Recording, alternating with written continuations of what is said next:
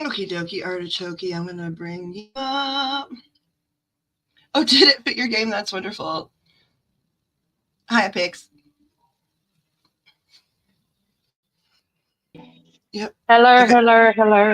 You hadn't said anything. I was like, yo, like you in a loud environment or what? Well, Where you yeah, is? we're kind of jamming a little bit.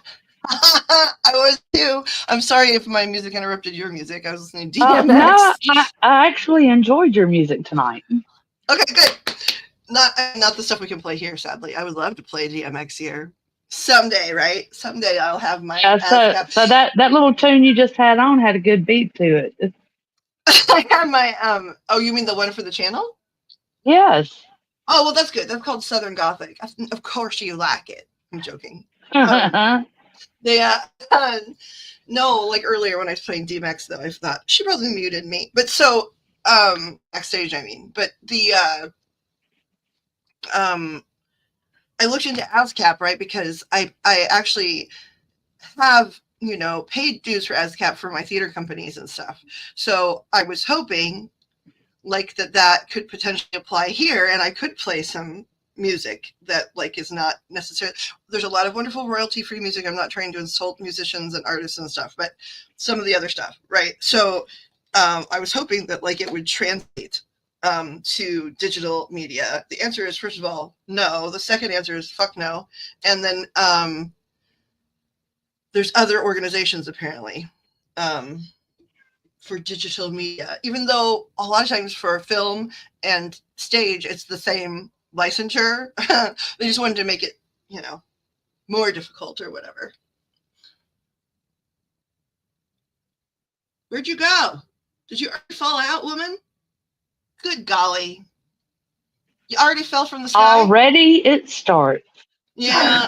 Yeah. I mean, that's why we're going to start with you tonight, too. If other people aren't like around. We're not gonna.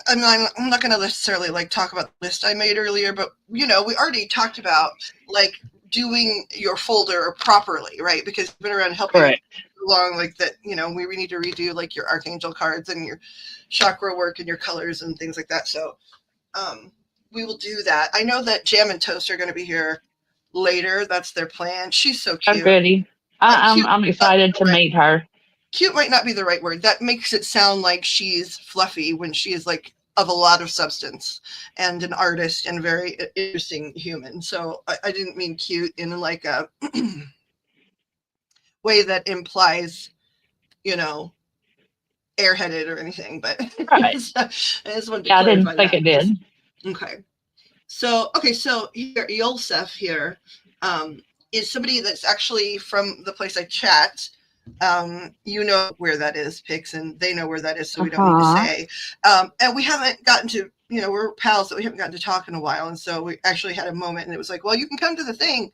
I don't know if you're going to like the thing. I'm not sure. We'll find out. This is I guess, the only way to find out. But also, with the exception of like one or two others, Yolsef, you are the only one that has access to knowing where this is. So please, I mean, I know you're good at keeping secrets for yourself and others, but please, I'm not looking for anybody else to know. Why does your friend interact with me like I'm not a super genius? Well, I haven't told her yet. Pixie. Why does your friend interact with me like I'm not a super genius? Super genius. Um, That's what I just read. Because she doesn't know of all your powers yet. And also, maybe, dude, just maybe, she also is super genius. And so to her, you're just normal, yo. Did that ever occur?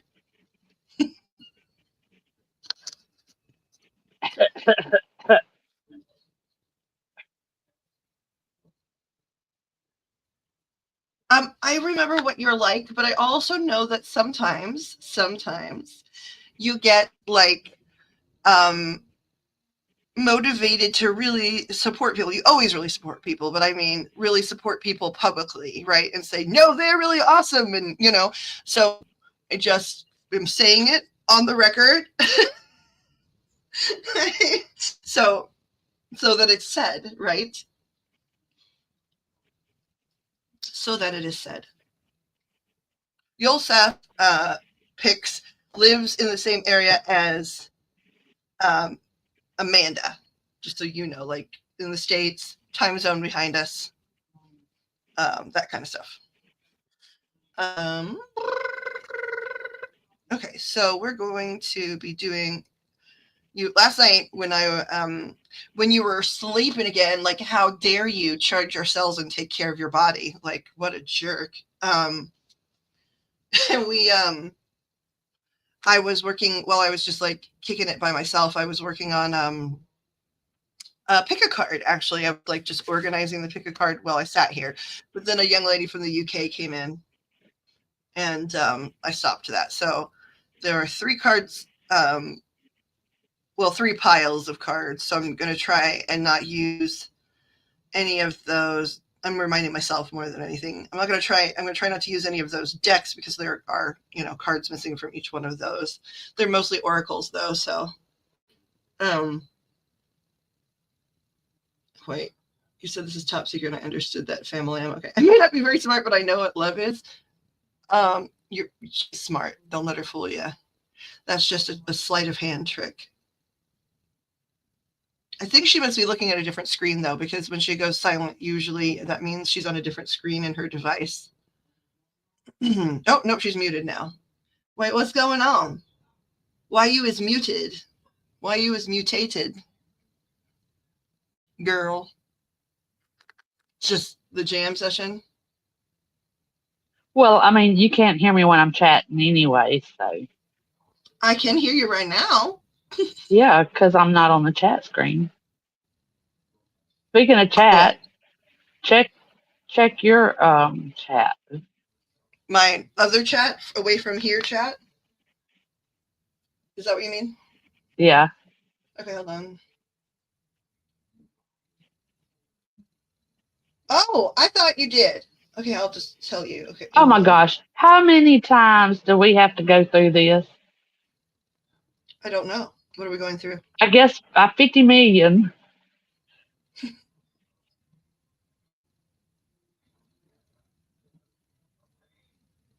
Oh, I just literally got an email from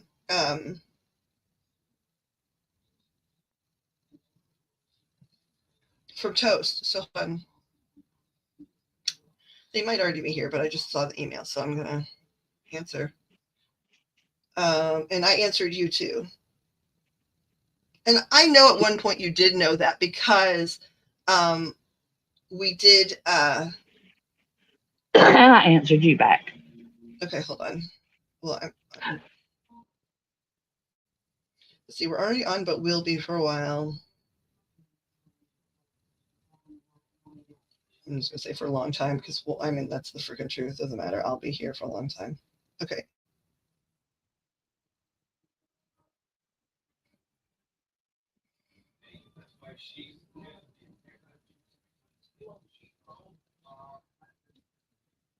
Oh, come on, phone. It's being très difficile. Oh, come on. There we go. All right, so that part's done. Okay. I know you and I are in the same time zone. They're in a different one. Hold on now. I'm looking it up.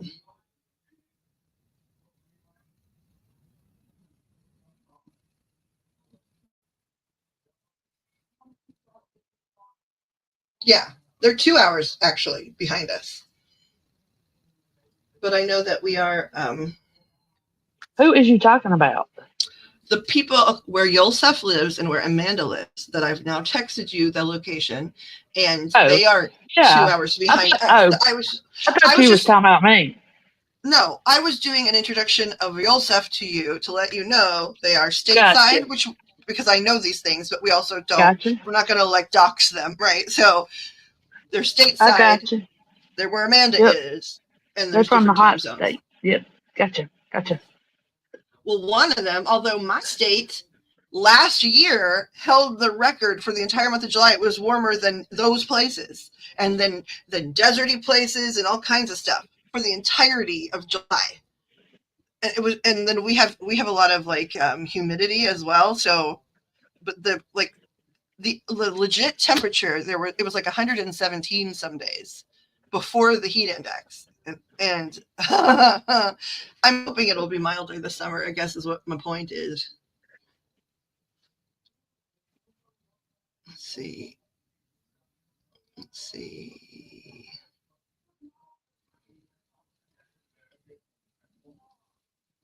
Why would you wish you could drop your Southern accent? Sorry, I'm reading through the chat. Like, your Southern accent's awesome.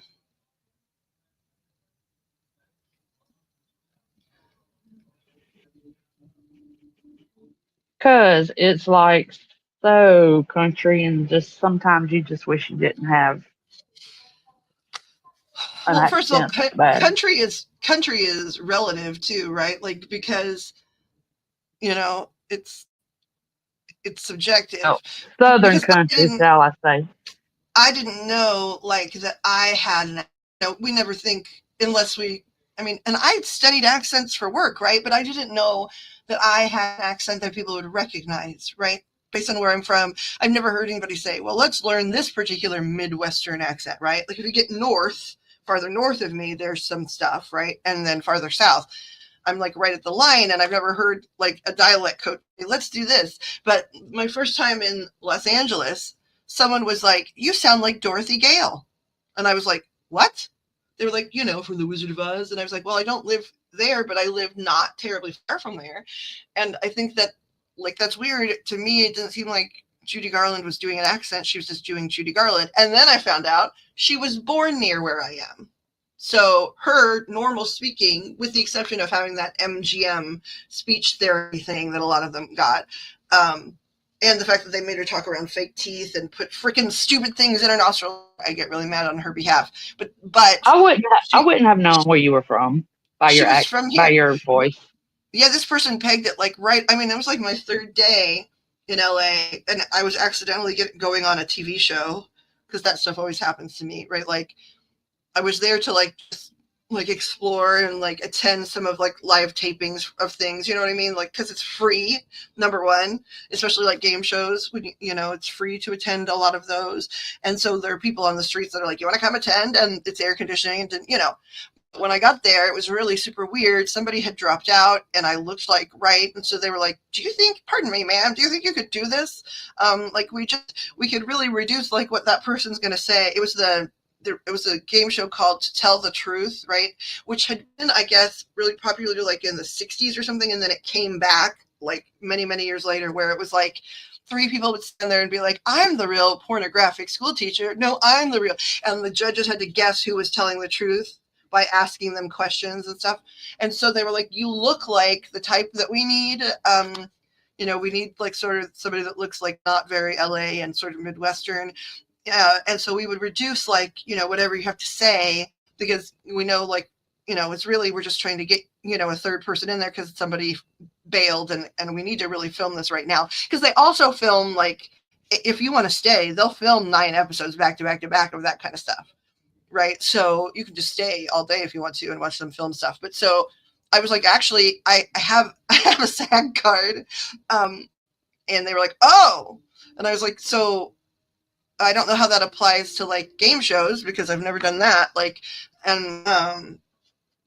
Anyway, so, but he was like, you sound like Dorothy from the Wizard of Oz. I was like, well, close enough, man. I don't know what we are now. Now I want to know what I am. Hold on a second.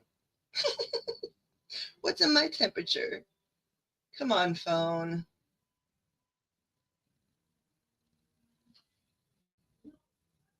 Let's see. Actually, right now it's 70 here, which is nice. Beloved actor saved from drowning by 13-year-old daughter. Sorry, that's did you see mine? It's 77 with 98% humidity here. Yeah, that part doesn't surprise me. Oh, Eric Dane, the actor. I just wanted to see the answer to that. Eric Dane was saved from drowning by his 13-year-old. That's interesting. Okay, that's amazing too. Congrats to her. What a good thing to do, and what a talented, brave daughter he has. For the second time. Wait, for the second time what, woman? I know you did it again, Nielsen. And I was trying to type humidity and it kept going to humidity. Humidity. Humidity. Hi, Humidity. How you doing? Wait, so did you type that properly twice? I wasn't sure because we're Properly? streaming. No. Because we're I type it streaming once, but it shows up twice.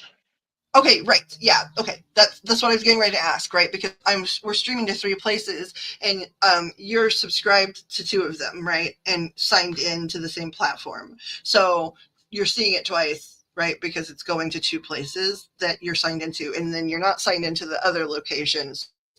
But when I don't know if you can see it on your end, but when I say something, it multiplies sometimes 3, sometimes 4 times in the chat.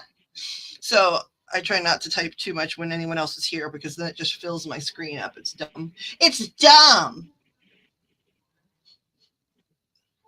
I don't like it. Oh, I added this like before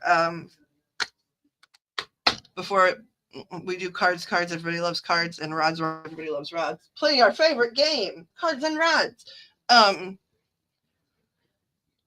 brought this because I really thought, I understand but I've been here alone a few times. And so I was trying to figure out what am I going to do? So I made a list, like I said, I'm just doing like my layouts for pick a cards and things like that. Like while I'm sitting here, like letting the music play some nights or whatever, since I'm just trying to be here for a long time. Every night in new places too, where we don't have pals yet, but I wanted to entertain myself. So I brought one of my favorite people. Let me bring this down a little bit.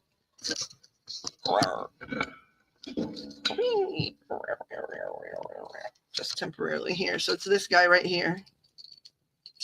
Hello.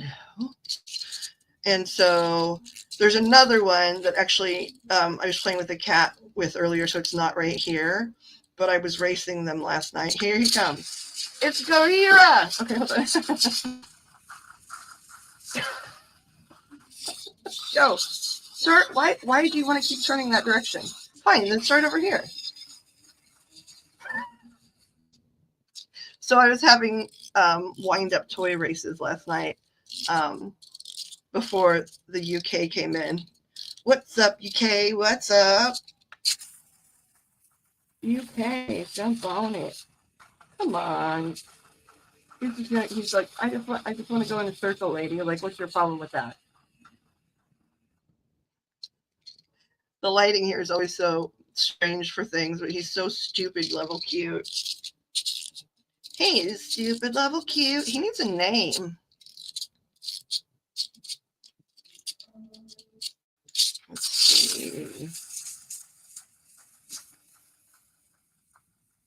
He's a T-Rex.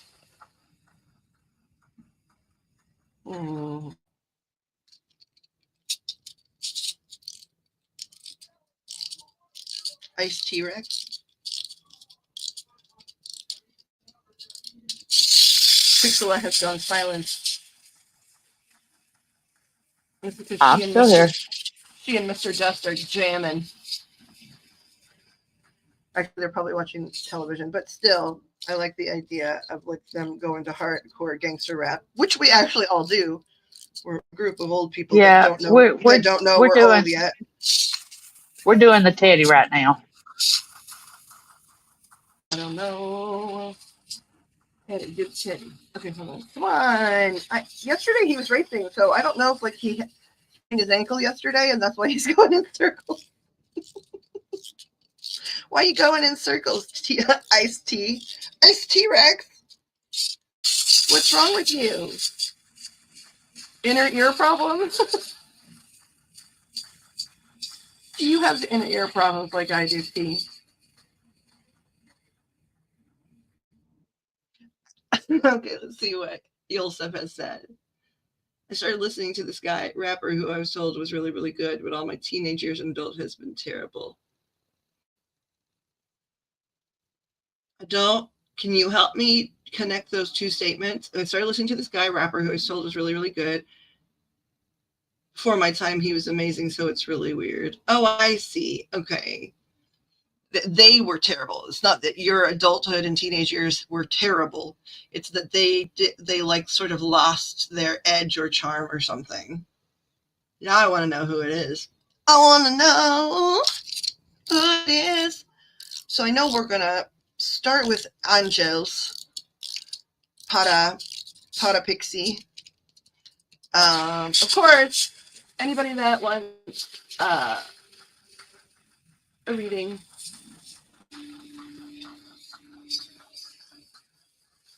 these are the price points for our lives. Lately, what's been going on is I do give free reads to the people that have never received one. So lately, it's either been new folks or people that I'm very grateful for this, that would just rather have a private read. So another reason, not today, but a lot of the other reads, like days this week or in the last couple of weeks, that we haven't come on until super late, is that I'm talking to those people a lot, which is wonderful.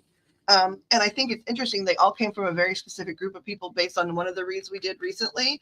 And it's a group of people I never expected to be like my regular private reading clients. I don't know. I wasn't trying to be closed-minded. I guess I thought that, but I guess I had a preconceived notion about these folks.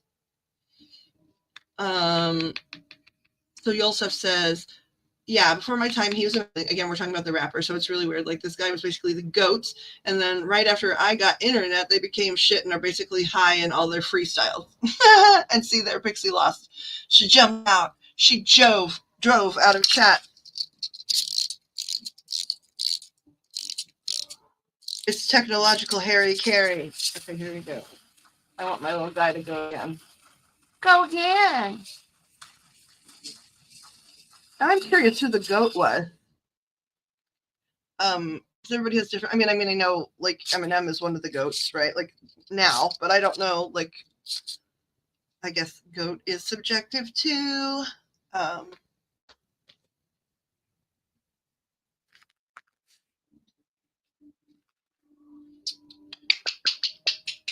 Okay, so regardless, we're going to get ready here. Normally, we do a little intro. Let me bring Pixie back up. Normally, I do a little intro when we first come on because, ta-da! I will make Pixie appear. Normally we do a little introduction, but because Yosef is a pal and here, like, we just jumped right into chit chat about that. But so, for the new places that we are streaming, I'm going to repeat myself again. I'm Poppet. I'm the reader here, and I have lots of different, descriptors people like to use for the things I do, but like, I'm Poppet. Hi. And then this is Pixie. She's my sitter. Hello. And she is an amazing sitter, like wonderful, wonderful researcher when we're reading, like either for law enforcement or about law enforcement cases. She is like a rapid fire, amazing researcher, and like can be taking notes simultaneously and keeping up with spirit as they're like, giving things like she can validate. And so she's also an empath and many other things. However, and when I say many other things, there's a lot of new things that are developing. We all have different phases of growth, whether it's spiritually or otherwise, right, in our lifetimes. And sometimes it goes slow for a while and then it speeds up. She's experiencing like an enormous speed up, but I'm not gonna elaborate because, well, as of today, I was told to not elaborate from my spirit, by the way, not Pixie, but she's rapidly developing other skills, and then other skills she came in with, like, meaning into her body, born with those skills. She also, though, is a wonderful crafter and artist, crafts artist. And so this is her meow, meow, meow, meow, meow, crafting channel. We're two people that have been doing our various things, like our various types of like work and hobbies for really, really long periods of time, but we really have been on the internet short periods of time. So I've been reading like in person and for organizations for more than 20 years. She's of course been like an amazing artist for longer than that. So we have really small social media presences, both because I think neither one of us are sure if we really want an enormous one anyway. It's much better when it's personal and small, as long as you have, people that are interested, if there's any type of commerce happening. You have some regular people that, are interested in being clients, like the world is good, and you have a more personal experience. Regardless, this is her channel, DIYs on the cheap, at DIYs on the cheap, at the tube of you. And then she also has another channel that I'm not gonna post, but it's called We Bought a Hoarder House, where they're following moving into a home and cleaning it up post hoarder. So like that's interesting too, I believe.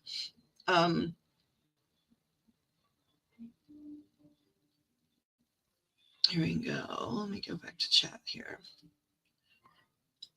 So that's some of the stuff we normally say. The types of services here, in terms of tools, right? We offer tarot cards, oracle cards, divination rods. We use some of the technological tools. That's the stuff that's sort of general, right? Then in private situations, like there's also things like sigil making and manifestation work.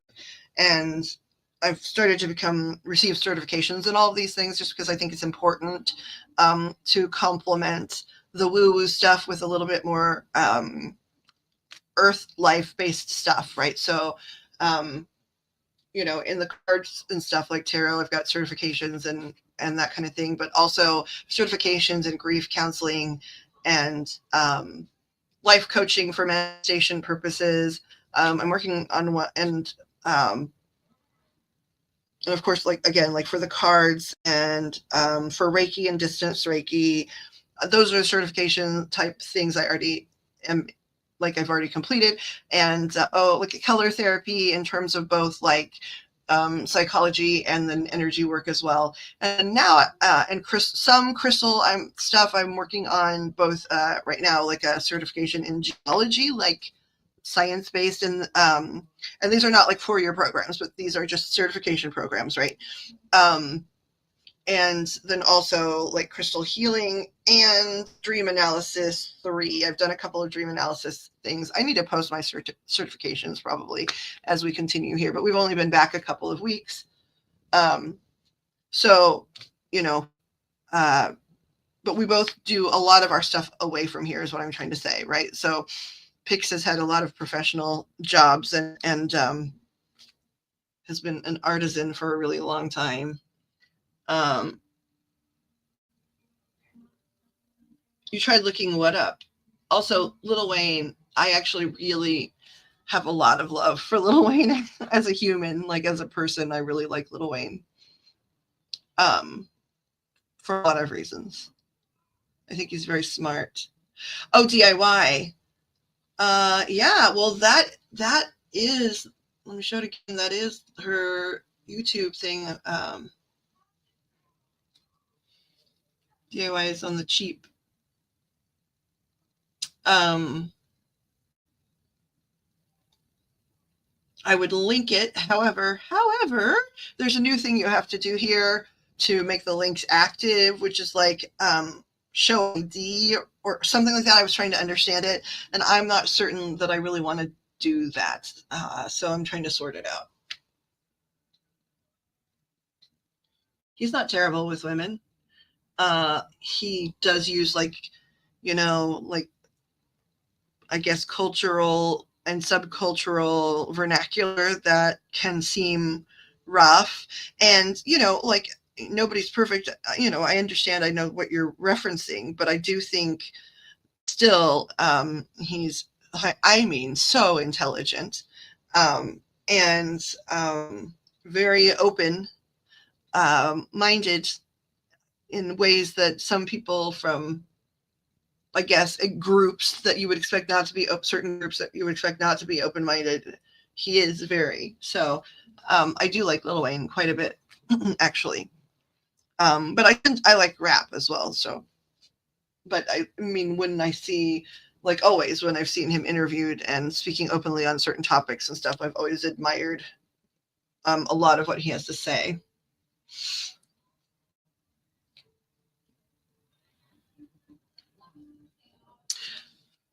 Yeah, I don't know like necessarily as much about like collaborators. I've always been way more interested in, I mean, I think he's talented.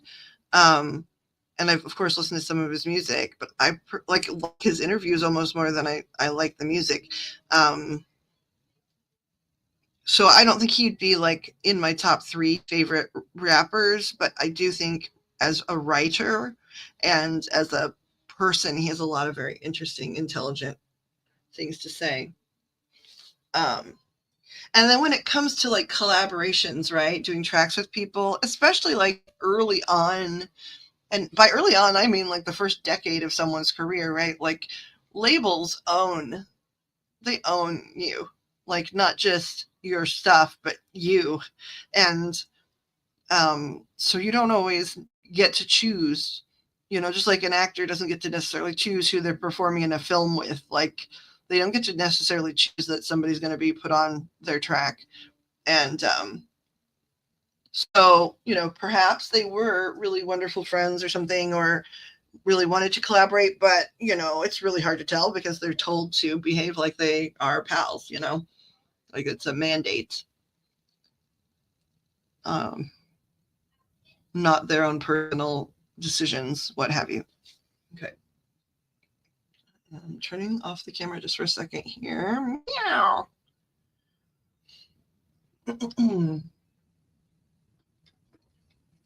To do this thing, and then I will need to get rings on and work on, right, we'll be working on Pixie's file, because for a lot of regular clients, which at different times Pixie has been someone that's received a lot of information from Spirit and a lot of like readings, but she's always been a collaborator in terms of being a sitter and helping creatively in a lot of different ways, like silly merch we've made in the past for mods, and to do with some of like the sillier, what would I call it, like projects, individual projects like that we've put up in different places. And so she's a client, but she's a collaborator. She's a collaborator. Clorab.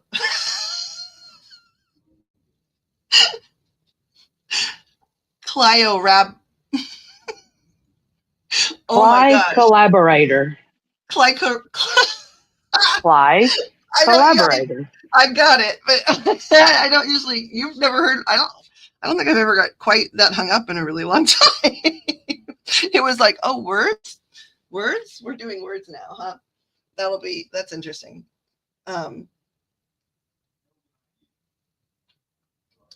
Anyway, she's received a lot of readings, and since Yulsef is the one in here, like, she can tell you a lot of weird things that have gone down, but she's a collaborator as well, so it's weird to call you a client is the point. However, when I started online doing this kind of stuff, she was almost like immediately a collaborator. So her file of things that I would do for a lot of just like clients to have on file weren't done. Like we did a lot of readings, and we did do, I think, in my opinion, a lot of like mediumship that helped with like grief and things like that. And she's gotten a lot of information from Spirit, but like the basics, like stuff that's really useful to know, we skipped over because we were busy working together. So that's sort of what I'm tripping over trying to get to, is that readings will be available here tonight if anybody would like a short one. If you're new, they are free, because I think somebody should understand like what they're purchasing in the future. And then we also offer private reads. But until that point, we're going to work a little bit on Pixie's file that was never completely populated. Who's a velociraptor? She's a velociraptor. Well, that makes sense. We could be velociraptors together because the velociraptors that hunted, the females hunted, and they hunted in at least pairs and often trios. And there was always like one that was the distractor. They would be distracting, and then the other one would be hunting or stealing or whatever. And so that suits us actually that we're velociraptors. In my silly sketch comedy stuff that like I've written for other places and for my company and stuff, we had a series called Velociraptor Pickpockets that people liked a lot. She's a velociraptor. She's a client. She's a collaborant. She's a collaborant. There we go. I like that better. Collaborant. She.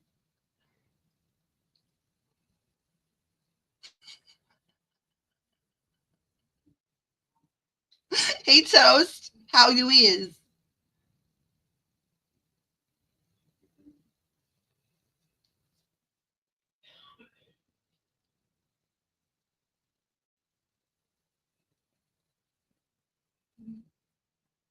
And Jam. So, I'm what's assuming up, Jam home is chicken? nearby. Here, also, please, Toast, do meet Yolsef. Yolsef is a pal going way back for me on a different chat platform. And so please do meet. Where's Jam? Nearby, I'm certain. We're rambling. Like, like I have to ramble incoherently for the first like hour. Like, isn't that a mandate?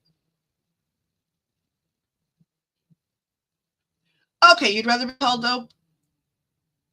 Oh, plot. Oh, the big O.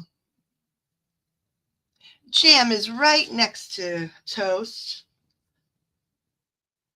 I was going to make a dirty joke about her being spread all over, and I just did, but not in joke format, so I guess it's slightly less dirty. I told Pix that I was excited to have met Jam last night and hear about like her art and those kind of things.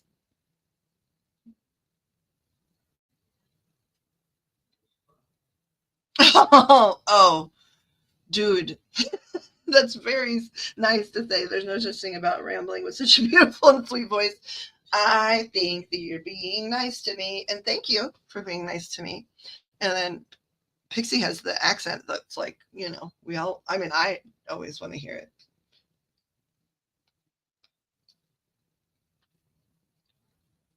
Toast and Jam, how was your day?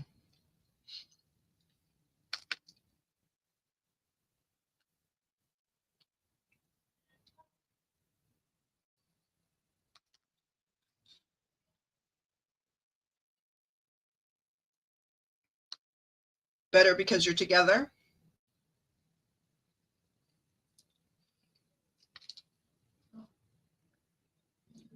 I'm pretty sure you can flirt with Pixie. Mr. Just is pretty secure.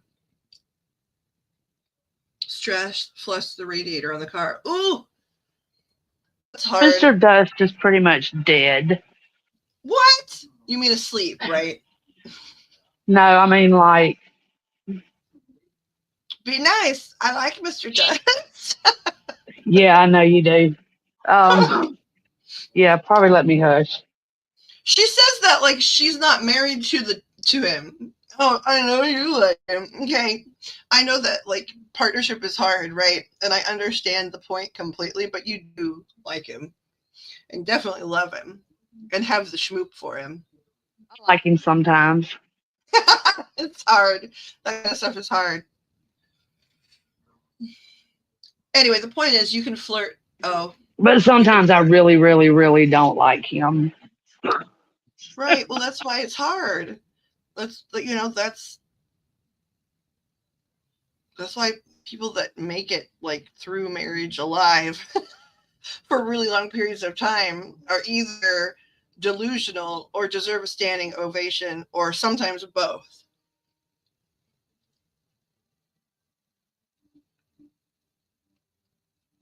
Ooh, the radiator came out chunky and brown. When I get hitched, says O, I hope to God she isn't saying that about me. Well, you both probably will say it sometimes. You'll note she didn't say she doesn't love him. She said she doesn't always like him, right? And Correct. when you're with somebody a lot of the time, you know, um, and you're confronting life together and you're different people with different personalities, right? Like there's going to be some times that are challenging. Like that's just fact. And so the love in in a lot of cases, not all, but in a lot of cases, including Pixie and Mr. Dust, doesn't go anywhere, right? But the like can ebb and flow depending on what life is thrown at them, both through, like, if they're having individual challenges that the other doesn't approve of, or if just life is hard. Like, it is hard. We lose people, we have loved ones die, and we lose jobs and gain jobs. We have partners that have friends that are like absolute douche-lords that we don't like want to associate with, but they love them, so we have to tolerate that. And there's just, and that's like, well, that's really a microcosm of all the crap that can go on. And I said I'd only get married once. And I waited a long time before I got married too. Yeah, they are best friends, Toast. They are. Um, but still, sometimes things are hard.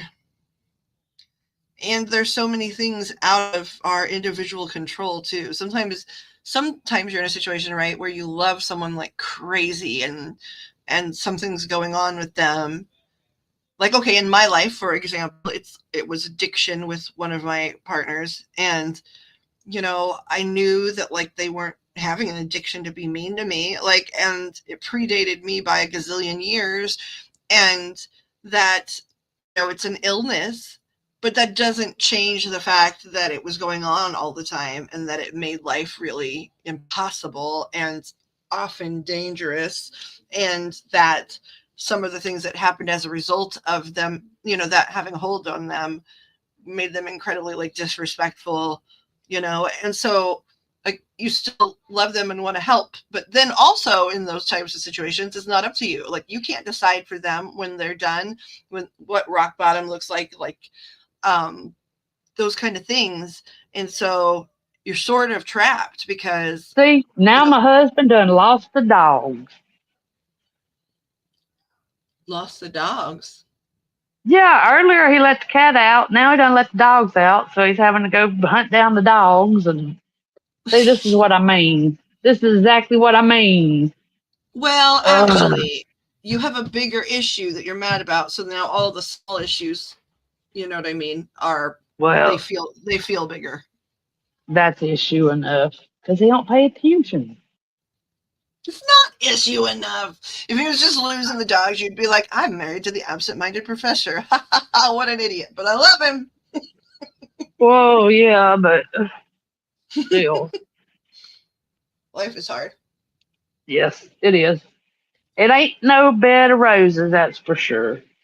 And you got to work at it. It comes down. I figure it comes down to this because I said I'd only get married once, and I meant that. And I don't plan on getting a divorce. I mean, who knows what'll happen, but I don't plan on it. Sure. Um, so I waited till I was 47 years old before I got married. And it just comes down to this. I mean, are you in it or are you not? Well, and that also can vary, in some really tense and terse situations, hour by hour. Like, um, depending on what's going on. Let's see. Well, yeah. O says, just be glad you didn't marry my mom's husband. See something else. Wait a second. Did they get married, O? I think they were engaged the last I knew.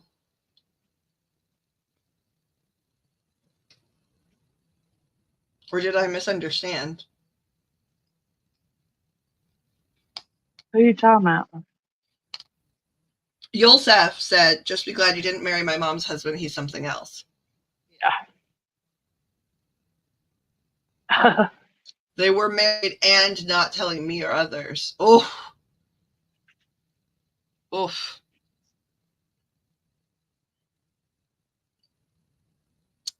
Nice. Classic.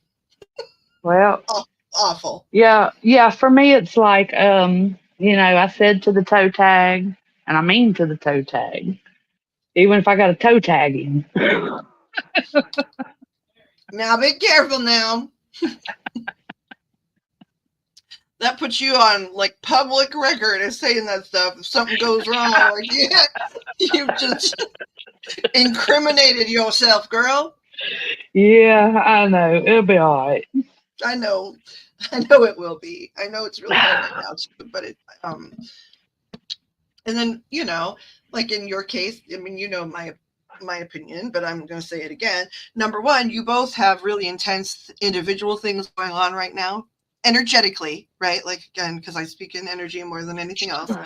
And then that affects emotionally and physically and mentally. And then, you have to navigate those strong things like as individuals, but then you have to both navigate and tolerate it in each other. And then there's the normal stuff that happens, like in a dynamic like that too. Like, so, like when you think about like the last couple of months, it's been really high highs and really low lows for you guys. Yeah. Actually, like,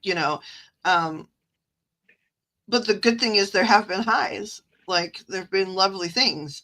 Um, Right. if it And I was just really think it low comes down to lows, what one person's willing to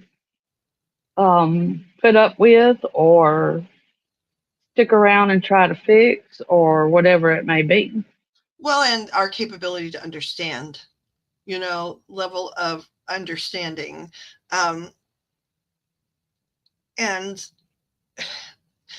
those are two different things too, right? How you feel about it and understanding it sometimes can be two different things as well.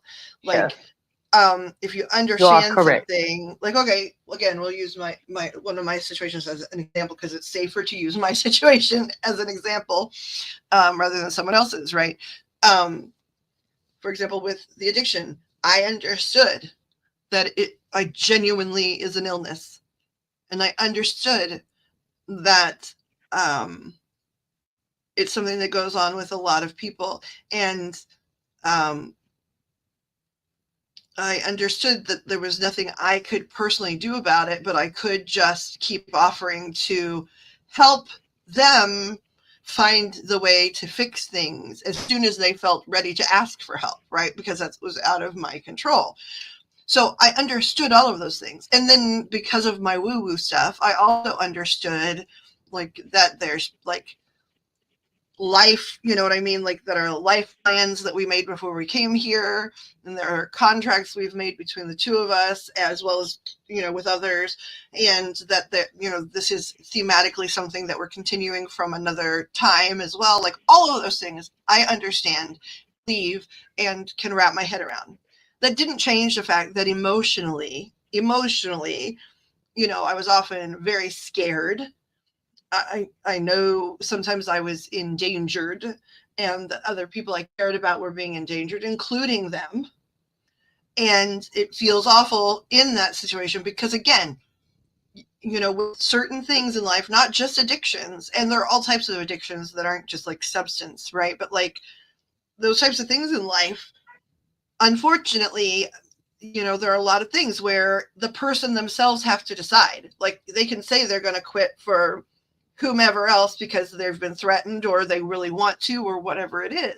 But that never ever lasts because they've not wrapped their head around the actual problem. They're doing it to sustain a relationship or keep someone in their life or whatever, but they're not doing it for the right reason, which means they also aren't coming to understand within themselves why it's happening, which means it's not a sustainable thing to fix. Like you can't sustain it. Let me see what's going on. They were married and not telling me or Right. others. Yolsef says, after all y'all are done, talking about that, let me know, because I think I want to figure out how to send my buckaroos. Give me a reading. Oh, well, you haven't ever gotten one. Oh, we've known each other a long time, but you weren't, when we've talked about this stuff, you've never been judgy or mean about any of it. But we've had conversations about it, and you're not certain, at least in the past, about that kind of stuff. But anyway, you have a free one coming. You haven't gotten one. Then Pixie sent a period. Yulsef. I called it woo stuff. Yes, I did. And then Pixie laughed. Okay, so yeah, it is. It's totally woo stuff. But it's interesting because it both makes life easier and harder to hear that there is a plan and that a lot of these things that are awful are supposed to be happening. But then you go, why in the heck would I make that choice? Or, this person in my life, why would they make that choice? And so I trust them, and I've seen evidence of it. And usually when they explain, oh yeah, no, even in the next few weeks, you're going to find answers to some of this stuff. They never lie to me. It's always true. But, emotionally, that doesn't make it any easier to be scared and getting either knocked around, either literally or metaphorically or both. And that kind of it. So it's really complicated. Sometimes I think some people are happier not knowing because they can just be angry. They can just be angry and sad and blame each other and move on, right? I'm not talking to you. Oh, I'm not talking to you like you're fundamental or militant. I'm talking to you like we have had hours worth of conversation on many, many, many topics, and you very directly expressed your opinion on some of this stuff. Now, did I feel like at the time you had actually enough information about the things that happen here? No, but you had some information, and so I just didn't pick at it. It doesn't bother me. Pixie can tell you, I welcome skeptics, sometimes even cynics, as long as they're sort of borderline, because sometimes cynics, it doesn't matter. They're not really going to ever open their mind. Skeptics are important. It's important to ask questions and to see what you think about something being true and to stay rooted in reality. All of that's really important.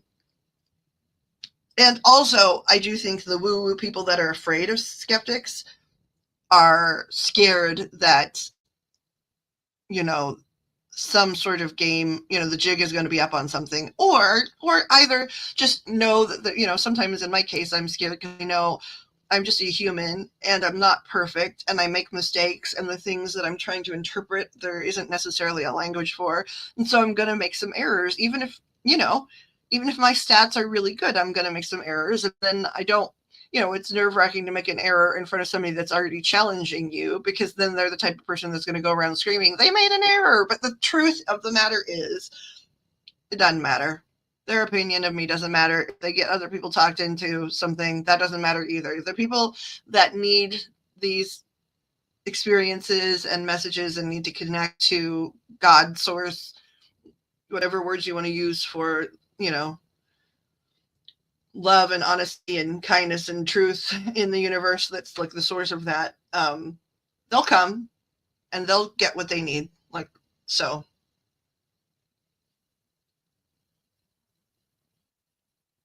Pixie said, hold on.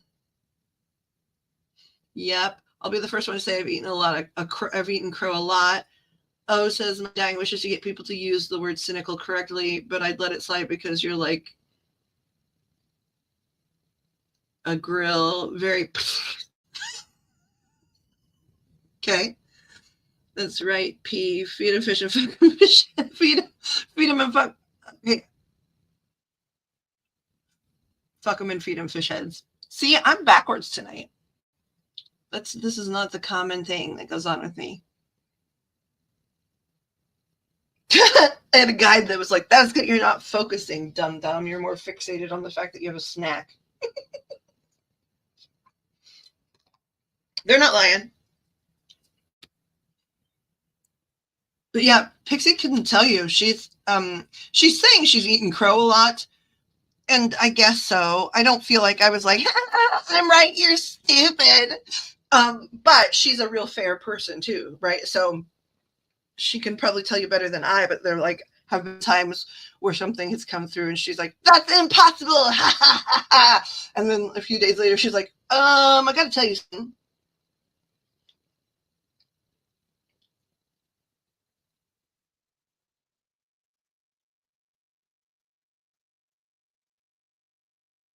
Well, no, I felt like that to myself. Oh, I see. Okay. But yeah, she can tell you. And honestly, I think that that's why she and I were sent into each other's experience too, because I number one, I don't mind being challenged and doubted. And she never, when she doubts or challenges, it's never been mean. It's never been like, you're a dummy. Like, it's just, nope, that's not possible. He's like, okay. Um, and so, you know, like that's been a good thing for me and for a lot of reasons. I mean, so many good things in our connection, but that's one of them. I mean, there's a time I was bound and determined to prove you wrong, but boy, oh boy, really? Which now I want to know which, like, because I feel like you were always very like generous and generously listening, right? And you've always told me, right? Because you are a direct person, nope, that's not possible. But never rudely. But I didn't know. Oh, the yellow house. Do you have access to your microphone to talk about your house? Your house. I do. I do. Well, because I mean, I can talk about it, but it's not my house. Yeah, but It's you not tell your. the It's story not. so much better than It's me. no, I don't. I wasn't even there to see the yellow house, right? I mean, Right. only like the weird pictures that freak me out still. Um, because they do. They still freak me out. The pictures.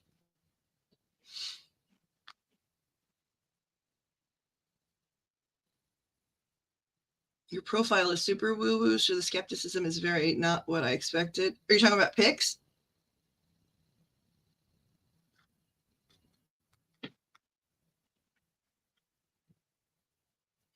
So anyway, I'm going to let you talk for a minute. I'm going to shuffle. I need to shuffle Mega Deck. What you want me to talk about? Mega Deck. A yellow house, only because Okay, I wasn't so even. I didn't know that I'll, that was the one where you wanted to prove me wrong either. Like I'm learning new yes, things. I'm learning new this things. is this is also the one where I was kind of getting upset. So Oh no, I wasn't trying to in this upset you. little bitty pissant town that we moved to, I found this house. And I don't know why, but I like this house. I wanted this house. This house was very cheap, but I thought I could get it way a lot cheaper. So I just had a feeling this was just supposed to be my house. Well, I got to talking to Plucky about it one day. She was like, "No, that's not your house." I was like, "Yeah, this is gonna be my house. You watch." She was like, "No, it's not gonna be your house." She Because was it's like, creepy too. she It's said, creepy. "You're gonna get a house from like a friend of Jimmy's or something." And I just died out laughing. I was like, "My husband ain't got no friends, and he sure ain't got no friends that own houses." Well, lo and behold, less than 2 weeks later, my husband comes home at lunch one day and he says, "Baby, guess what?" I said, "What?" He said, "I got you a house." I said, "No, you didn't." He said, "Yes, I did." He says, "It's a big old 2-story house. We're getting it super duper cheap. And he wants me to have this house so bad that he's going to owner finance." Yeah, because see, the guides had said, well, actually, not the guides. Pixie's mother had come and said, here in just a few weeks, one of Mr. Dust's friends is going to offer a house. It's not one you're going to go look for. They're going to offer you a house.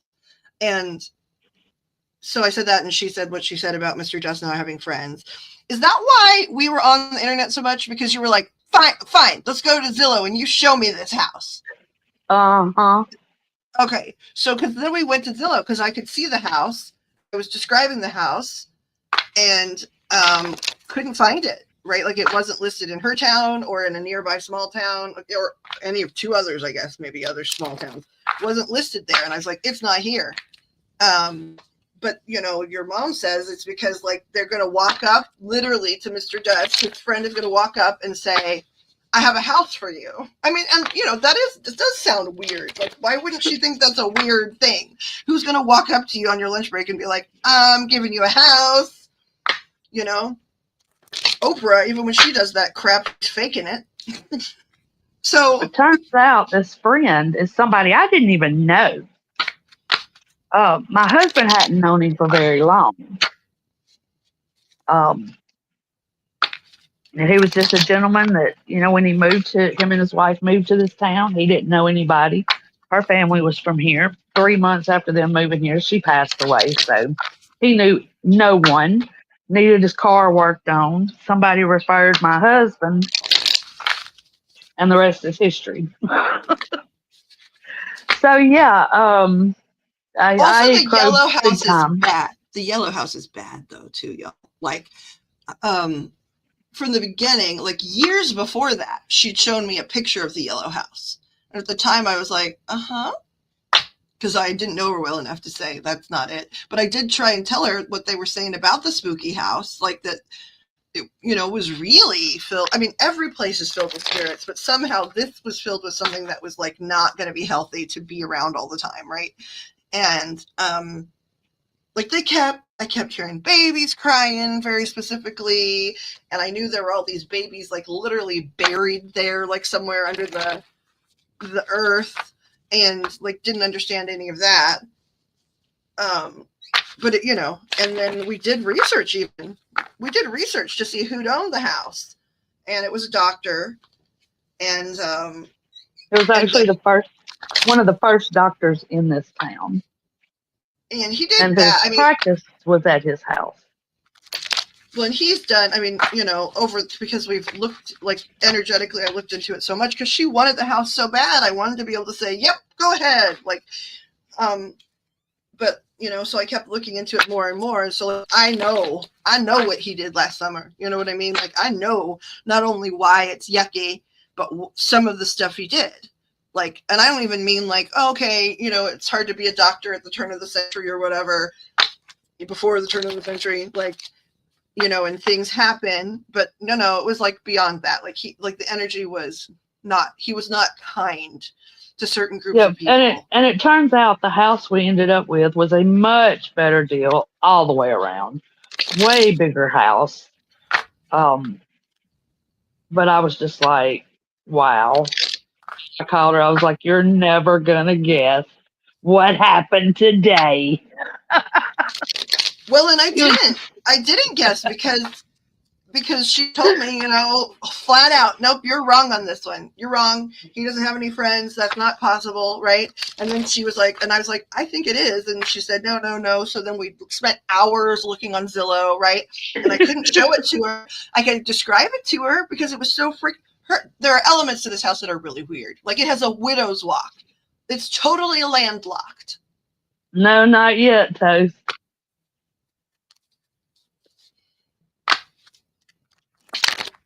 No, that's going to be in a while, though. I'll have to go back and rewind and see, but like that's going to be I think they said like four more weeks.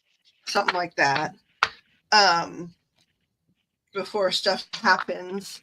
And thank goodness, I was really relieved to hear that like any like busts or activity are going to be in those parking lots. That's still too close for my comfort because my friend lives there. But at least it's not in front of your house, first of all. Yeah, but I can't get no video with it way down the road. Girl, why do you want trouble? You want trouble sometimes so badly. She always wants trouble. And it's like, no, you don't. Like, I promise. I really don't want trouble. I agree with you. Oh, at that time, doctors were a lost cause because on delivering babies and midwives could have 99%, or so success. I agree with you there, but that's not what was going on. I think I have a public reading on that somewhere here, but that's not what was going on with this particular doctor. He did bad things. And then Pixie, when she just fell out of the sky, but when she comes back, and here she is, There was something Ta-da! else where like I kept talking about like hearing babies cry, and there was other stuff, like other energy about just people that had like died on the operating table and stuff, but again, that's normal for that time frame. This was different energy. This was like creepy. He did really, and I know what he did, like really bad things. But the babies crying was one element, and then like the other thing was, yeah, okay, there's a lot of times there are haunting type energy. Well, there's spirit in, like, there's not a single solitary place where spirit isn't, first of all, but this was like the energy of this particular type of stuff was going to make Pixie like sick. Like her mom, who is in non-physical in heaven, right on the other side, was so worried about her going to be there because, okay, this one's not fitting right today. Let's see. Because I was so determined. And that too, but she just was so worried that, yeah, if you made it happen, that the energy in there was going to make you sick. And then, like I said, like she, to the point where she showed me the house, I could describe it, like the widow's walk, the windows in the front, like all kinds of things, the certain shapes and elements. But I'm trying to remember because, again, at some point, Mr. Just said, oh, wait, hold on, I heard something about the yellow house. Somebody, and I'm trying to remember what you said. Like, it was like somebody he knew had rented it to stay there or something. And like, Yes, things were falling down the steps. somebody someone knew had actually lived in that house. Like leasing And to own or something. yeah, something, and was like pushed down the stairs, and they just had some weird stuff happen. Well, the thing that But stood out to me, and you have to ask Mr. Duff, but I'm pretty sure he kept saying a rattle, rattle, like a baby's rattle, fell down the stairs, and they didn't have children's toys. That's the part I that don't know. sticks out. You have to ask him. That's the part that stuck out in my head because I was like, "Ooh, that's a lot!" Like, because those people didn't stay there for long. He said, like they rented it and then like left almost immediately. They were there like less than 3 months because they couldn't take it anymore. I mean, I don't blame them. Could you? Like, I mean, well, I guess I do. But so that brings us to the house that we did end up with. Hence, PluckyLittlePoppet talking about we bought a hoarder house. Yeah. When he brought me to see the house, I was speechless. I couldn't believe it. I hadn't seen anything like this except for on the TV show Hoarders. It was a nightmare and amazing at the same time. I mean, it was crazy. Yeah, it was a lot. So it took the woman 9 months to clear out just what she wanted to take with her off of this property and out of this house. That was the other thing Pixie was mad at me about, right? Because she was like, I'm going to be in there having family Christmas next year. And it was like, no, you're not. I'm so sorry. You're super not. And I was like, you might be able to, like, on Valentine's Day, sit down, like, and, like, spread out a blanket and you guys have, like, a dinner or something, but you're not going to even be living there quite then because, it's not going to happen. And she was like, I'm going to make it happen because she's a very determined individual and hardworking. And she was so mad. Hard-headed. That was the other thing. Her mom, kept telling me, like, nope. And she'd be like, no, I'm going to have Christmas in that house. I was like, I'm not going to lie to you. You are not going to have Christmas in that house. I want you to have Christmas in the house.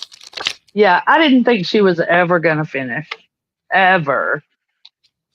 So it was 10 months before we could actually get in the place to start cleaning out what she didn't want that she left behind. And didn't they start like almost like a thrift store to sell off some of her crap? Yes, they bought like a old car dealership that had God. like and then it was like a parts store and it had a garage on the back. So yeah, she's got the store up front and everything else she had in this house is like stacked up in the back. It's got like 4 bays for cars, right? Right That's a now, lot. because of all of her stuff, there's only one small bay that's open back there. The rest of it's Heavy. just pallets and pallets of her stuff. Can you imagine? Like sometimes, I don't get hoardy necessarily, but I do like sort of live like a raccoon or a squirrel or something. Like I do like my stuff stacked up a certain way.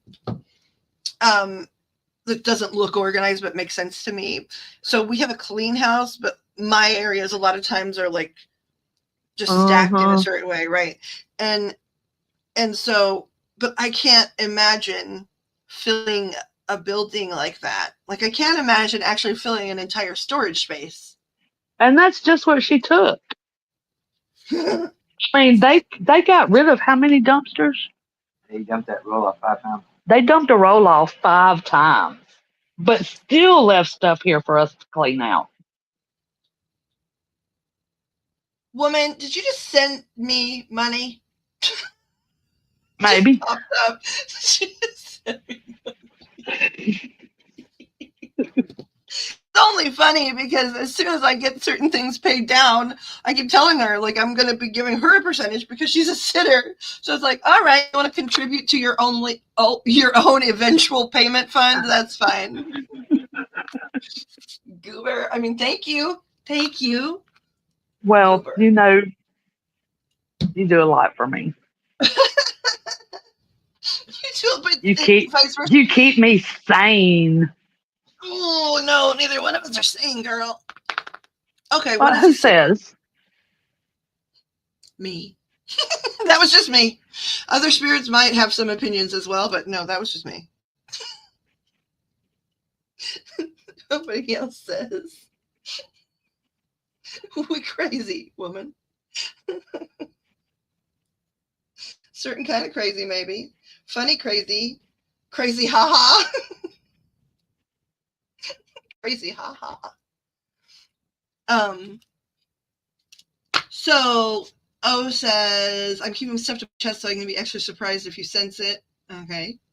What is a sitter? Okay, so I mean, I guess, like all things, like all titles, different people might have slightly different ways to describe it. But a sitter is someone that energetically you can triangulate with, number one. Okay, so especially like, for example, if I'm reading something like a case, whether it has been like because we are actually working with organizations or because we are just reading on a case to practice and to learn and to try and help energetically.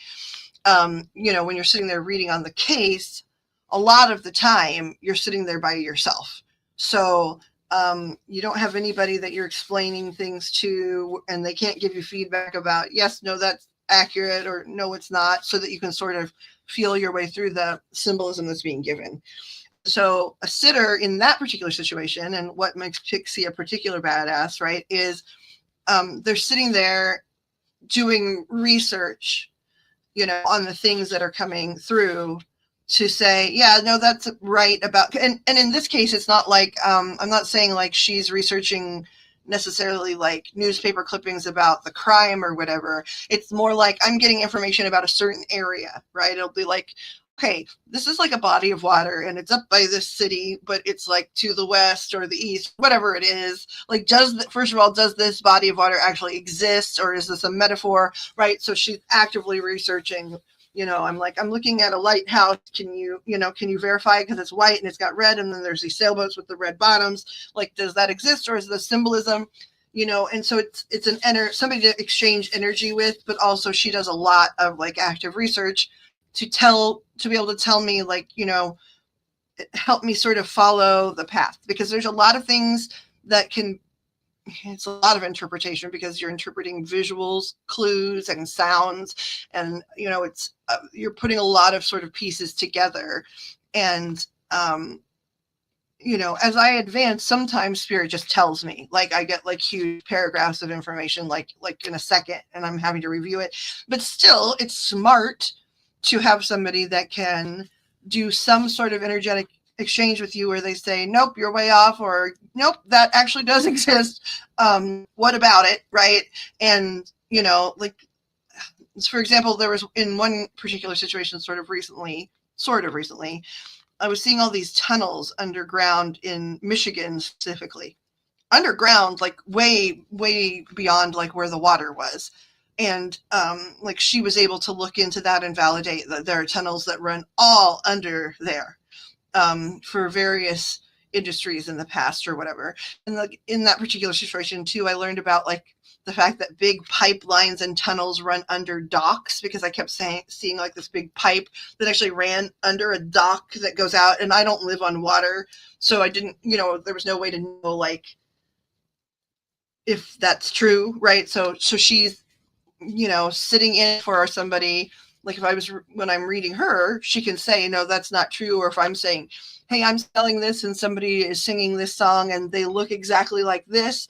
And, when you're reading for somebody, they can go, oh my God, that's my mother. Or they can say, I don't know who that is. And then I have to ask for more information or to clarify and try and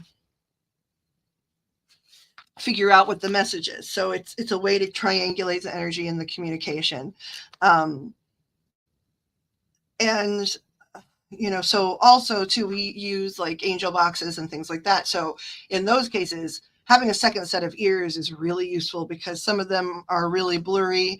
And in my case, I'm hearing a lot of things at the same time as the box talking. So sometimes there's a lot of like overlapping things. And so she's there to, like help retain that information. She's also sort of an anchor to reality, if that makes any sense. I'm not saying that spirit isn't reality. I don't want to insult spirit, right? It is a very big part of reality, right? Spirituality and the existence of things way beyond, our normal like walking human experience. Like, but there are times too where like things start to get a lot more like channeling rather than just information exchange. And so it's really nice to have someone like anchored that can, be listening, because I also don't remember a lot of the stuff because they're not my thoughts. They're coming, they're coming from angels, guides, deceased loved ones, what have you, energy bodies. And so because they're not my thoughts, especially if it's been hours worth of time and there's been a lot of information exchanged, I don't remember it because it's not something that I sat down and thought about and like tried to decide how I wanted to say it, or, that I had contemplated before. So sometimes things like are just coming through me. I tell people that I'm just like either a radio, an actual just radio, right? And then spirit is, and our loved ones on the other side or whatever, are the song, right? They're the talk radio or the music that's coming through. And I'm literally just the radio or the speaker system that's broadcasting their message. Or, sometimes maybe I'm like an old fashioned telephone operator where I take the cord, right? And they call in and then I connect them to the person they want to speak with, right? But because they're not my thoughts, I don't always retain. And so a lot of times, like if somebody comes in and says, that was really crazy the other night, Pixie's going to know what they're talking about. And I'm not. Yes, and Pixie also takes lots and lots of notes. No, oh yeah, that's what I said earlier. Like you take like the box can be going and you're taking notes on that, and you're taking notes on all the gobbledygook that comes out of my mouth. And,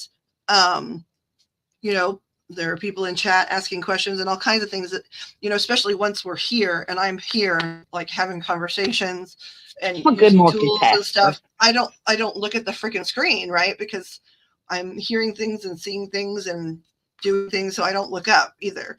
And so you have to retain a lot of the reality-based exchange. I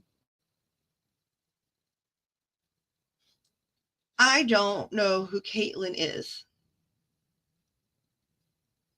I think you've probably used a screen name for Caitlin before, darling.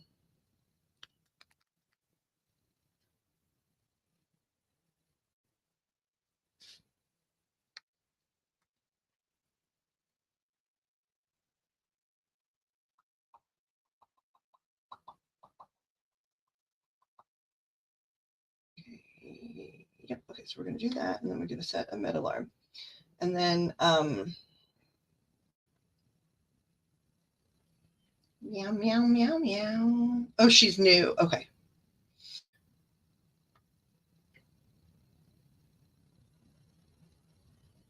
That is wonderful.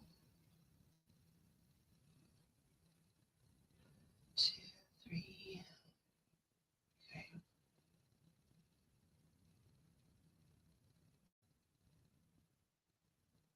What's this? Okay, yeah, 2:35. Okay, so we're set alarm.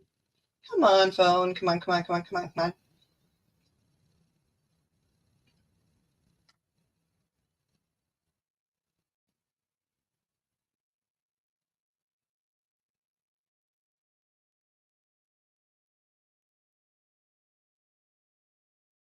Do that. Okay, so then, so yeah, I'm taking this stuff and I set an alarm. But then, what I would like to know,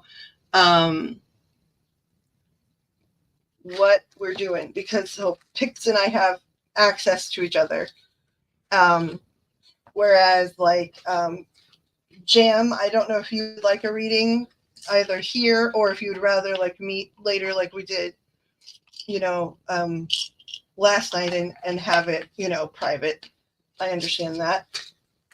But you are due a read if you would like one, since you are new.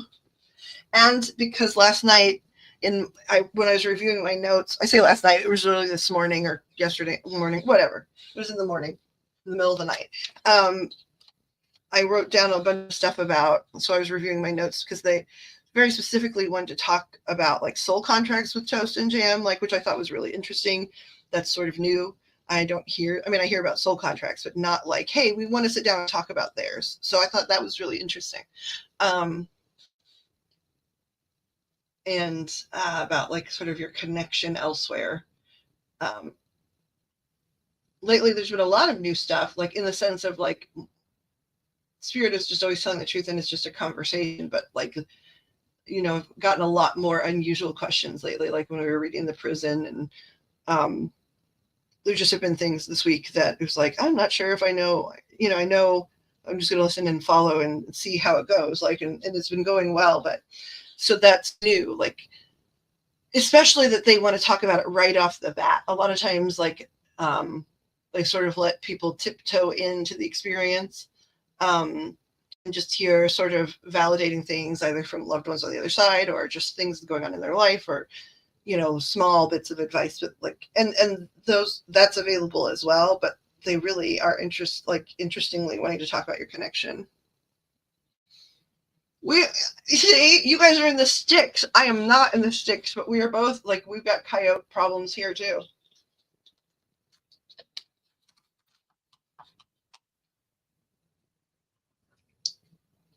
Are you safe?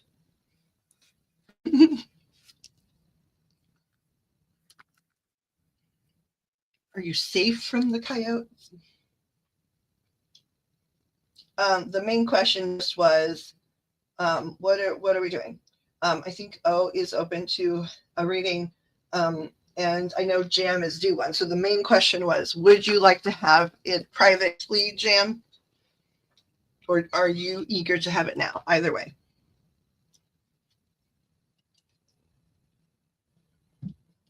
And if no one wants one, we have something we can do for picks. We're in the tank. They're like a block away. Okay. Yeah, I think Yo wants one. I do think so too. I'm asking Jam though, because she technically has been in line since before today. So, and I know I can access you. Most of the time anyway, sleepy pants. What's interesting though, I was thinking about this after we talked earlier, right, is that certainly I go through phases, like depending on where I am in treatment and stuff, where I'm just quiet, but it's not always sleep, right? And I'm an insomniac, but it's not usually super extreme. But lately, like this week, for example, when you've had those super sleepy days, I was up for 3 straight days, and I'm not somebody like using drugs or medication that keeps you up for 3 days. Like, there are some things in the new treatment protocol that do a little bit of that, but like, I don't mean like there were naps and I didn't sleep for long. I mean, I was up for 3 days when you were asleep for 3 days. That's crazy. Because when I went to sleep like this morning or whatever, I mean, technically it's the 19th, which is my maternal grandmother's birthday. This is 2025. So if she was here physically, she'd be 120 now. But so it was the 18th. So on the 18th, when I went and laid down, I went to go lay down at 10:30 a.m. and then got a call from a client, and it was like urgent. I'm using air quotes around the word urgent, but to them it was urgent. And so I went and handled that. So then I was actually laying down and closing my eyes by like 1 p.m. And I totally was confused about what day it was because it'd been so long since I'd seen like the bed. But I get high on angel dust. Let me clarify that. Pixie knows what that means, but like I probably should clarify for everybody else here. I'm talking about PCP. As just a joke about how interacting with spirit, and especially like when you ask for like angels or higher beings, whatever word you want to use, for their help, it's like a really lovely, amazing experience energetically. And so you get a lot of like a surge of energy, right? I hear a lot of people talk about like, I'm really tired from reading, and I think maybe there were periods of time in my life where that I was that way too. But once I realized I could call upon help that I didn't think I could call upon, that everyone can call upon, it changed really quickly.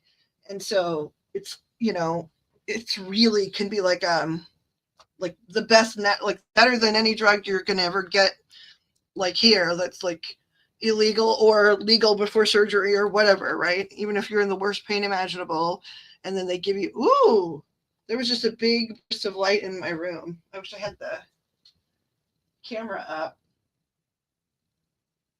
A big what? It was like a big, was an orb, right? But it was like right by my face, and so it moved in really close. So basically it looked like a big burst of like blue light. It looked like I was gonna say, I had that happen today. I saw a big burst of light, and I turned and I looked at grandson, and I said, "Did you see that?" And he said, "See what?" I said, "That big flash of light." And he said, "No." I was like, "Are you sure you didn't see it?" He said, "Yeah." I said, "Okay." Yeah, I mean, I don't know if this is one others would have seen or not. Sam Fish, I know I saw this. I know I I know you did. did. There's no part of me that doubts you, but I see so much weird stuff, right? But so I totally am certain that that's true. But I'm going to ask you no more questions in a second. But Sam Fish, who is my co-parent, it's been in the last year. It might have been like last year around this time. It's like full daylight in my room, and he came in and we were talking, and there was like an enormous like white orb, like a beach ball size, that was moving around, and I'd been seeing it earlier, right? But I watched him see it, right? and he doesn't see that many things, right? So he came in the room to talk to me, and I watched him like look at it and like go kind of pale. And then I think it was, somebody sort of teased him since he saw it, right? So then there was a lot of movement, and then it sort of like burst, sort of flashed and was gone, basically. And that's what this was, except for it was a really pretty blue, and it came right up, like, it came in from my left peripheral side. However, like it was right in front of my face. It wasn't like in my peripheral. So tell me about what you saw, because what I'm wondering is like, are you I was just sitting here on the edge of the bed.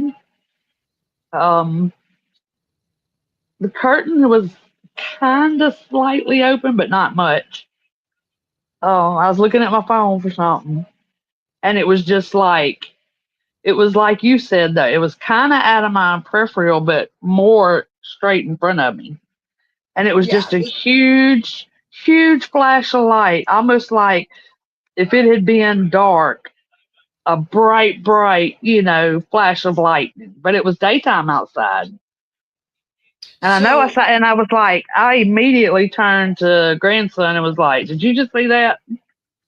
What colors? Or It was white? white and yellow. Okay. I was just curious because I mean, you know, like I often see this kind of stuff. However, it's its approach, right? Like just like the other night when we were reading Kiki from the prison, right? And like the black smog came like flashing around, which is less typical from my experience. But this was, you know, came in from the left, it happened right in front of my face so that I wouldn't doubt it. What side was it for you? I'm trying to see if it was trying to get you to bring this up, basically. What side of my body Like, or whatever? right. Did it come from the left or the right? Yeah, the left. Okay, so this might be somebody that's like, because it came so close and so fast, and to that Yeah. I actually felt it. It felt like electric crackles on my lips just now. So like, it wanted attention. So I say spirit wanted attention. So it's making me wonder, like, if they wanted you to like you, because you hadn't told me that. So I wonder if they wanted, Correct. if it's the same guys. Is that was that about wanting Pixie to talk about it? Yes and no. What does that mean?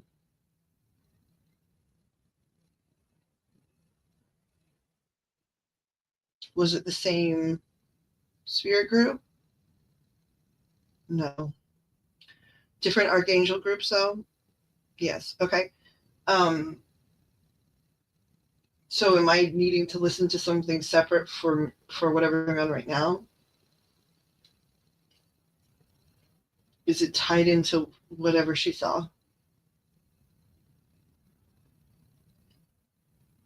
You want to talk about the fact that it's yellow? Okay. All right. Hold on. Trying to remember who that is, because so I just saw blues, and that's usually Archangel Michael's group. We know that just because my wings and all kinds of weird crap. But hold on a second.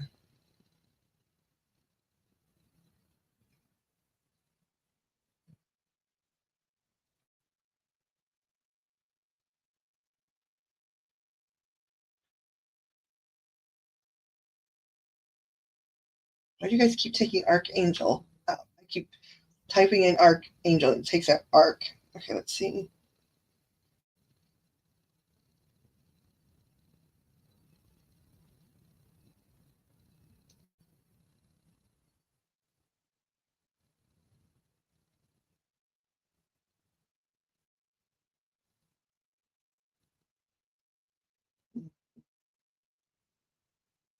So this is interesting, Pix, because this is also on the topic we were talking about earlier about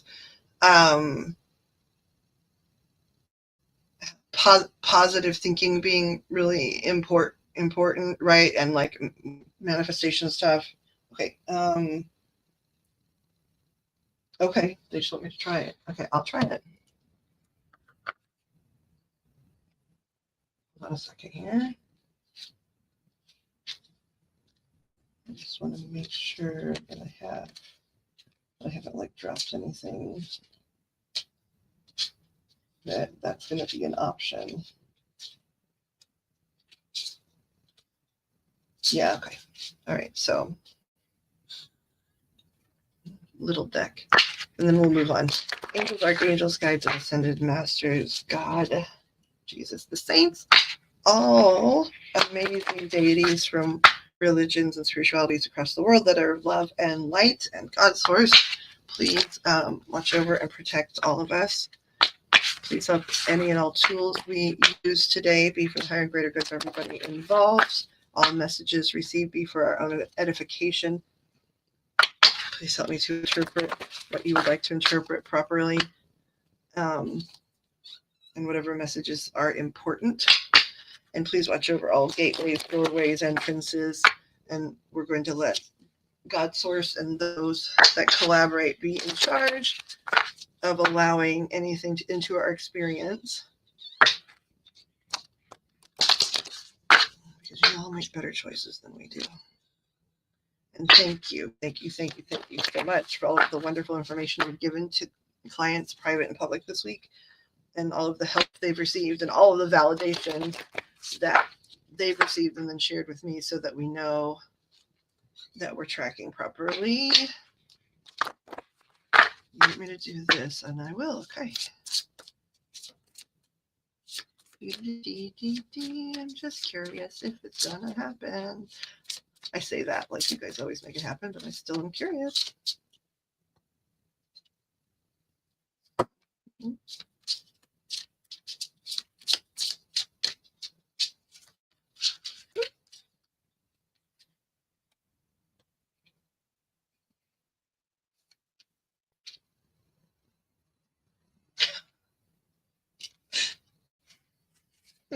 Why I never doubt anything.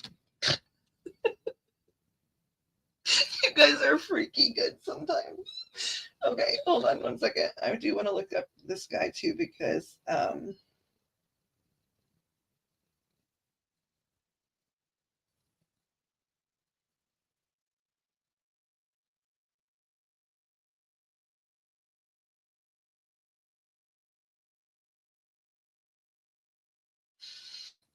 okay.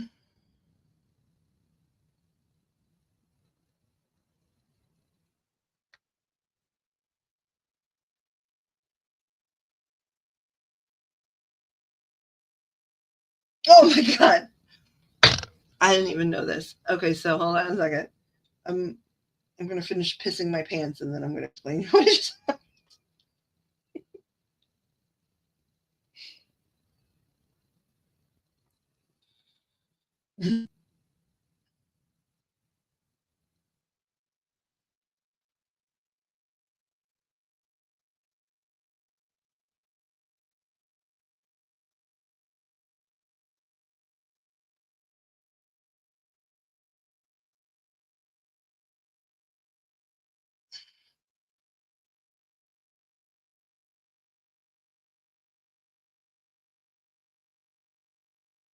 The chakras would be okay, so that's sacral too. Okay, I just need to remember that. Makes sense. Okay, so first of all, these are just the major arcana from the Archangel deck. All right. So this is what went on picks. Like, wait, hold on. What are people saying in the thingamajig? In the chat. Okay, Levi says either. Can you minimize me so I can see better? Yes, I will. Here, just a second. I'm just reading chat. I'm sorry. Either is fine, said Levi. A long time ago. Sorry. I once joked that I had overdosed on Jesus and needed to cool off. Says, oh, this is not good vodka. Okay. Tito's never fails. I agree, Toast. Tito's doesn't fail. I don't drink much, but I do. I have stolen it, but I am not drinking it. Okay. Be back in 5. Got to grab some stuff from the house. Wish us like, yeah, please. Oh my gosh. That was, okay, only a minute ago. Be careful. Run fast, said Pix. Okay. You know what? I'm going to run fast for 2 minutes and then I'm going to change the screen. So give me just 1 second. I'll be right back. Because actually, I really did almost pee my pants because it was like the way what just happened with the cards and stuff. I'll be right back.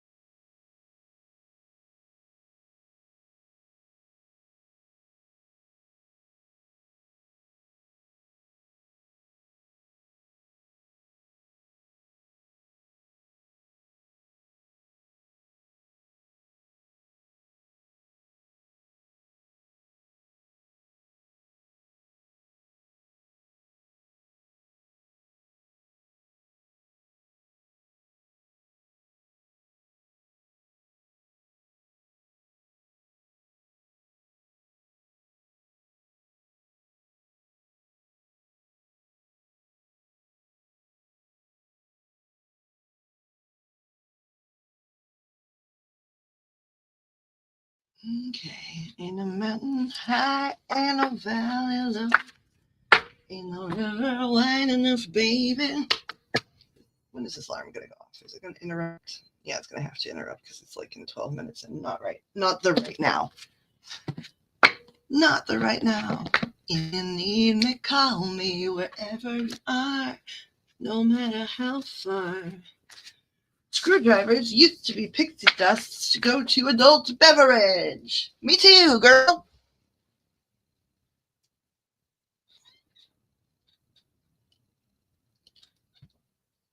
I did not grab my drink, and I'm stupid. I'm stupid.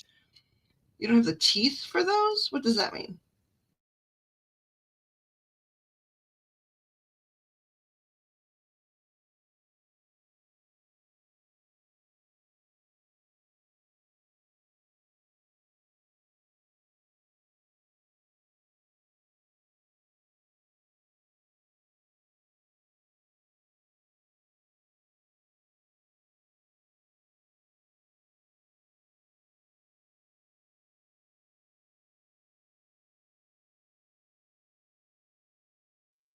The tool.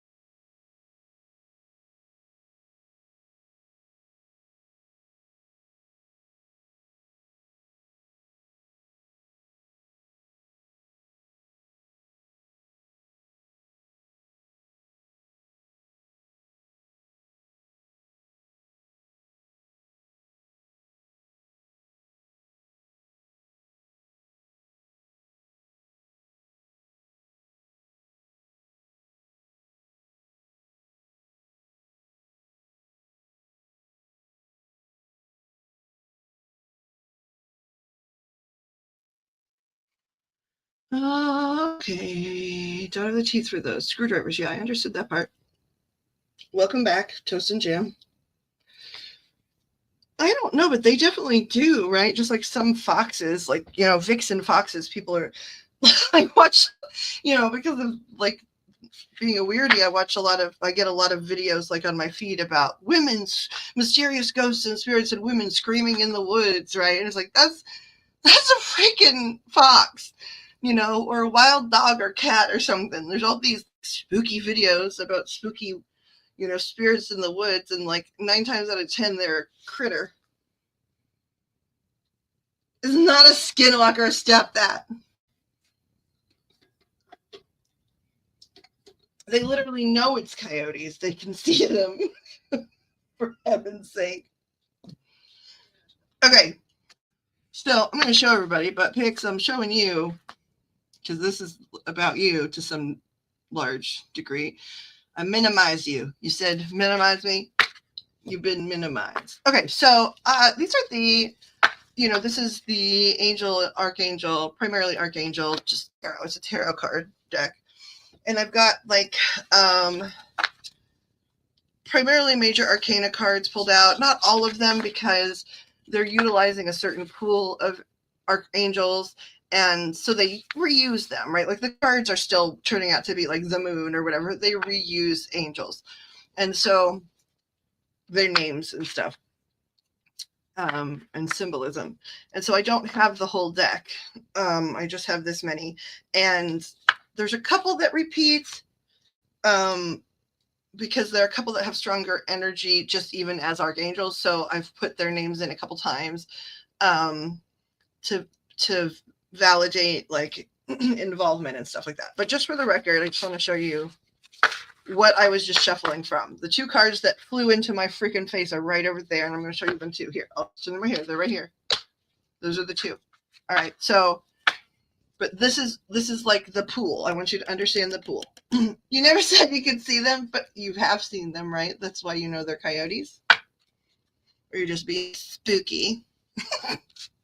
So anyway, this is just for the record. Okay, this is Archangel Haniel, Chamuel, Raphael, Ariel, Metatron, Uriel, Michael, Sandalphon. So far, we haven't had a repeat. Raziel, Michael, right? Now he's the head. Here's another Raziel. Haniel, Zadkiel, Gabriel, and Raguel. So there are 3 that repeat in there. Okay. But that just shows you everybody that was in there. And so when I shuffled and Riffle shuffled and stuff, because they wanted me to, right? So what happened is I saw the big light. Pixie was motivated to tell me the story. She told me about the color. And I know which archangel is associated with yellow, right? But I said to them, like, do I need to validate that? Like, am I mistaken? And they were like, sort of being sassy and said, yeah, you just go ahead. You just go ahead and validate that. Like, you cute little idiot who knows what's going to happen here, right? Like, but you just go right ahead. Okay, so 2 flew out and like actually hit my face, right? The first one is Archangel Jophiel, who is the archangel of the yellow light. And I'm going to read to you what that means. But she is the archangel. Often, she's one of the few that's actually sometimes given a feminine gender. Like a lot of angels either don't have gender or are portrayed as male. Jophiel is quite portrayed as female. So she is the archangel of yellow light. If you Google which archangel is affiliated with the yellow light, it's this lady here. She did not appear anywhere else in this deck, for the record. So you saw the pool of possibilities. The other one that came and hit my face was Metatron. Now, I thought, what the heck does Metatron have to do with any of this, right? So, number 1, I'm going to read to you about Jophiel.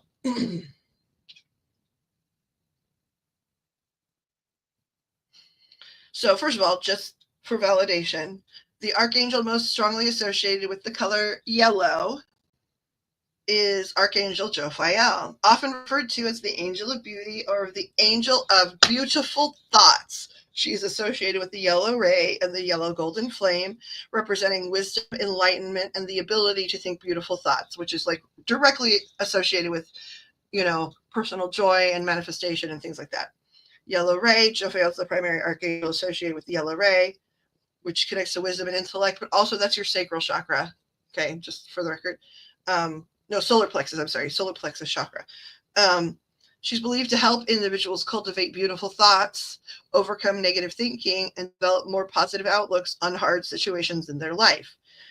Jophiel can guide individuals towards greater wisdom, understanding, and clarity in their thinking. Her energy is also linked to creativity, inspiration, and the experience of joy. Okay, so that's some of the stuff about Archangel Jophiel. So then I wanted to know, Archangel Jophiel, because she's the yellow light. And I mean, I sort of knew, but I was just double checking to my memory and things like that. And then she came out. And then I was like, what the heck does Archangel Jophiel have to do with Archangel Metatron? Because, is it just we got 2 different... because I think that Metatron has been in some of the compilations for Pixie before. I'm pretty certain of it, actually, because it's not the absolute norm. They're more sort of regular, schmegular type configurations I see. And so I'm pretty sure it's come up before. Okay. And so I just Googled, because I didn't know, what their relation was. I was like, is this just separate, or did Metatron, come out for a specific reason? And they were like, reason. And I was like, I'm going to do my research. So Jophiel is said to be the companion to Archangel Metatron. They are best friends. I guess it is a way to simplify, right? And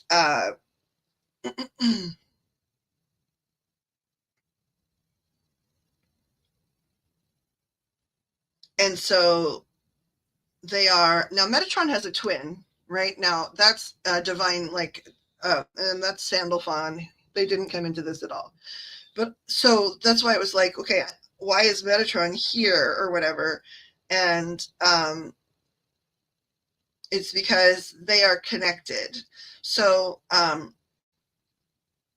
also. Jophiel can help. Okay, Metatron holds a lot of power. Let me say it this way. So Metatron holds a lot of power. He's the father of, spiritual geometry, basically. All sorts of things go on with Metatron, right? Metatron's pretty powerful. They always talk about like Archangel Michael as sort of the head of the Archangel group. That's true. But, if you had to say like who is second command, it'd be Metatron, right? Like just in terms of the writings and the energy that comes through. Okay. But these two go together a lot. They energetically balance each other out a lot. They have a special energetic relationship and connectivity. And so Metatron came out because they work together. Yeah, Metatron, it's Sandalphon. And of course, whether you're going to view the different spiritual texts as lore or fact, that's up to different people. Somewhere in between. But that would mean like energetically they sort of were divine counterparts, splitting off and taking care of two different sides of a similar coin, right? So he is, in fact, yes. Oh, there's my alarm, of course. He does in fact have a twin. There are a few others in the Archangel pantheon that have twins, but I never, ever have I ever heard that these two walk together a lot, Jophiel and Metatron, but they do. It's all over, the texts. So, number one, I haven't made it past that because they hit me in, like, first of all, I got zapped by a giant orb, and then, hit in the face with these cards. Like, Pixie has seen it time and time again, right? Like, a lot of people, I think cards just fall, and sometimes they can, but when you're working with a lot of connected energy, or they're real excited to get the message through, they're flipping them out at you. And so these two came and hit me in the freaking face. And out of all of these, like, there's not a million of them, but there are quite a few. There could have been anything that fell. The first thing that fell was your little yellow archangel who came, and it was either Jophiel or one of Jophiel's core, right? Like, you'll hear me, Pixie's heard it, like a lot of times, like if we're using the rods or something, I talk to my primary archangel groups, right? And just say, like, are you from Archangel Michael's group or core of, individuals? So I'm not necessarily saying Jophiel came in person. Matter of fact, as an archangel, if Jophiel came in person, either they were standing like 100 miles away, or if they came close, you would have exploded into it like 1,000 gajillion pieces. So it probably is somebody. Okay, they just said actually, or we could have just sent a message with our energy in it, which you didn't think of that. They're not really speaking quite as sassy. I'm just hearing it because I'm being critiqued that way. So it was a message from Jophiel, and we've been talking for several days now about how we need to redo your angel cards because we never really did them formally.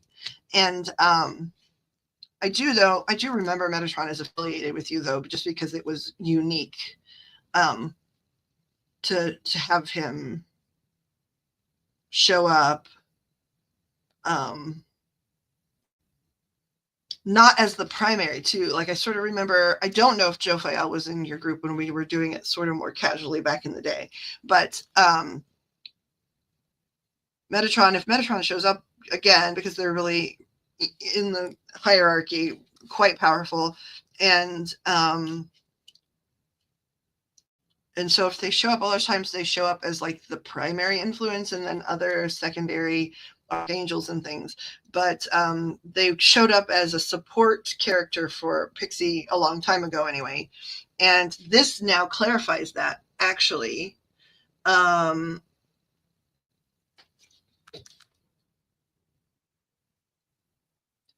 This clarifies, that information that we got years ago now, because it was like, why are you second fiddle? Not that there's such a thing, but like that, is the easiest way to talk about it. I don't understand. I never see that. Well, I'm guessing this person was in that group, right? And so if they travel together and they're friends, and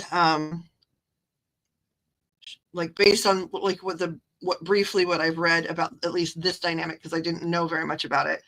Like Jophiel is there to sort of temper certain intensities in Metatron, and Metatron is there to sort of protect and watch over Jophiel.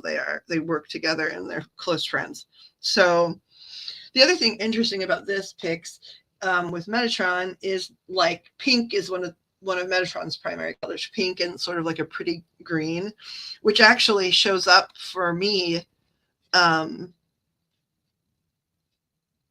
in the orbs that are around me a lot, that pink and that green, which are so interesting. Like, both painters that do like spiritual painting and then, aura photography and stuff, it's always that pink and that green.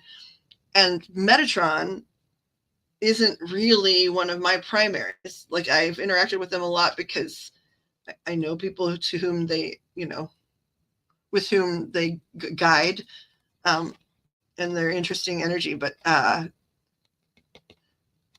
anyway, their colors are pink and green, even though they're not my pink and green. So I think this was, like I saw the burst. Is that factual? Yeah, I saw the burst because they're saying like they want to talk to you about, and we've been talking about that, about a lot of different things behind the scenes as have such rapid growth. So you need to be doing quite a bit of reading on Jophiel, Pixie, like, and you're such a, avid researcher, but so I don't have to necessarily like tell you this because you'll do it anyway, but they just want to make sure I say like, yes, read about Jophiel, but follow all interconnects, right? Like when they're talking about the yellow ray and the yellow light, read about the yellow ray and the yellow light, read about the solar plexus chakra, read about, any like interconnects, prayers, meditations, things that are going to connect you to this person, this archangel. And just for the record, in this particular deck, she's the star in terms of the major arcana, and it says happy times, make positive, optimistic, long-term plans on the right path.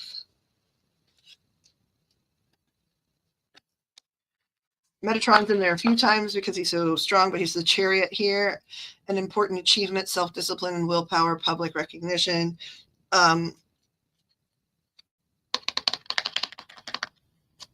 That's interesting because in my astrology, like people of my astrology tend to, the chariot is one of our cards. I'm not saying I'm Metatron, please. I don't want to get zapped with actual lightning, but there's a connectivity to this too.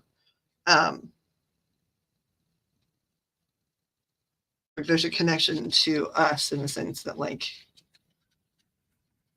I'm sort of this blunt-edged tool, and you create a lot of beautiful things. So there's something to that connection as well.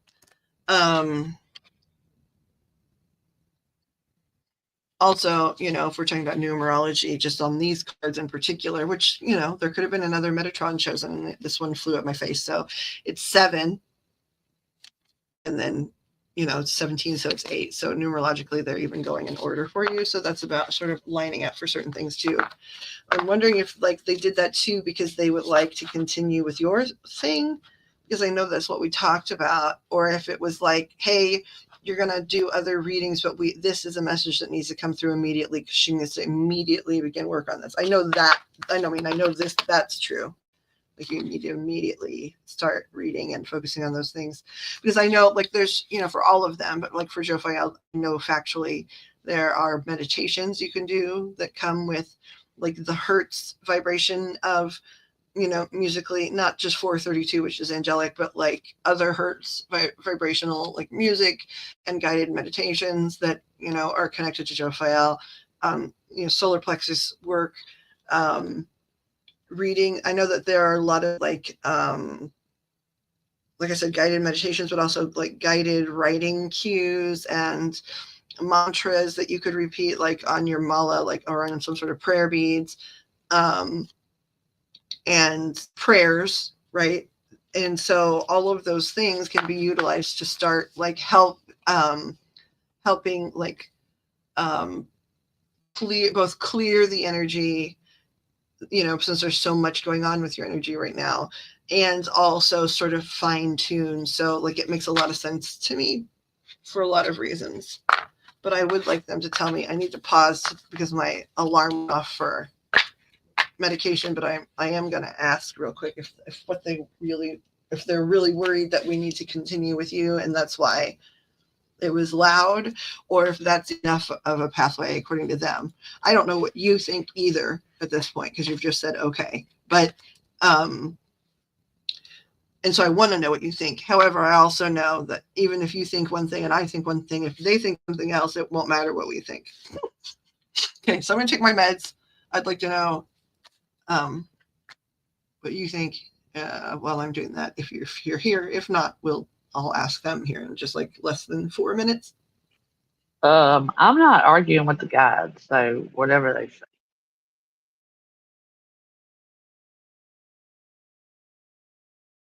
I'd already muted, right, to take my meds, and I got to tell you, I'm laughing because your mama, because I know her voice so clearly now, right? She laughed and she goes, "Look at you learning." OMG. Being a smart ass, right? Because you just said, I'm not going to argue with the guides, which, by the way, Pixie has spent a lot of time arm wrestling with the guides in the past.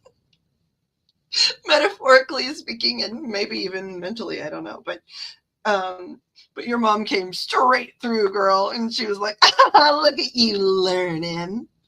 So she's poking. She's poking you. Don't poke the bear, Marty.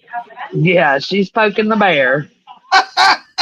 She's still out. She's dancing too. She's, Oh, girl. yeah, If you can see her, she's turning up. Like I bet. try and get to me then, woman. I can give you Uh-huh. mama's opinion and you can't get to me. I can give you mama's Mhm. opinion. She said she's going to stick around for a minute. Okay. Well, she said that to me because she's like hitting me in the back of the head going, take your stuff, dum-dum. So hold on.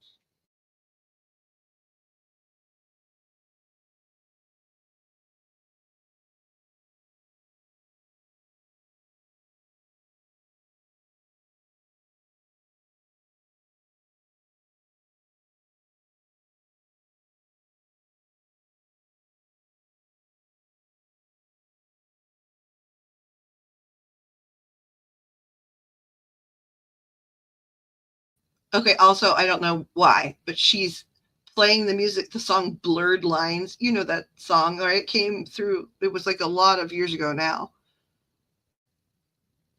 But like she's dancing to Blurred Lines, which I would never expect. I'm not sure. I'll have to look it up. Yeah. It's like that guy, the one where Miley Cyrus like came on the music thing and like danced with her tongue sticking out like to his song or whatever. Da, da, da, da, da. Good girl, I know you want it. Whatever it is. Blurred lines. Anyway, like that's what she's dancing to. I don't know if it's just about blurred lines or if it means something to you, but I'm gonna take my medicine and listen to the song.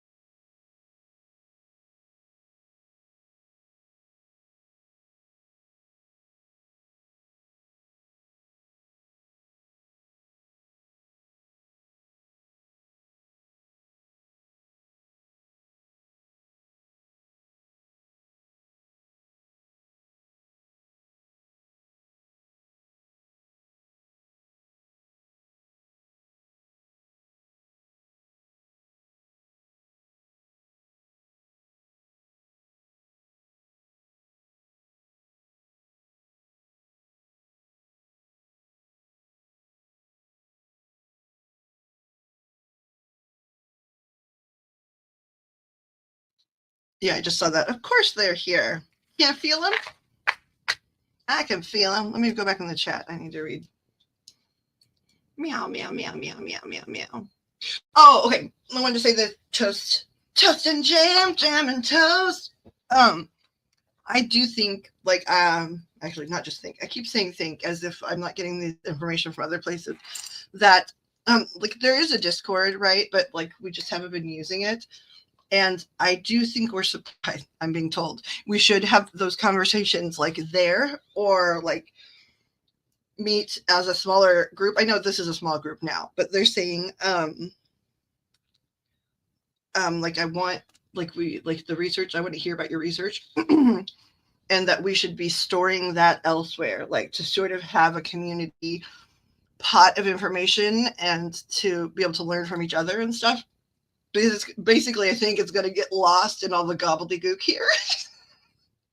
There's so much like gaps and gobbledygook that goes on here, and it'd be better to keep like a record of, I don't know, teaching each other, having classes, study classes where we can exchange information.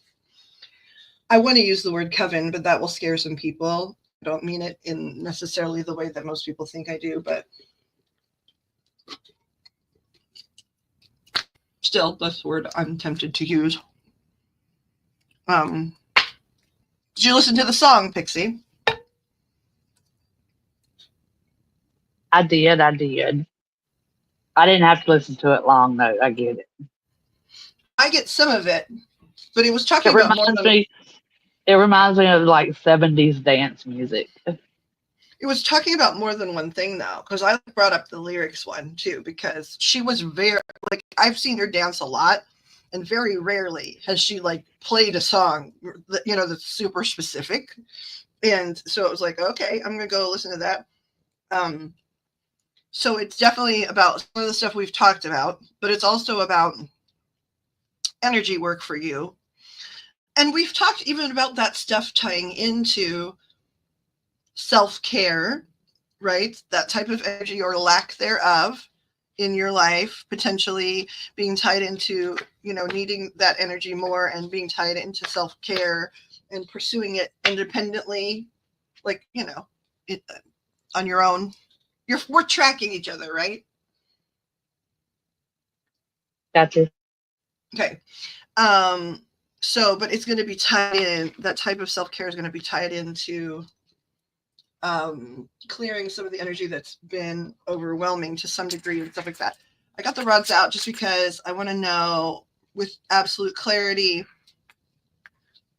you know, if we can move on, or should move on or whatever, do this later, or if they really want to continue now. It feels like the most important thing was the Joe Fayel thing, and I know they really want you to do your research. Okay, so we have got somebody immediately tapped in. Is the tech a problem? Yes, but I can't show this without the, you know, I can't to anyone else without, and they can't even see how I hold things with my hands and how stable it is either. But I can't show this without the tech. You know, do we have somebody? I'm pretty sure we have somebody strong enough here to still handle it. Okay. And how am I? Am I feeding you? Okay. All right. Can you please, just for, I know what you mean, but for everyone's edification, can you please show me what a no looks like? Thank you. What a yes looks like. How to quantify. Thank you. And a directionals.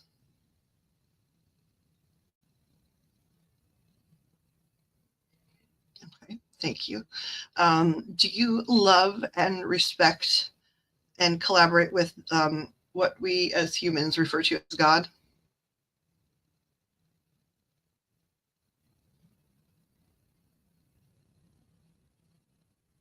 Are you allowed to lie to us over the course of this exchange? Are you allowed to withhold for our higher and greater good? Thank you. Okay. So that big blue flash, that was some message from my home base, right? Like in Archangel Michael's core. Okay.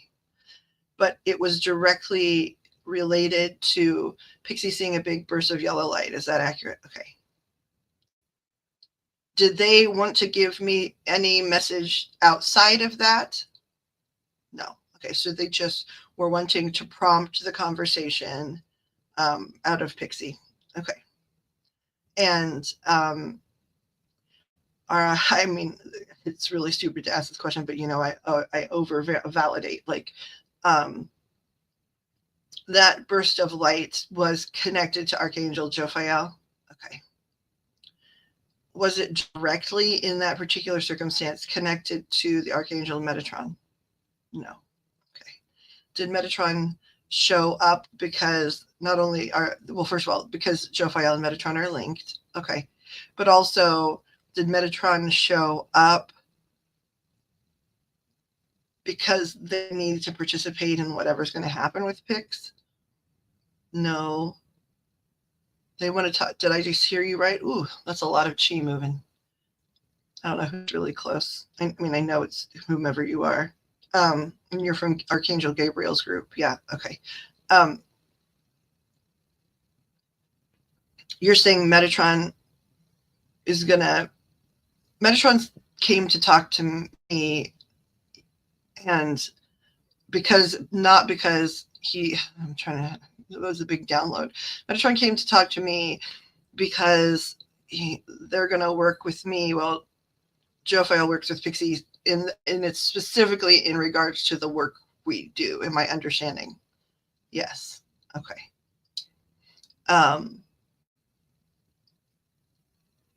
So because Metatron supports Jophiel, Metatron is going to give me energetic impulses to help Pixie connect to Jophiel and to help continue like growth and work and self-protection. Okay.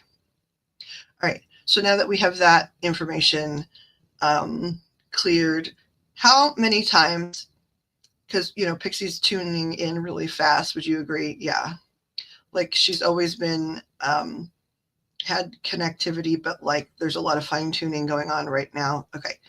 How many times before today, when Pixie saw that big burst, which she did, okay, yeah.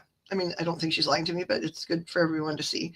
And then how many times has Jophiel tried to send through their group or themselves or whatever a message to Pixie prior to today? How many times have they been sent that Pixie has missed the information?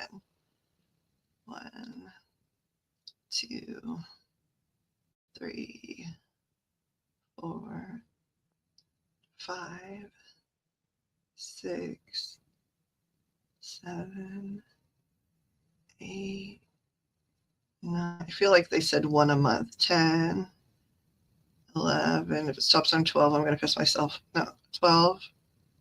You guys are such jerks. You just want to make me pee my pants. Okay, because I got involved and said things, and I don't want my brain to influence. One more time. How many times? So first of all, did I hear you correctly? You said about once a month. Okay.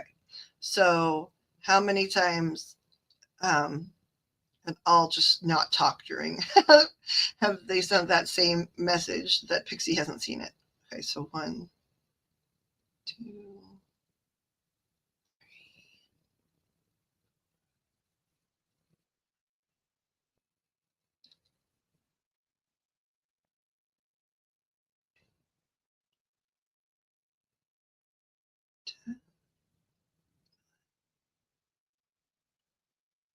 12. So that means when you said about once a month, like you're talking about every month for the last year? Okay. Were there attempts before then? No, because she wasn't ready. Did I hear that right? Yes. And okay, she wasn't ready for the test to begin, you said? Okay. And the test is that when she's able to start seeing it is when we can start working. Is that basically what you're saying? Okay. So it's not really like she failed the test. You were sort of sending out pulses to see if she was ready to begin, basically. Okay. Okay. And so so if it's been 12 months, that means what? This is June 19th. So that means it happens. Well, was it? Okay. So was this number 12 or number 13? So was this number 12? No. This was number 13. Okay. So then that means it would have been, let's see, June, July, August, September, October, November, December, January, February, March, April, May. Wait, hold on. Before June. So we got to go backwards, actually. May, April.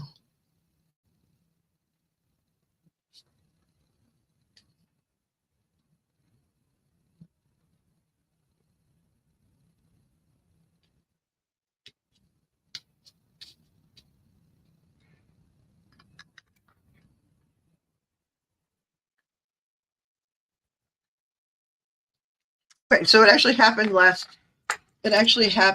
last June. Is that correct? And that would have been the first one. Okay.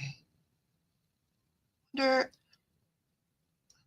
wish I could know why the test, like what happened in June, or what happened in the time leading up to.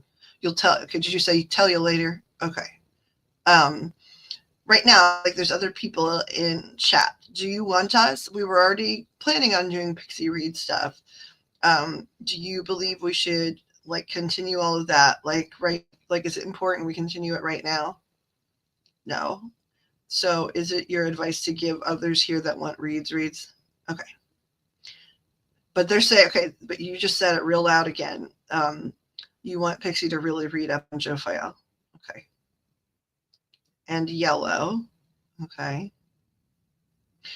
Kali, I wonder if you like the yellow house more because of the yellow than they're saying yes. That's interesting. All right. So for now, it's okay to move on, or is there another question I should ask before we end this conversation? Is there another question? No. Well, thank you so much for the information. Do I owe Archangel Michael anything? Is there any research I need to be doing? Or was that really just to get us tracking on the Pixie? Okay. Thank you so much for your help. He's back. Love yourself first, Namira. I love that name. I love that name a lot. Welcome. Welcome, Namira. I'm glad you came in. But that's a wonderful, I love that. Love yourself first. That's brilliant advice that is very hard to take for many of us. Well, everyone, but then you have to practice and become good at it, like all things. But that's lovely. I'm glad you stopped in.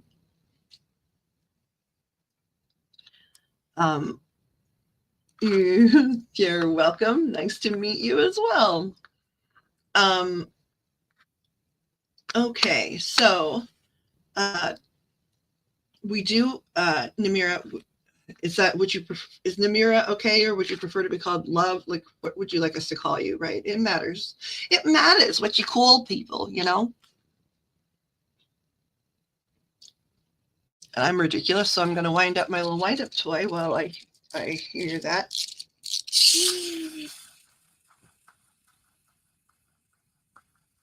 There you go.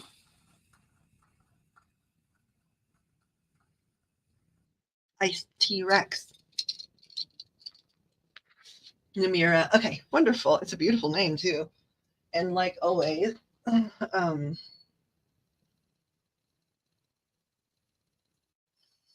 stuck on, I get fixated on things that spirit shows me.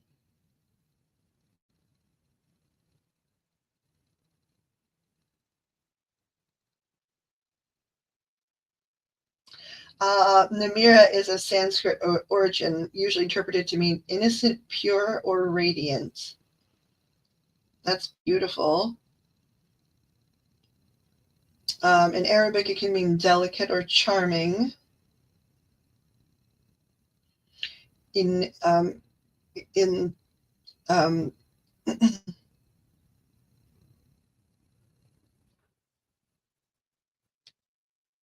in Persian, could be just or fair. Well, okay, Arabic could also sing blessing too, so that's interesting. So actually, just means a delicate, charming blessing, really. That's beautiful. Pure, radiant, delicate, charming blessing. I would want to name my beautiful child that. It's lovely.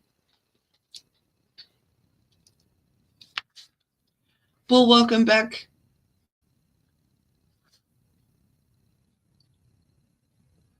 Welcome back, Toast. I'm glad you skipped back into the stream, you mean? We're glad you're here. Yeah, the name meaning is beautiful. Like someone loves you. So what are you sorry about?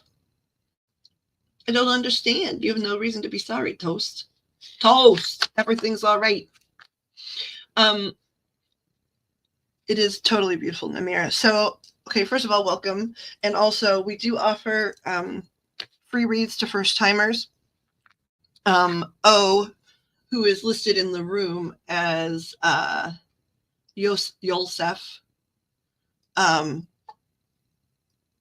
is due a free read as well, but they were talking about enjoying some Smirnoff and their phone also drinking or something. So I was trying to figure out what was the status of that was. And Dixie has just come back because she got the boot. Welcome back. Ta-da!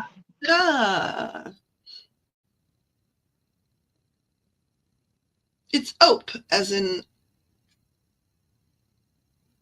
APA. So OP. You want it to be OP, not OPE. I've just been calling you O because it was safer. And I also know your real first initial. I haven't said that. Yo-o. So, O is safer. But anyway, Namira, we do offer free first reads to newcomers if that's something you are interested in.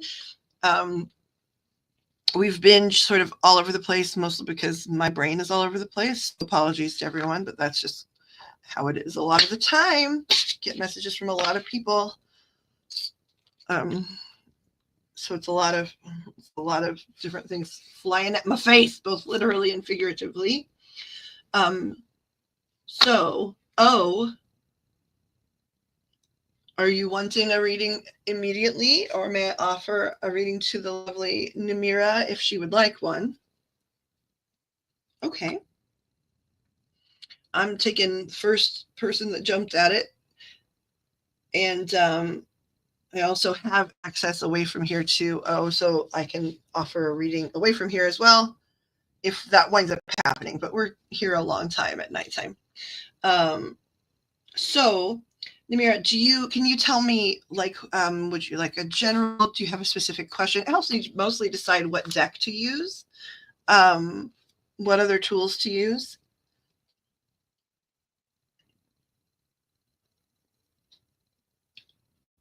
To know sort of what you seek. If it's a specific thing, if it's a general information, mostly subject matter.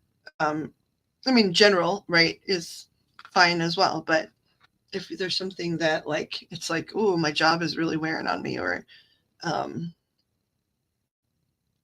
have romantic questions, it's useful to know. Also, I have many decks, and some of them seem to have strong opinions on reading on different topics, whereas others are like, yeah, I'll do whatever.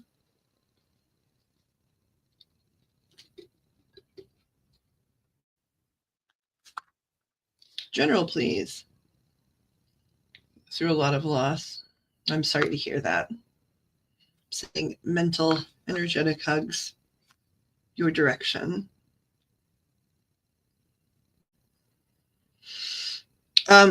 I do, on this channel, offer mediumship.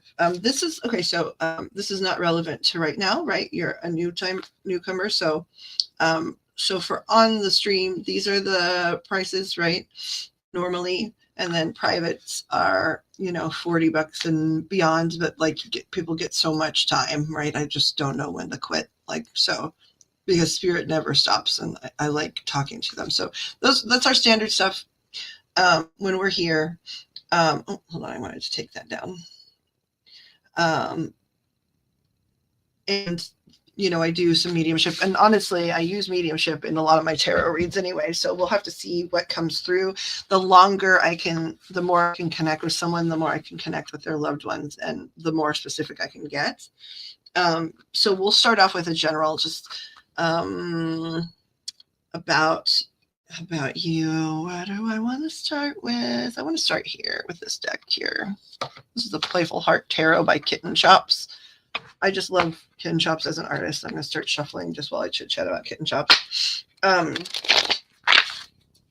so I don't know, like, since we're choosing general, like if there'll be a lot of specific things happening with mediumship. I don't ever know until it happens, right? So, but if mediumship is something, you would like to engage in at some point, maybe now, I don't know, we'll see what happens, or in the future, please do keep me in mind.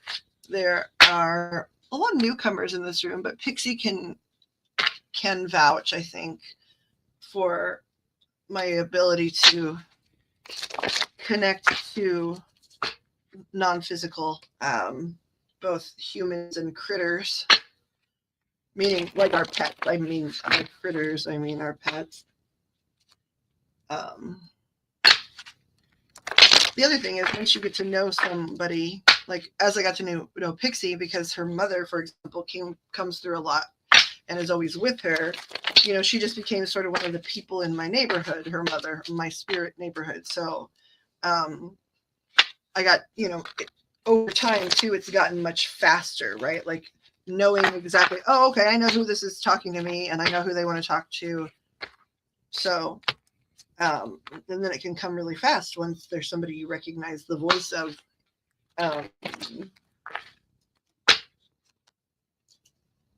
So I don't ever need you to give me like major clues or anything like that when I'm reading, but just having an energetic exchange, like, like if I'm talking and saying things. Now, if I'm way off or way on, it's useful to tell me, because I'm interpreting a lot of like visual clues and cues, and sometimes I can be wrong. I'm just a human.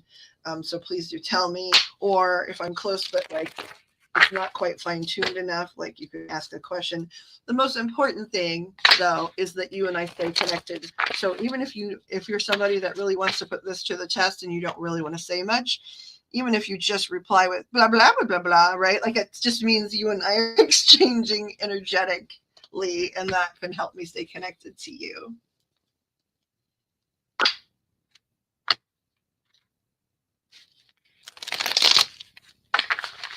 I don't know who Pixie is. Oh, I'm glad you love the energy here, Namira. I hope you come back. For a while, we were here all the time several years back, like pandemic-y time, right? Like, and then a lot of just stuff happened in life.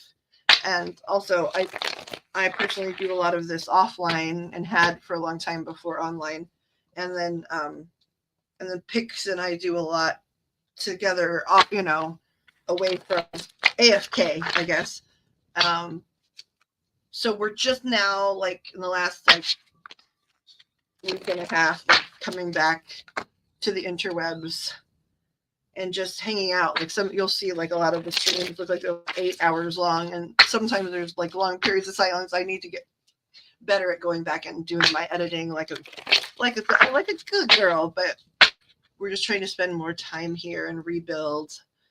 So we would love, we had a little bit of a community going before, but we're loving meeting a whole bunch of new people. It's already been really exciting, and seeing what the universe is bringing towards us in terms of new community members that might stick around and stuff. And I'm delighted so far in the people I'm meeting. That is including you. It's not because you said that you love the energy here. I mean, that's a lovely, kind thing to say, but it's not the fact that you paid a compliment. It's that it feels comfortable to you. And that makes me happy. And then that also tells me that you're someone that I would like to know as well, if you feel comfortable around these people. You're somebody that I'd like to know. Okay, so angels, archangels, guides, and ascended masters. Jesus, saints, deities from all world religions and spiritualities that are of the light and love and truth and kindness. Please help us as we conduct any readings and use any tools. Please help all information be for the higher and greater good of everyone involved, as well as for their education. And please watch over and protect any doorways, entryways, windows, what have you. Energetically speaking, we're going to let those that are of pure love and honesty and truth and light decide who can come through and filter out who may not. You guys are much wiser than we are. And this is going to be, now that we need to shuffle and start putting the energy for Miss Namira in here, we're looking, oh, Pixie fell out. Hold on, let me put her back in. There you are. Ta-da! I'm sorry if I didn't notice right away. I apologize. You're fine. So, okay, so we are looking to get a general reading for Namira, who has the beautiful name at this time. Right now, we're just looking for general information. What can you show us or let us know in a general read for Namira? And we can specify more if we need to as we move forward. But Namira has asked for a general read on life right now.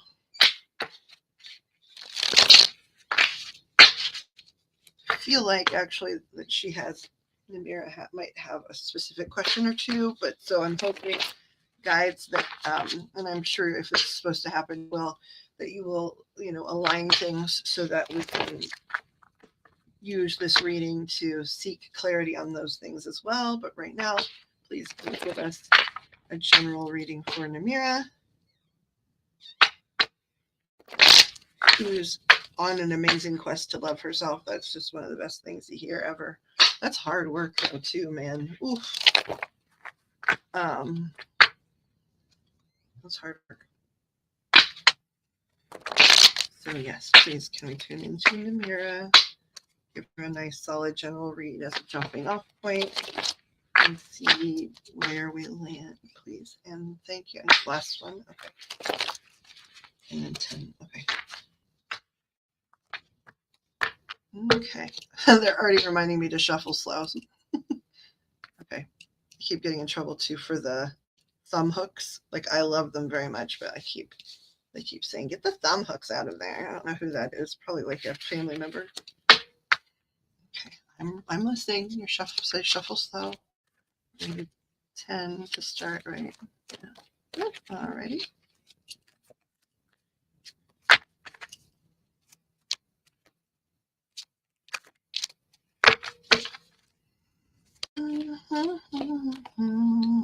Now I've got that song in my head.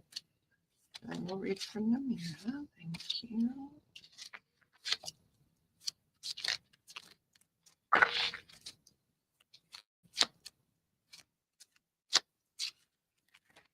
That's going to be too many. Let's see if they return though. Okay.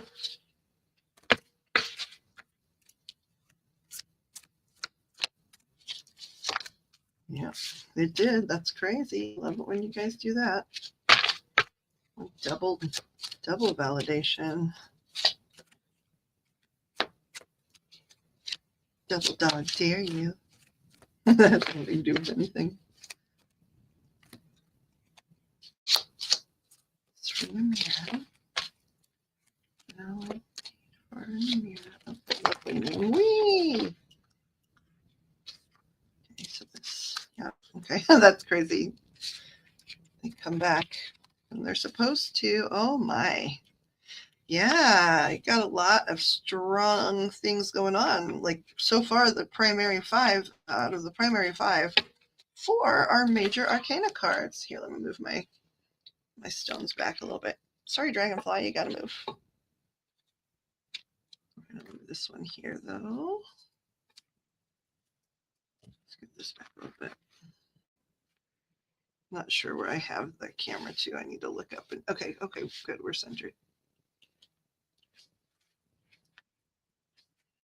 Okay, can I please have clarifiers for each, please and thank you. I'm sure. Slow down. Okay, I'm slowing down.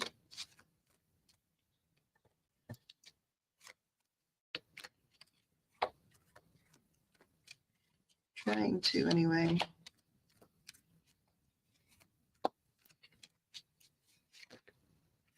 It's too many. What? But that's not. Yeah, I heard you guys. You're funny. Okay.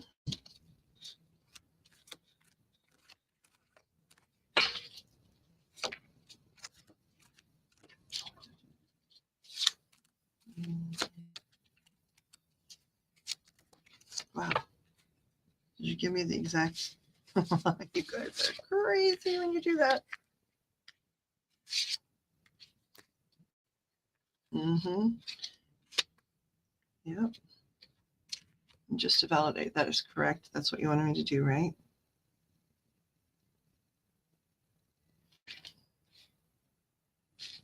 Make sure these are aligned. We're probably going to use a lot of clarifiers here. The bottom of the deck is one of her sweet little things here. All right, so it takes me a minute. I go quiet. Maybe you guys can chat amongst yourselves to connect to this energy here, but okay. Supported by, okay, and then we have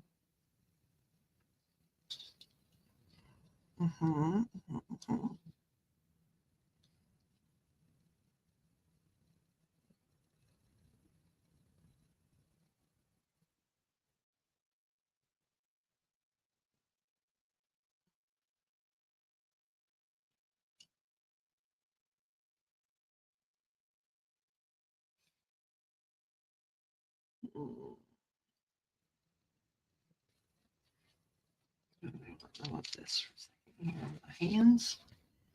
Got a notebook. I'm going to use it. Do.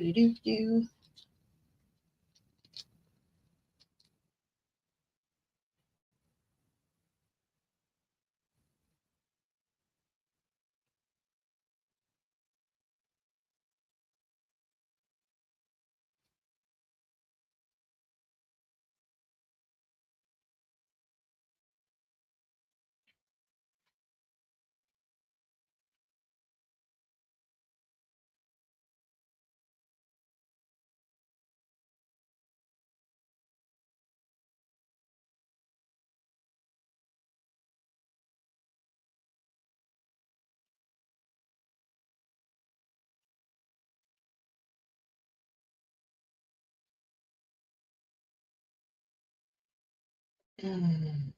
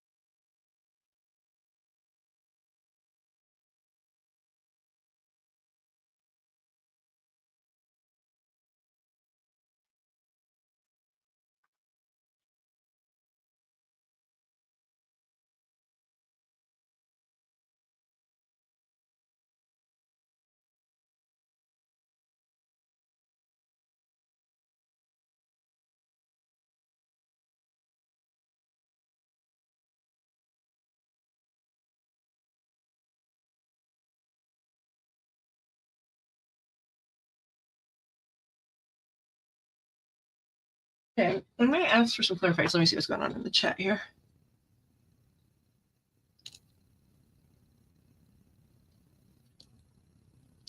It's lovely. Okay, so I'm probably going to ask for some clarifiers as we go along, but this is, a lot's gone on. I mean, you know that. It's your life. But this is really sort of interesting.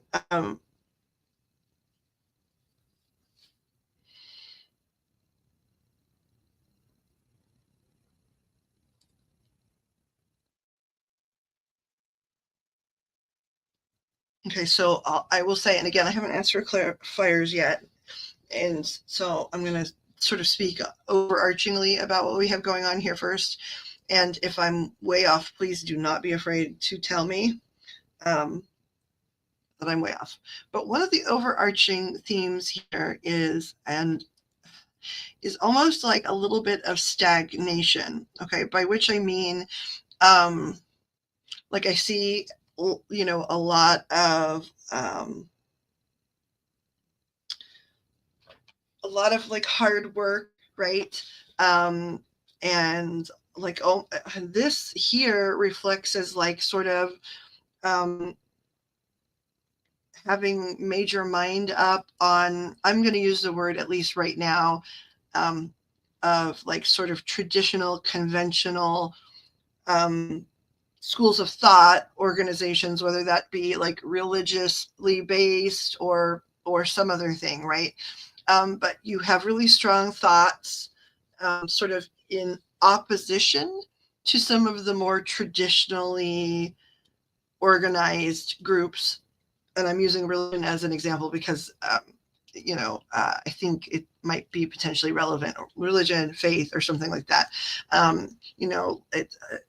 It's like you have reached, but again, it could be some other really fundamentalist type of organization or school of thinking. But the energy is that you've reached a point where, you've been patient too. Like, you've been thinking about things in your life and concepts and like, where you've come from and what you've been taught, and you've been really patient in developing your own opinions and not being exactly rash about, taking action, even if you start to have a feeling or a sense that some of the conventional things, that have been in your life are maybe not a fit for you or something that you agree with. Okay. You've put it, and so you really have thought about it, like to the point where now, at least in your head, and I think potentially other places, you're sort of at a place where the debate in your head to some degree is over. Like, you have decided that you feel strongly differently than these, very specific traditional groups. And it's not like you're at a point of debate. Like, you've done a lot of that thinking and contemplation, like on your own, potentially researching and reading, because I see there's been like a lot of effort here made. The only thing in the life that's constant is change, and that's like what the Wheel of Fortune has to do with. But there's also been a lot of like hard work and study before allowing that change to take place. I think that it almost even feels like sometimes in your life that change has, like, the universe, God, what have you, has tried to start the change, or you felt really strongly, but you are steadfastly wanting to make sure that you make really informed decisions about whatever. And so you've taken time and really put in the emotional, mental, spiritual, psychological work. I'm going to read the chat because I don't know like how close we are. So I'm looking for the first time here. Okay. Yes, I am patient, taking my time. Right. And so spot on. Okay, good. Thank you. I just wanted to make sure like we're moving at least in the correct direction. All right.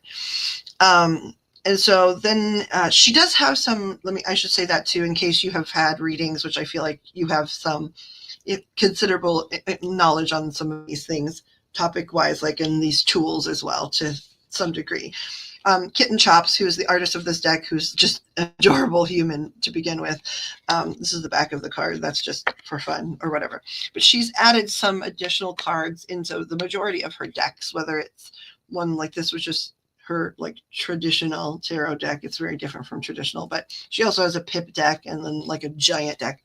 She's added additional cards. So some of the things you might not recognize, like this is the Explore True Abundance card. So I'm just pointing out the ones that are not like conventionally in a deck. And the one that was at the bottom of the deck, like when we finished this initial layout, is her Things Are Easier Than You Think card. Her stuff is so stinking cute. Okay. Yeah, I wanted to look in my notes real quick here before I say words about one of these things.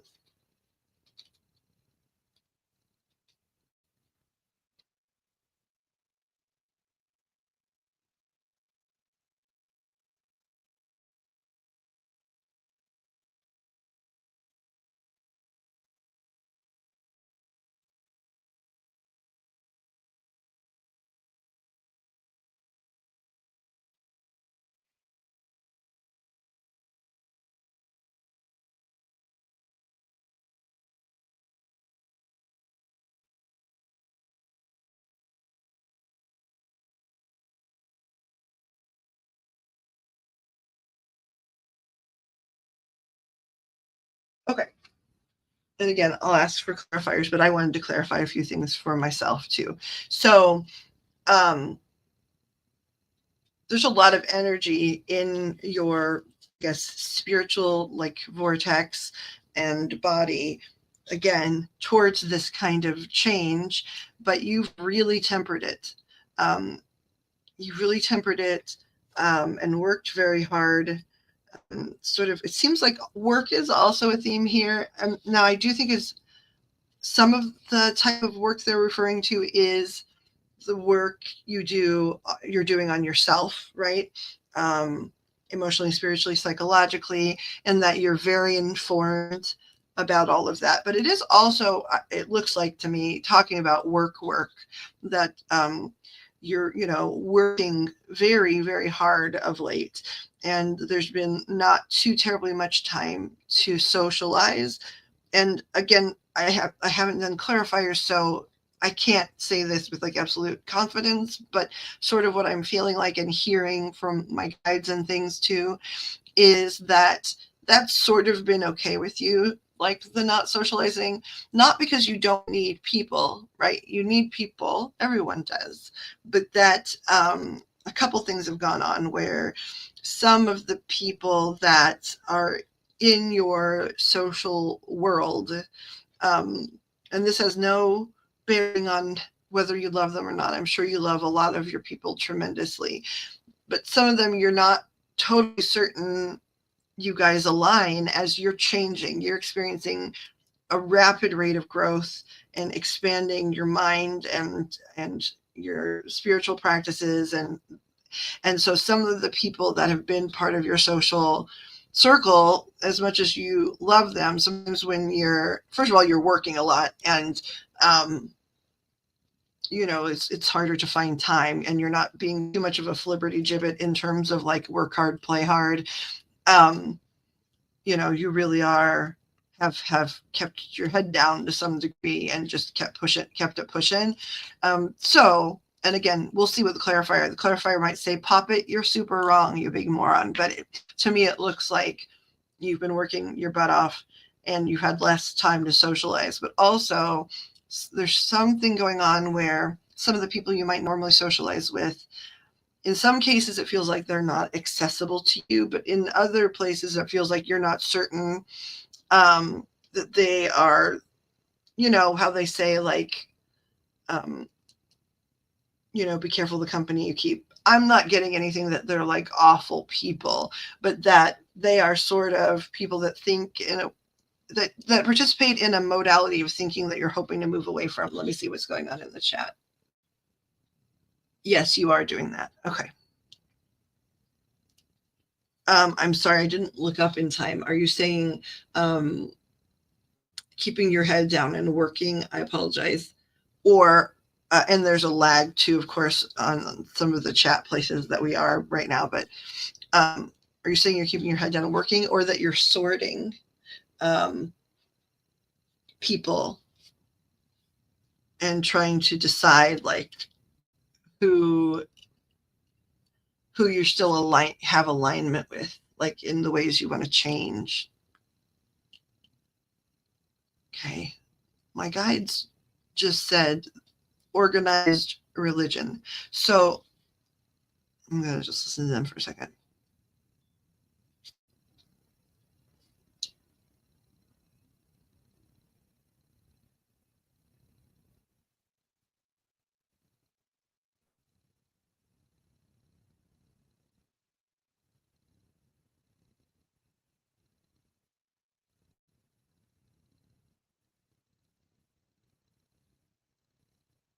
Okay. So I was asking my guides a couple of things because they did talk about organized religion, and so I just asked questions like, are you saying that because she's heavily embedded, or is that what she trying to move away from religion? And actually they said no. And I said, okay, I didn't expect that. Like, what do you mean? And basically the feeling I've just gotten is it's like, no, she really likes having a connection to God source and the universe. And, but she's looking for a place to call home spiritually. And in terms of like religious and spiritual practicum, she's not trying to like avoid all of it and just escape like some people just, walk away completely. She's trying to find what fits. Sorting people, also protecting yourself. Yeah, that's very smart. Yeah, that is good to know that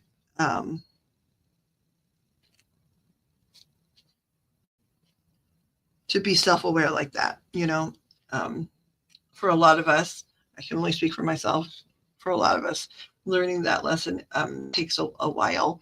And so it's really good that that's where you are. You're okay. So what I want to know on my clarifiers really quickly. Okay. Oh, before I move on to that, stagnation, right? Like, so stagnation, that was like I was talking about being the overarching energy. Some of that does come from like sort of trying to move out of old things that don't fit. But there is like something else, and I think it feels like you're sort of revamping a lot of things, like, your belief system, but also then that ties in somehow to either your work directly or how you approach your work. And it feels like there actually have been opportunities for change, but again, because you're very hardworking and because you do really like to inform yourself, there have been times that you've actually slowed down intentionally, right? Not like through some sort of stubborn, unconscious thing, right?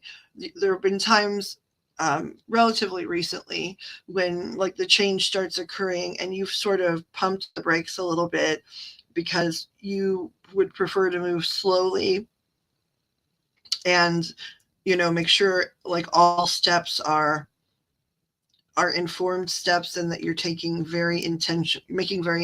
everything's very intentional, right? And I don't know like if that's sort of tied into like meditative type things where you try to connect with making sure that everything that you're doing is out of the center of who you are and not as either something practiced from like your origins, like your family of origin or your religious group of origin or whatever it is. Some people like just want to jump away from it and don't think about where they're going. They just want out. But you have actually slowed progress a few different times with the intention of wanting to really be consciously participating in your life rather than strictly acting from your subconscious, either just self or making sure you're not like making choices out of like trauma, places of trauma, like, and it feels like you've been working on healing as well. Okay, so I could ask for clarifiers to become more specific, but I feel like we're at least I'm sort of connected and enough. Do you have like clarifying questions you would like to ask about these things? Or anything here, like we might do more, but like anything here that you would like to have clarified from spirit? That's generally where my information comes from.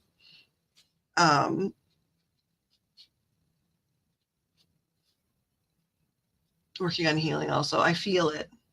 It's admirable. It's hard work, but it's admirable. You are very much, I can feel the energy of living intentionally, which is very beautiful because I'm not capable of personally. And I see I'm in a lot of people's energy, right? The level of self-control that you are able to, execute in spite of having traumas that need healing and really active energies that are like sort of pushing you in different directions, pushing and pulling. You are very, very, what's the word I want to use?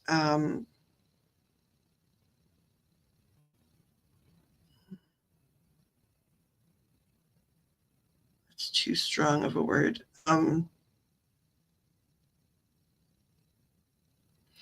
Okay, so I'll just use, this is not exactly what I mean, but you are very, very exacting and putting, and so strong, I guess is what I want to say. You don't feel strong a lot of the time. You think you don't feel strong, but I'm feeling you're steadfast. That's what I wanted. You're very steadfastly committed to growth. And so you're not making, a lot of times when people that's their goal, they'll make very rash decisions because they think any place but here is better. That's growth. And you know that you really want to do this the right way so that the healing that you're working on is effective. And whatever trauma you clear out right now, is not going to be something that keeps coming up and coming up. You're determined to work on each individual thing with great specificity in order to do your best to clear it out and move on to the next thing you want to tackle. Of course, with things like trauma, and I'm speaking about trauma because I think that that's a really active thing for you. And please tell me if I'm wrong. I hope I'm wrong. But, we know that the thing about trauma is even once on a very good course of practicum for resolving that, we never know. We think, oh gosh, I've really done a good job at clearing some things out of this particular area. And you do, but there's always that little bit of stuff that sneaks up on you. But like still, the majority of it, you're really good at taking, and I say good, I can feel how much focus and mental energy that you are putting into this, like, and how much strength is behind your choices to be patient, because patience is so freaking hard, especially when it comes to like wanting certain things to be over. I really want to stop feeling bad about this. I really want to move on to another experience, right? And oh my gosh, your strength.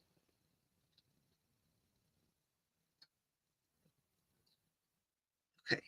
Yes, I want to do it the right way to move on, clearing out trauma. Okay. So good.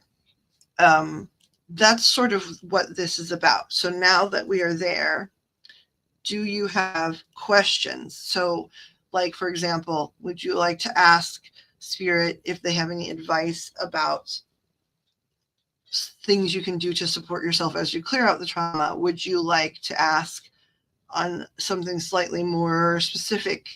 I'm glad that like the energy is aligning with your experience.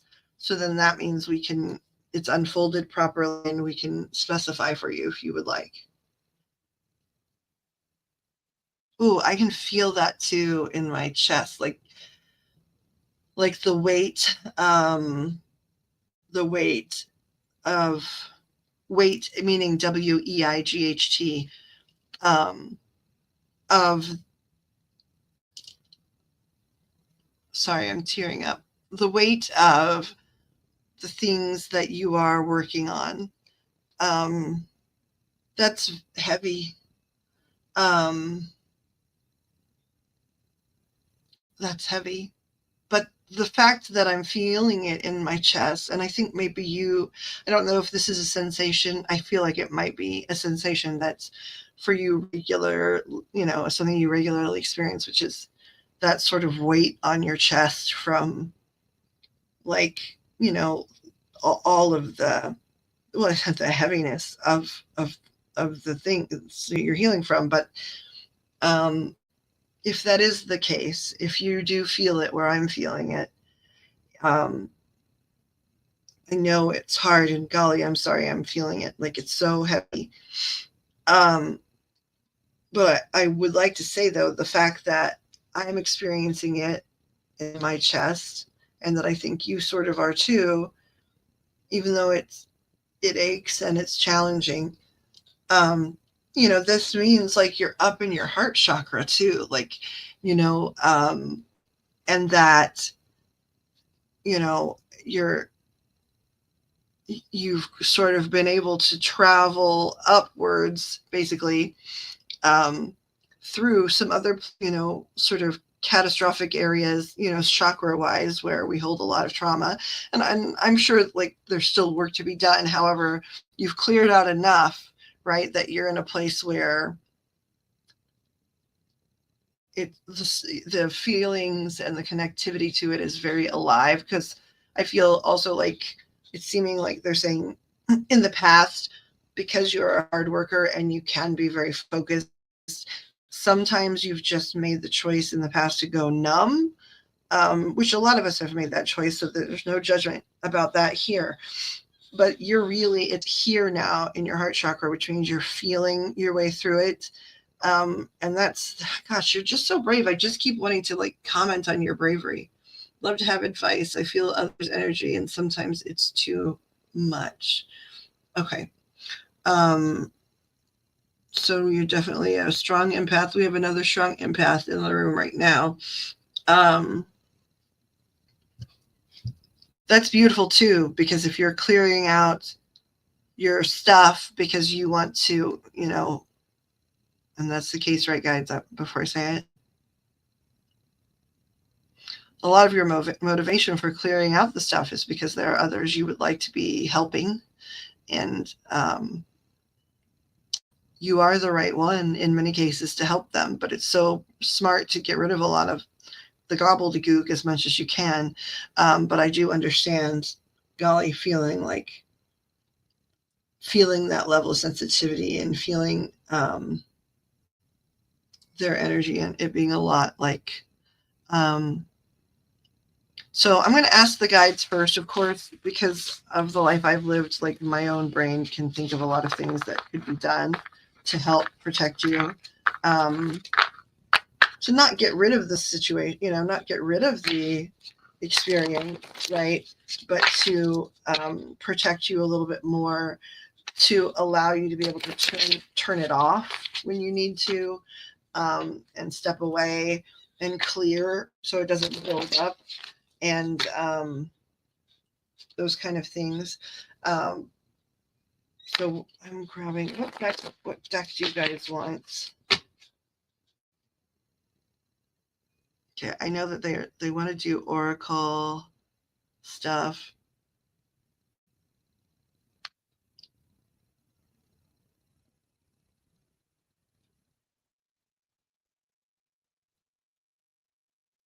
Okay, All right, so they've given me at least a path to like sort of start, see what answers we get. So here you guys, so you want, I mean, I get it. You want to talk about the energy parts. You also want to talk about like practical advice. Is that accurate?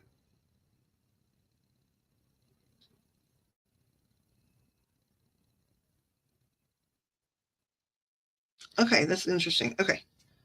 All right, hold on. I'm grabbing. And I dropped my rod. They just clanged everywhere here. Here. Move you guys over here just for a minute.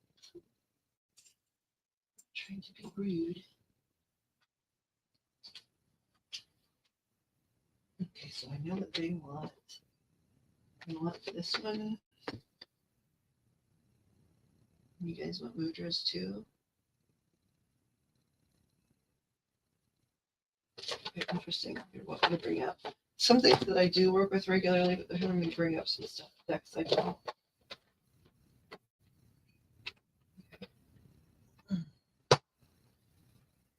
It's organized for later. Okay. Colors.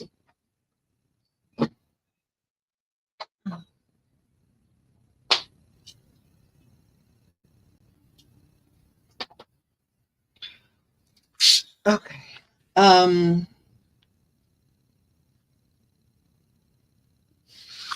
me see what you said. Okay. Okay, but energy and it's too much. I always help if I can. That I can feel. I can feel what a helper you are. It's very, like, it brought tears to my eyes. I can feel your love just for everyone. And it resonates with me personally too. I understand that. I also feel energy of my ex Alexander, knowing he loves me, but I cannot take his energy because I care for myself now. Okay. Yes, and I need protection, but I also do grounding and cleaning much. Your reading resonates so much. Okay, so because you are somebody that is practicing a lot of things, I don't want to like tell you things. I mean, I'm sure the guides, they know, so like they'll lead me in the right direction, but I also don't want to tell you things like you already know unless it's just validations. I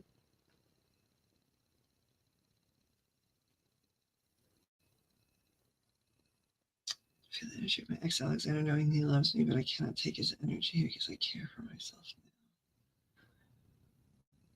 now. I need protection, but do grounding and cleaning.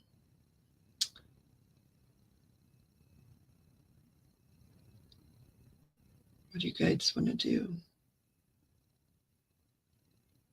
Okay, so you want to scan first and see like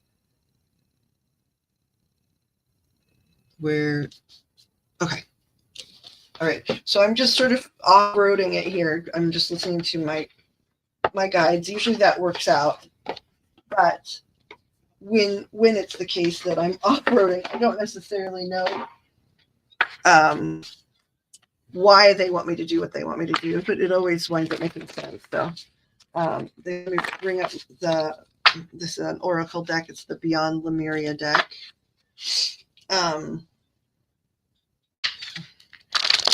They are talking about this is interesting. This came up earlier for me today too. They're talking about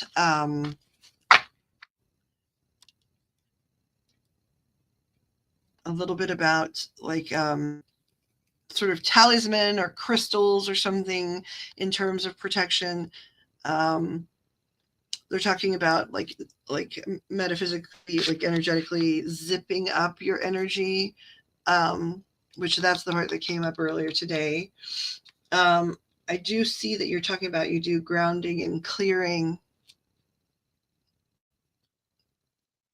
but it does feel like a little bit like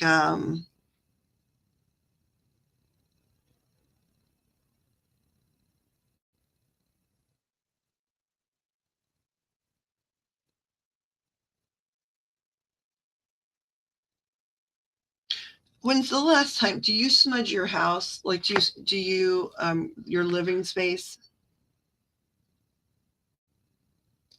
Like they're talking about and I mean, you're talking about doing those things, right? But it feels like either if you have been regularly clearing the energy from your living space, it feels like something new needs to be added to that practicum. Um, because of course, the more that you sort of advance at these things, the more clearing, you need, because you're vibrating at a much higher frequency, Um, they do keep showing me certain types of things. They tend to show me when it's like, hey, you want to make sure that like when you do those things, that it's wonderful that you are doing things where you ground and clear, but in small ways, it needs to be something that you do like in small ways, like almost throughout the day, practically, like have certain like faster, short form things that you do like before you enter your home, to clear off the activity.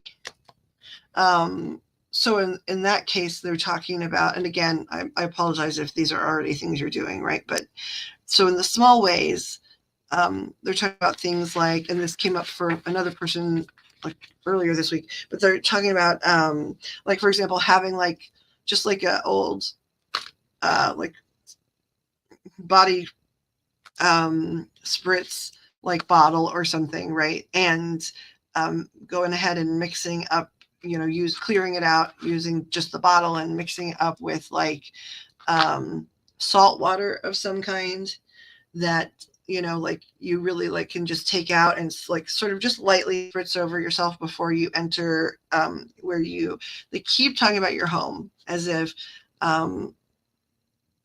don't know, it feels like, some people are really,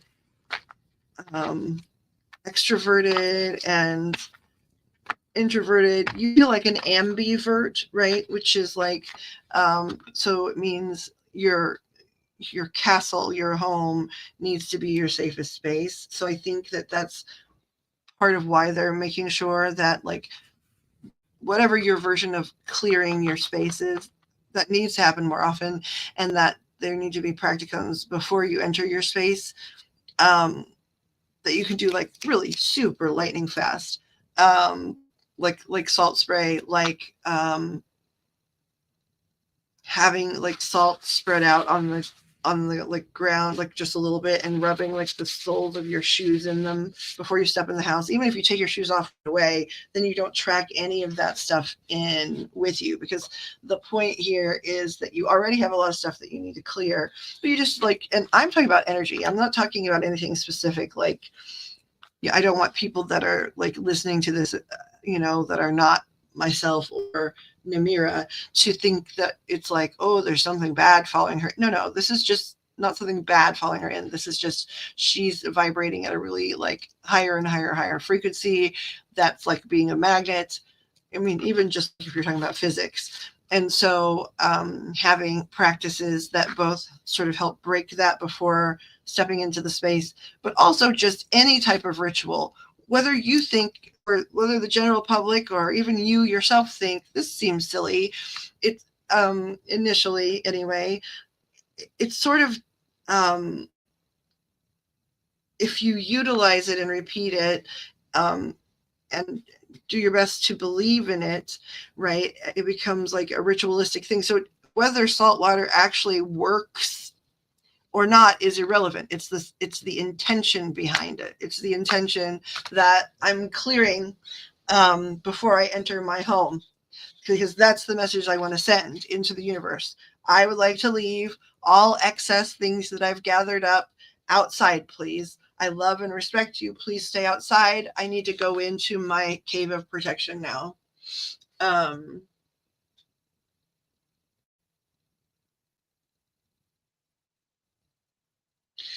Okay, so Palo Santo is my favorite too. I know that sage is the popular thing, right? But it's controversial in terms of like being taken from Native American properties and things like that, and, potentially from, sort of,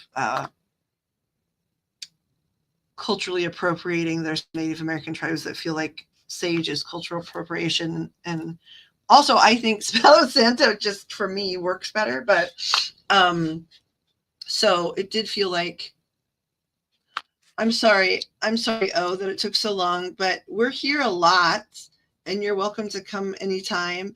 And if you don't feel like coming again, just send me a thing and we'll do your read anywhere and anywhere you want. Tipsy Turtle. It was good to see you. I'm glad you got to meet some of my pals, Miss Pixie, Mr. Toast, Ms. Jam, and now our lovely friend Namira. You do that with Himalayan salt. Did you ask me something? No, ma'am. I just said I was glad he got to meet you because O is leaving. Yo, oh, have a good one, dude. Yeah, I hope he comes back. Okay, so yes, so it does not surprise me that you're doing the salt and the Palo Santo, but like doing it before you enter your home is really important. And again, they're talking about, and this might be something you already do. Is this something she already does? Not much of. Okay, they're talking about sound clearing, right? Like just like how you can cleanse your house, smudge your house with Palo Santo or sage or whatever, or you can, use like a stick of selenite or whatever. They're talking about sound clearing for you. I don't know if you're music. Is it because she's sort of musically connected in some way? Yeah. Something about everybody loves music, but you have, I guess, maybe a stronger connection to music. I don't know if it's like a hobby or something that's beyond a hobby. I said that slowly because I want validation from them.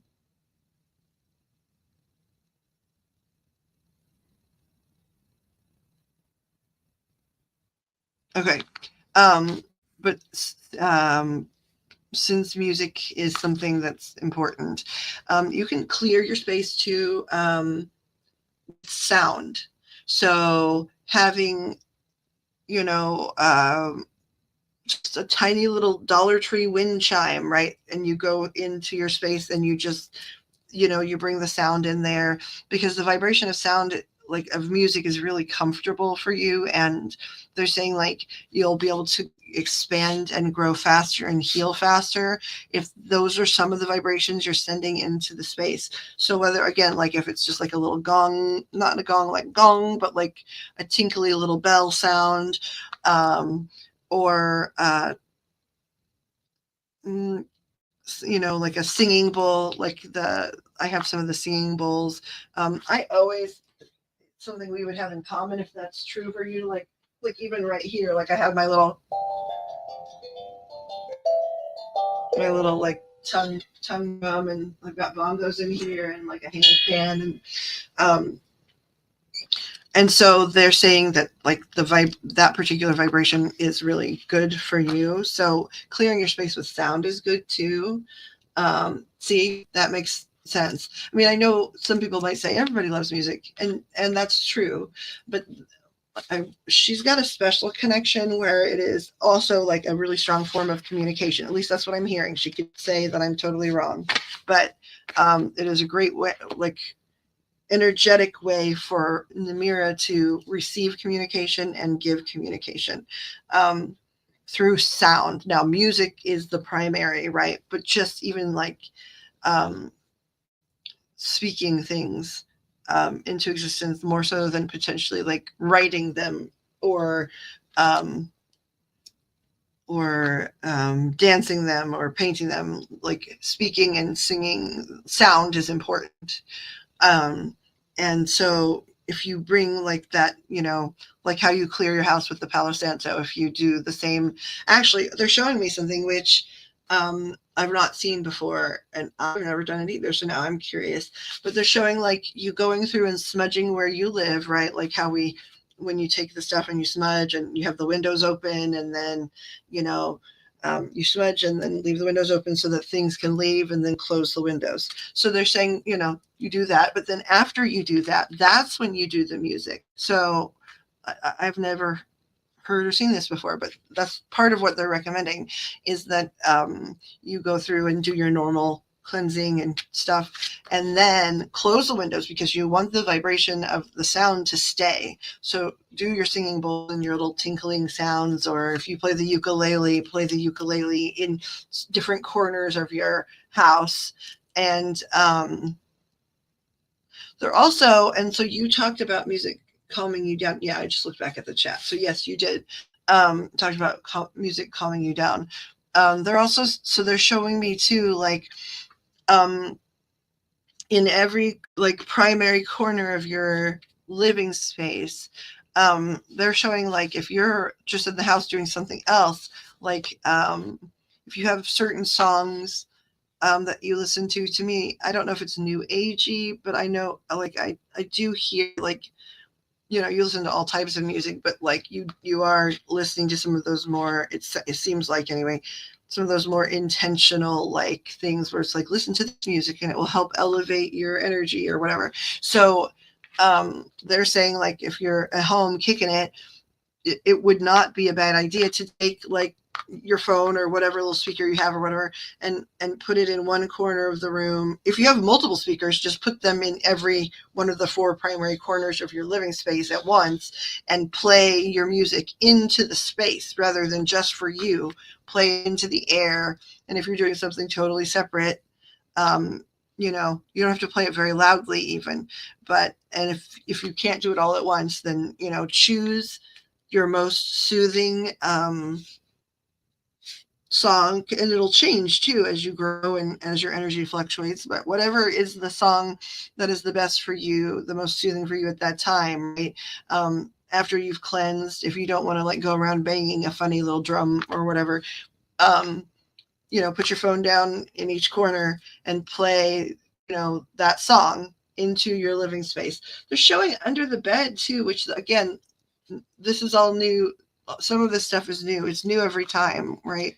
But they're saying like near the bed or at the foot of the bed or under the bed, if you play that too, it will help your sleep. I don't know if you're struggling with sleep, but they're talking about like having, they were earlier too, like at the very beginning of when we sort of cleared those cards away and started talking on this topic, they did show me like a bed and they said some, you know, and then I got distracted and like too chatty or whatever, but they showed me the bed from the beginning. Do you have trouble sleeping or is it dream stuff? Because they're really wanting like your sleep to improve, whether that is because it's not good sleep or you're having disturbing experiences in your dreams. I'm not sure. But and they were showing something else earlier. Can you show me again?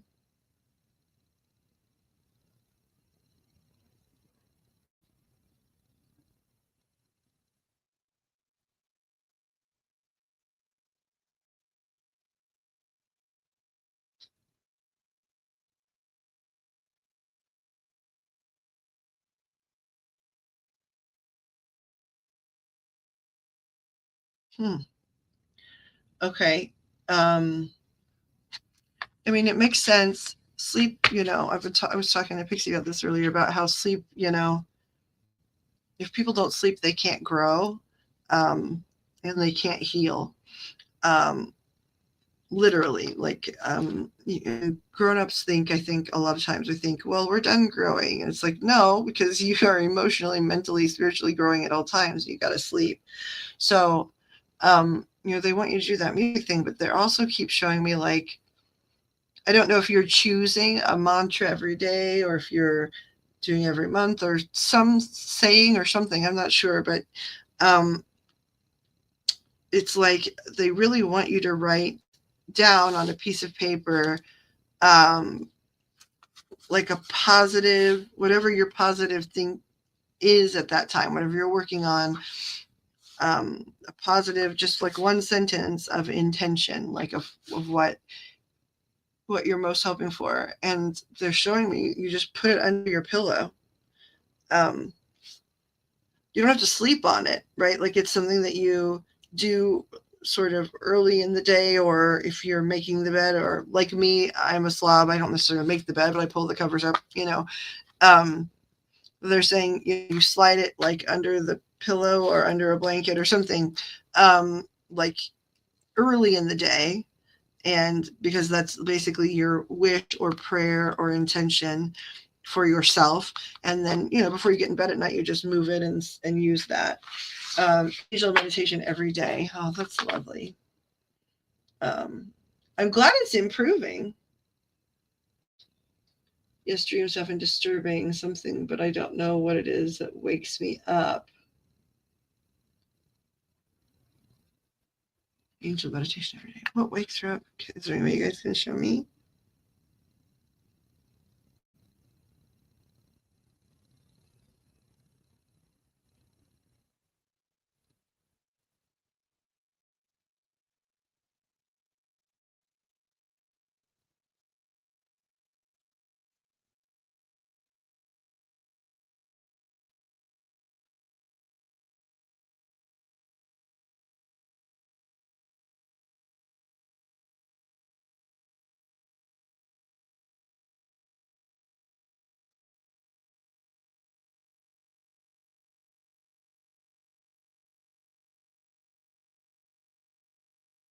Okay, I'm going to tell you what I just heard. Okay, so because we're off-roading the reading a bit. Ooh, I got dizzy too. One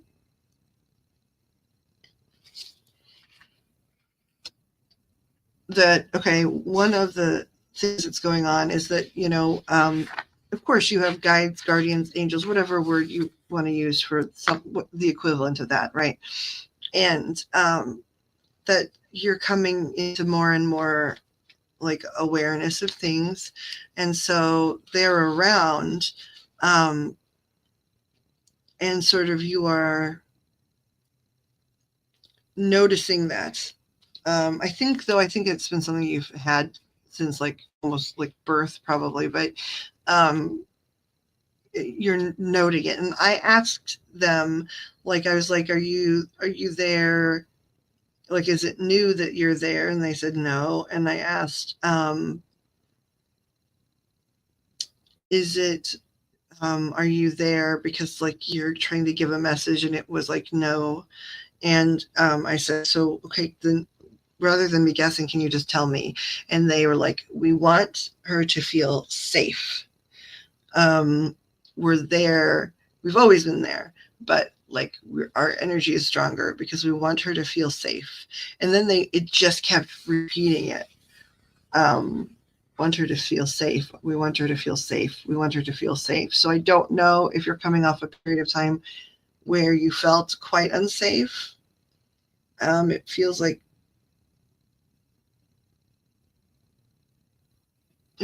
that's a very strong possibility. And so they're very loud and strongly present because they want you to know you've got a bodyguard.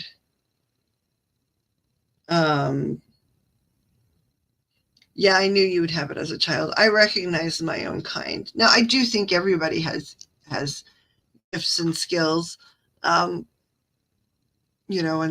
depending on our childhood, like sometimes they get scared away or discouraged or whatever. But there are some, just like everything, some people are born to be brilliant mathematicians and physicists, and they were born that way. And like some of us were born with stronger abilities in that area. And I think you, glad it's not scary. But they do still want you to feel safe. And so like what I mean by that is, to me, it feels like there was a person, like not a spirit thing. Like it feels like, I'm just getting out the rods real quick.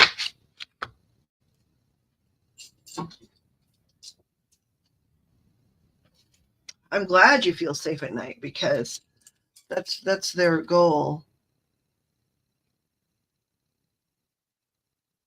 They want you to feel safe. But I want to know why that we're repeating it. Okay, I'm so sorry that we're back. Can you show me what a no looks like? Thank you. What a yes looks like. How to quantify. Thank you. Directionals. Okay, thank you.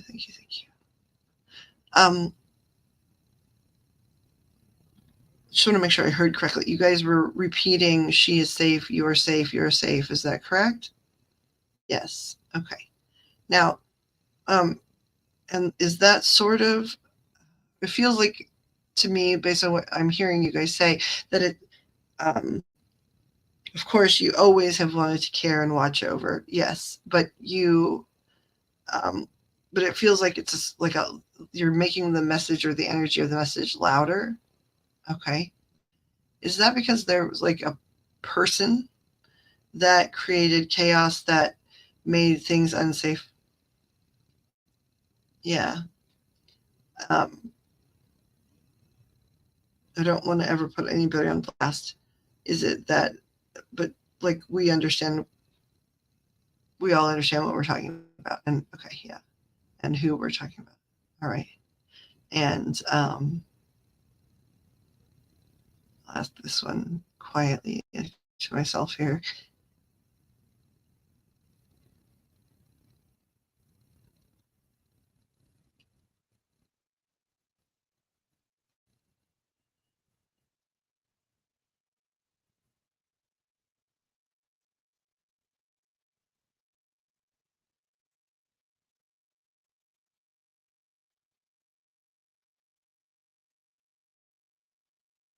And healing from that. Okay.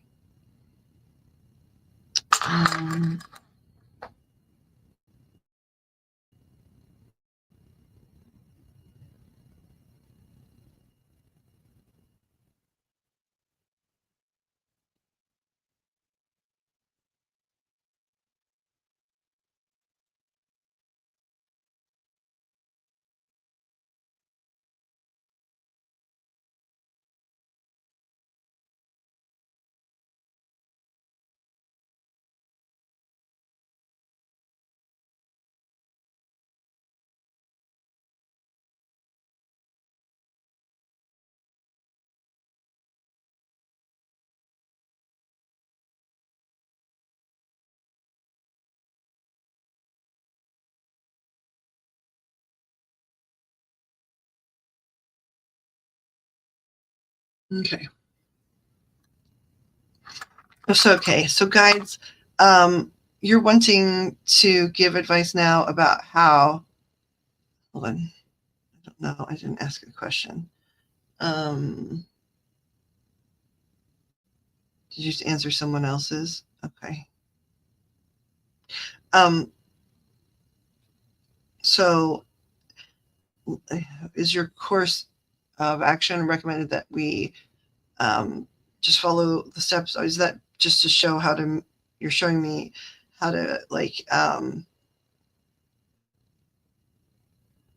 have times of rest and not feel others' energy so intensely? Okay. And when I see the writing stuff down and stuff, that is like a contra. Okay. And then, did you guys choose this one because you're wanting to just talk about like energies that are like either too closed or too open, that kind of stuff? Okay.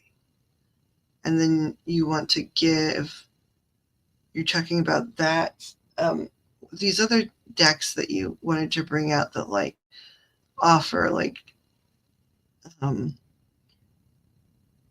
projects. Is that something you still want to do? Okay, no, but you still want to do like the love cards for her. Okay, all right.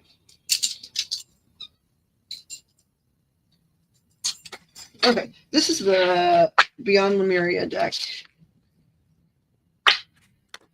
and this is just to specify okay, like areas of focus that can help with energy sensitivity and help sort of both learn, to build more tolerance, but also how to like be able to just turn it off and take breaks and things. Which is good you came in because you're not the only person that needs this kind of stuff. Okay. So you're just being a good reminder to all of us.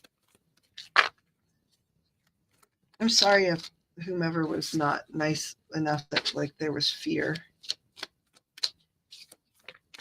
Not in the too terribly distant past.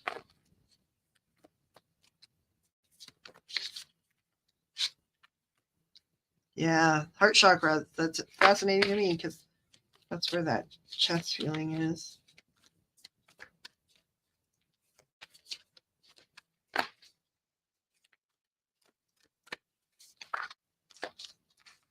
That how many? Because you guys said 4. Okay, try again. That was my bad. Okay.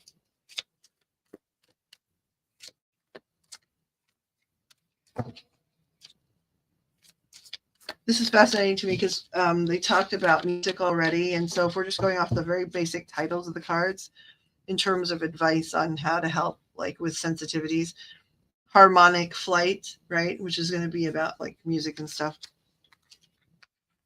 Vulnerability, heart chakra, which came up in terms of like how heavy the energy feels.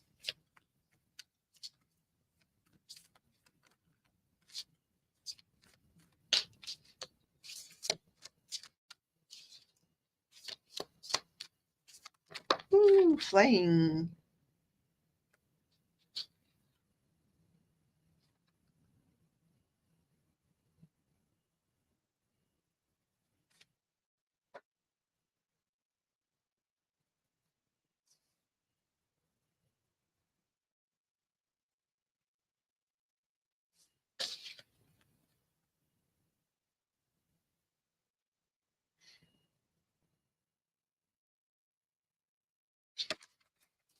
Fell down on the ground.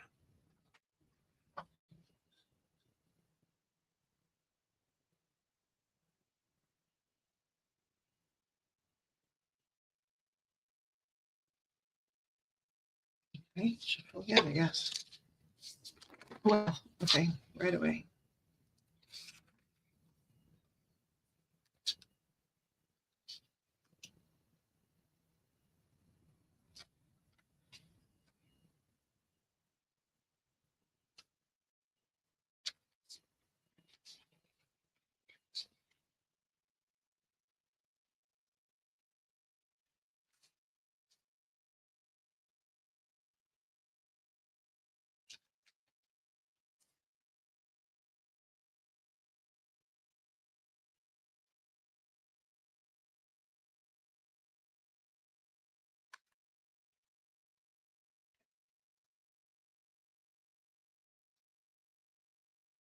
Just briefly go through these. Okay. Harmonic flight.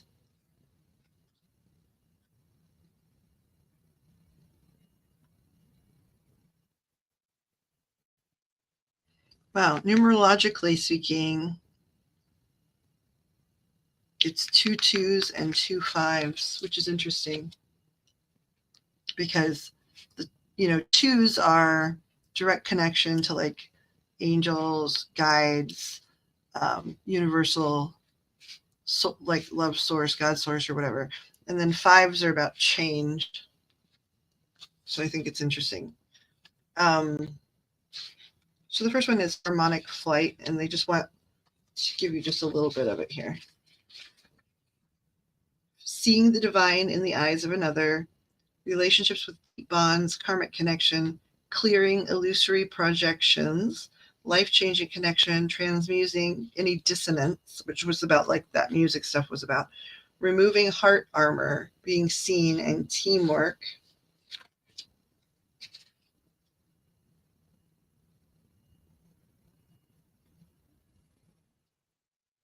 And eliminating, like it's basically largely about fine tuning, right? Both literally, like musically, and energetically, and talking about like eliminating illusions, like separating like energy illusion and pain and fear illusion from like reality of there's a lot of real stuff going on too. Next one is vulnerability. It talks about real strength, holding space, healing past wounds, which is exactly what you're already working on so hard. Accepting yourself as you are, sharing from the depths of your heart, raw truth, compassion for others, removing your armor. So that's the second time it's talking about being less guarded, which is interesting. It says also be vulnerable. It may also almost be time to step into the role of healer. They keep talking about light worker with you too. 2 is your year number and 5 is your life path. Wow, 2 2s, 2 5s. That's interesting. That's very interesting. And they do, like, there's a lot of different energy workers, right? But they've mentioned, just like as they've been chit-chatting to me, like light work a lot. Now, there's lots of different types of light workers, but my gosh, you are one and headed to be a bigger one. Heart chakra, right? Love for oneself and others, relationships, compassion, forgiveness, empathy, connection, receptivity. Okay. And then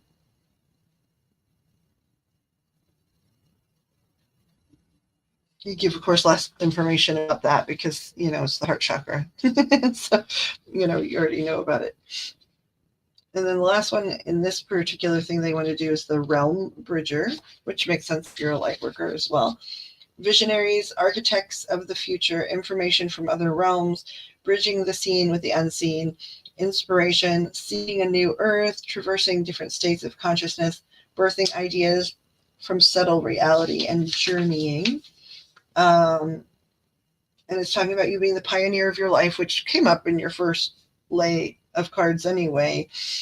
They're talking about doing intuitive drawing.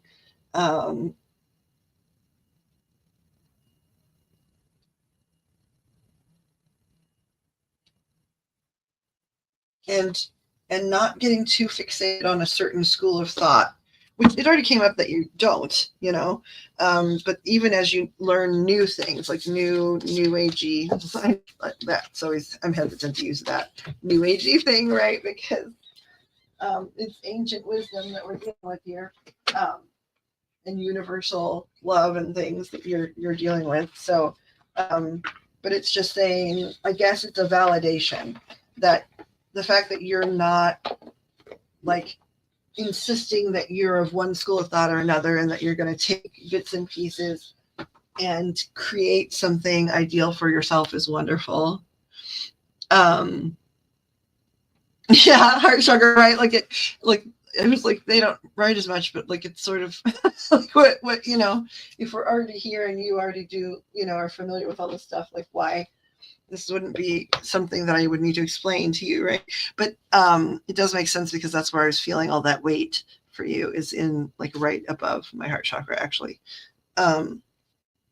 So they want me to do like a couple of universal love cards for you. But they did want to say this in terms of the oversensitivity, like that you're not oversensitive. You're just feeling a lot right now.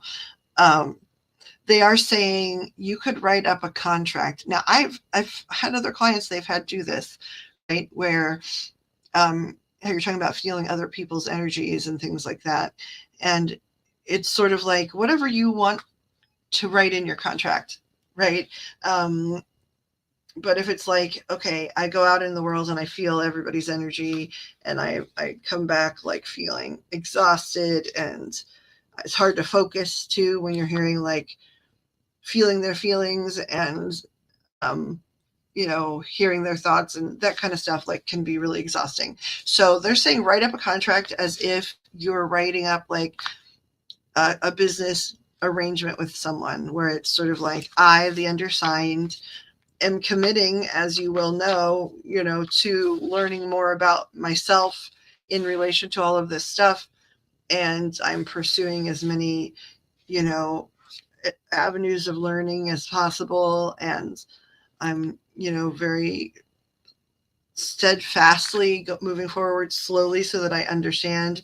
But between the hours of such and such, I would like to be able to request via contract that you know, my guides, guardians, whatever you want to put, step forward and block me from that energy. Or when I go, or if it's just certain locations that bother you, whatever it is you want to put in your contract, you need to either put in like the hours of time during the day. Like, hey, if you were in school, for example, it'd be like, hey, I have a class from 6:30 to 7:45.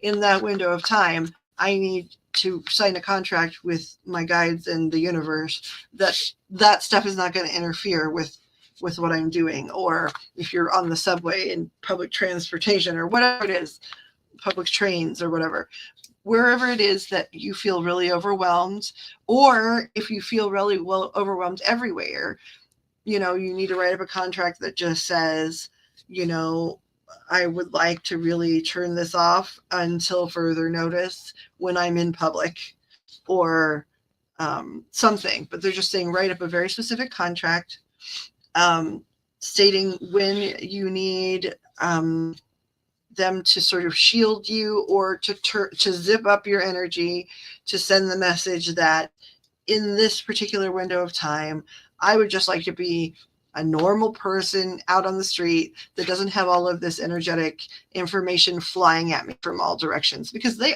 honor these contracts.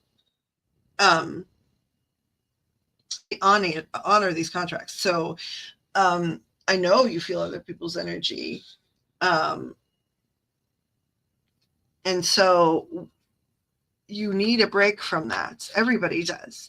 And I know you're doing meditations and listening to music and things like that, but you need a break. You have the right to go to the movies or the groceries or something and not be inundated with all of this.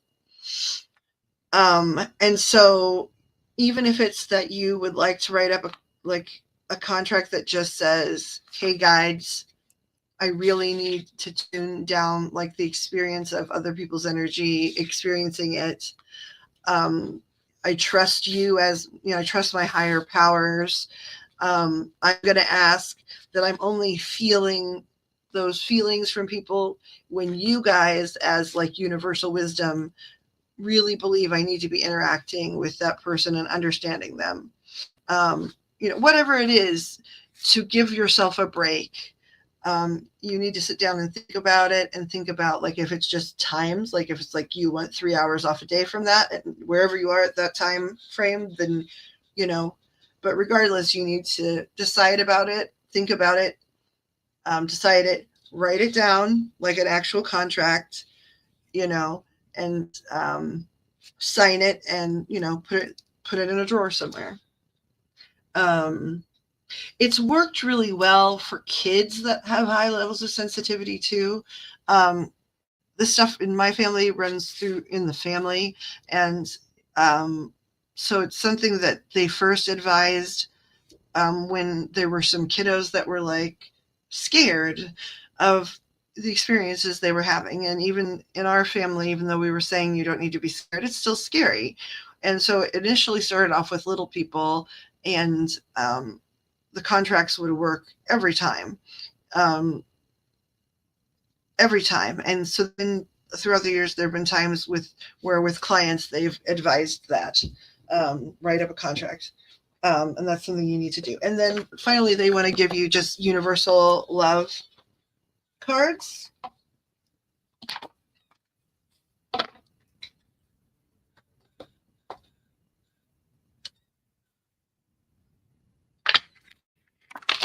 How many do you guys want to give?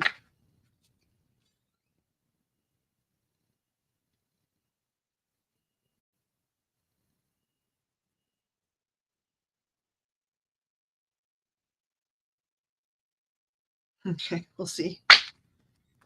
I'm pretty sure they gave a number, so we'll see if that's how many fall. Okay, what are your universal, like, love letters / messages for Namira, please?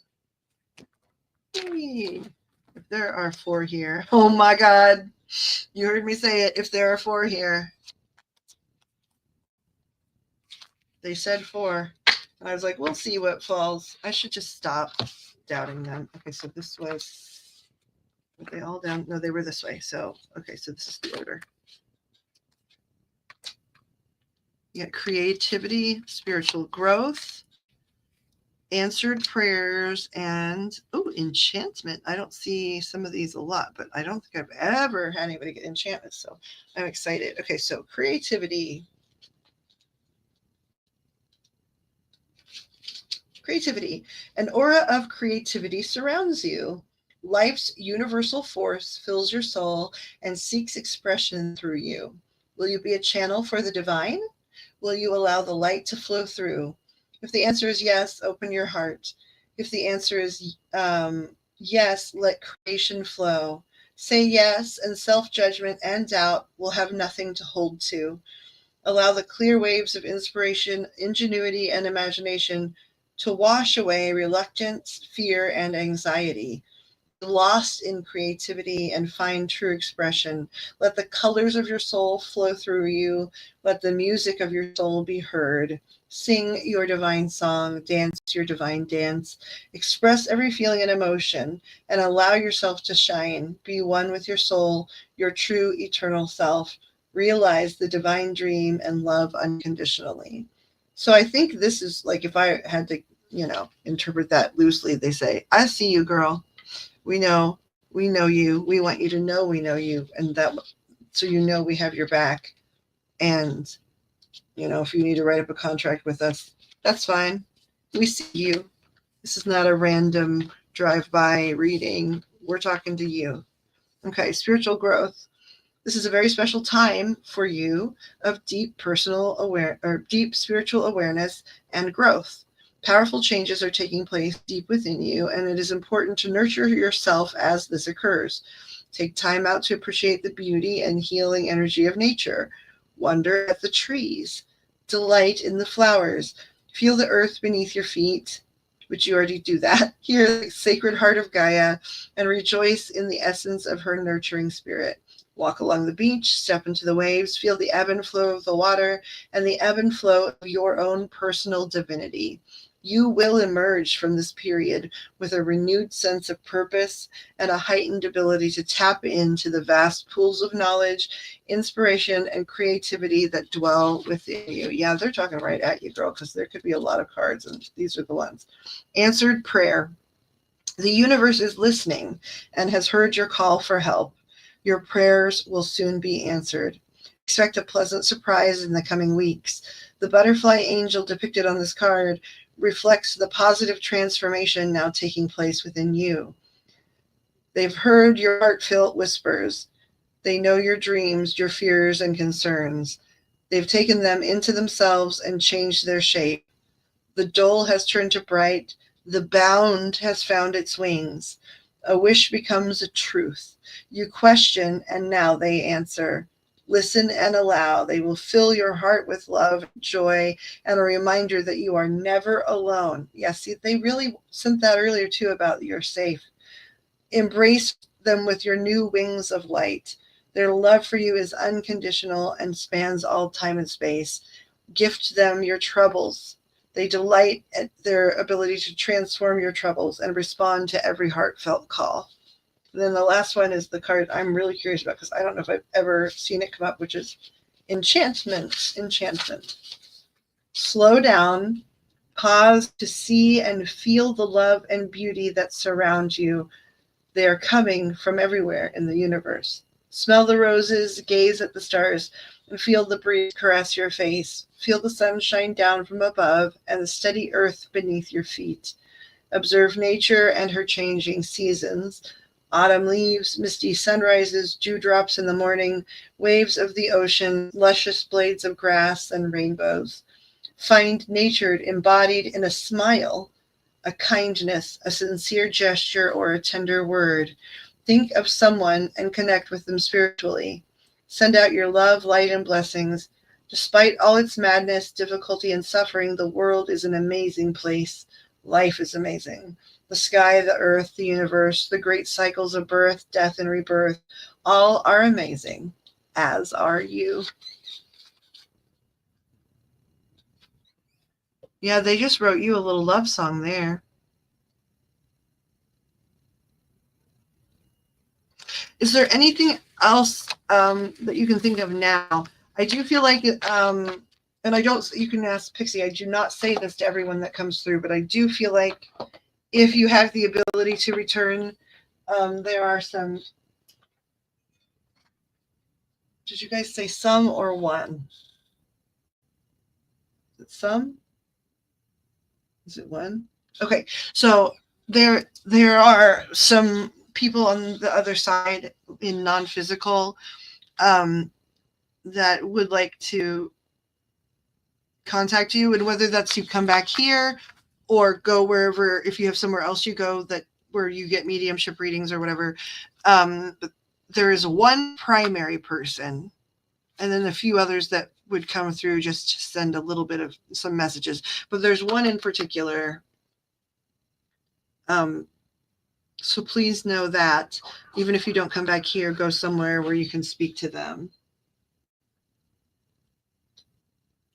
I mean, we would love to see you again and learn from you and be your friends, right? So I'm not trying to discourage you from coming back, but I don't want you to feel like I'm saying that because I'm trying to get you to come to the mediumship reading, right?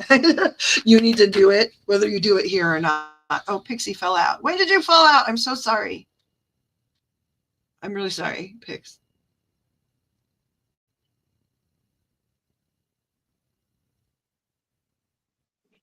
It's okay. I'm sorry. How long were you out there? A little while. I'm so sorry. Man, I never look up. I'm either like looking at whatever the visions or whatever is right here. Yeah, we would love to see you again. Is there any question like that is still we could do with the rods, like yes or no, that like is bothering you? Because if not, I believe we've reached a good stopping place. It's been lovely to meet you, though. Your energy is lovely. My gosh, your patience. Like, people couldn't pay me to be patient like that. I mean, I would like to try, but I'm bad at it. You know, I would like to be far more patient. Oh, that's lovely. I'm glad you feel home here. We would like this to be home for lots of lovely people.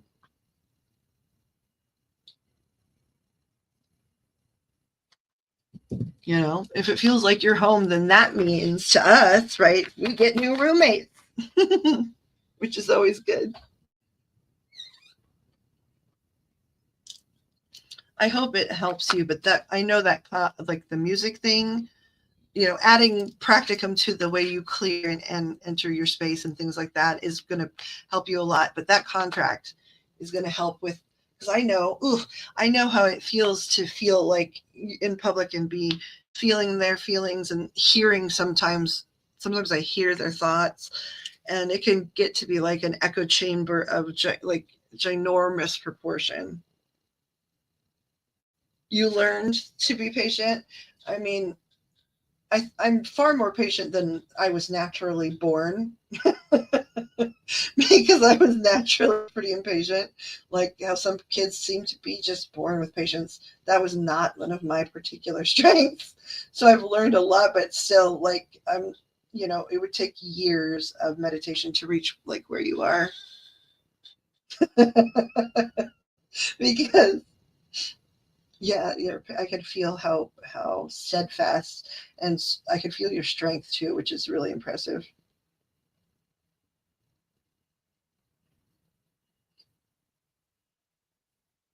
Also, even though you have different paths and things like that, you and Pixie actually are in a really similar place energetically too.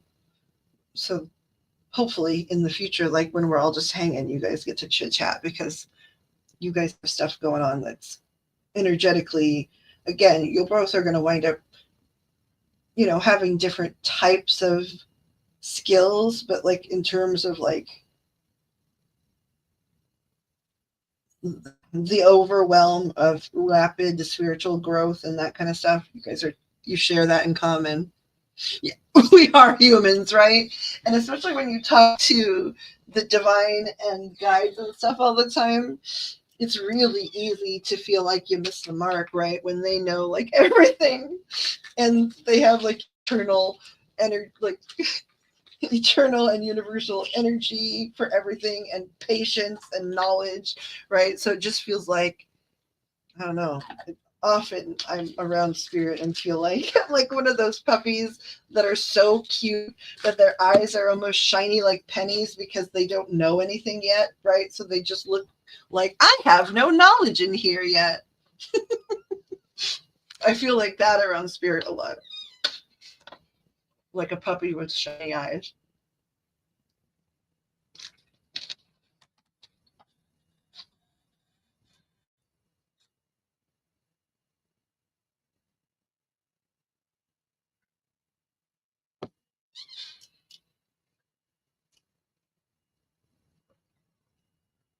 I think it would be wonderful for us to learn from each other. Now you are, I'm pretty sure, a few time zones ahead of us. Is that correct? We are in I should clarify, we are in Central Standard Time.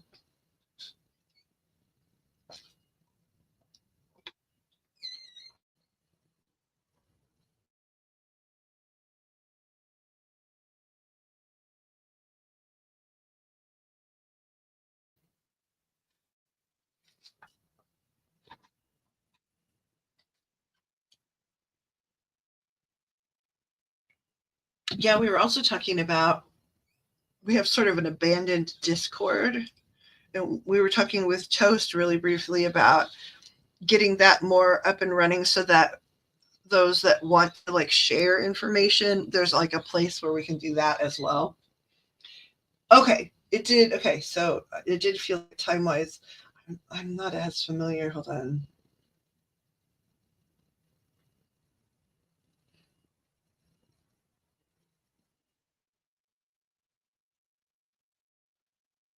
Yeah. Okay. So we are.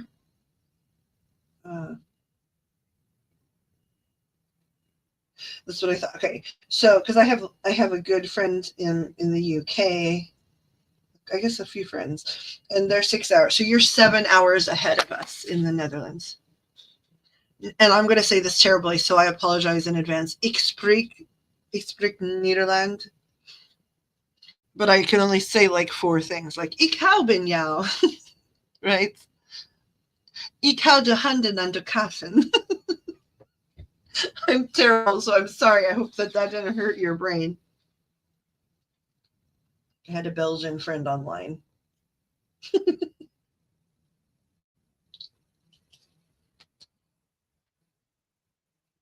Yes, and then we're in the center of US, so you're 6 hours from the East Coast, and then we're in the middle of the Midwest, right? The center of the what they call the Bible Belt. Um,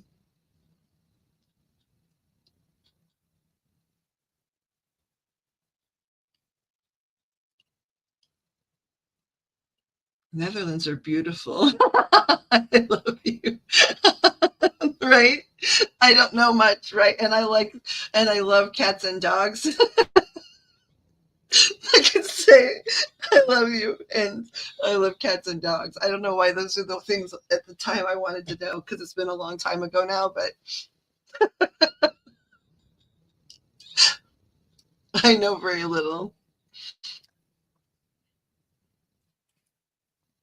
And people are like, there is no language like Nederland. And it's like, it's sort of Dutch, yeah, you guys, like the people around here. It's Dutch, but it's not, they don't say I speak Dutch, I guess, not technically, right?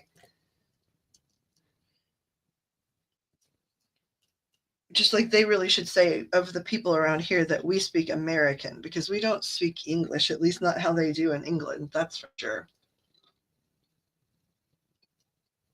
We speak American.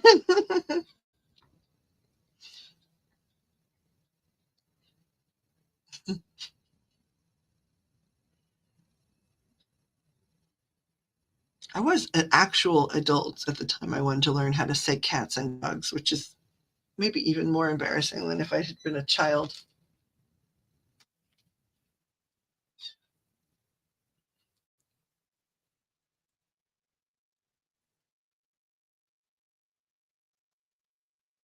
So that was an awesome read. I think so. She's got wonderful energy. I'm sure you feel it too. And they were just like I got quiet because they were talking about love for Namira specifically, right? Um, by which I'm taking it to mean they're talking about like a romantic. Are you guys talking about a romantic thing? Yeah, somebody like I got quiet because they were like, love is not too far off, and it's like, okay, I don't know if that's a question that you had just in the back of your head, Namira, or not, but like, but they just like were like, I got quiet after talking about stupid things like I know how to say cat and dog because they were talking about love is not far from you. Yeah, in England they speak English, right? So it would stand to reason that we speak American. I definitely speak American. What about you, Pix? I think we both speak American. Yep, I believe so. Just like my grandfather from Mexico, right? Like um he would speak something akin to like some sort of Spanglish, right? But he wasn't even Spanish Spanglish. Like, it wasn't Spanglish really. It wasn't Spanish and English because it was more like Mexican and English, which is still an entirely different way to speak Spanish.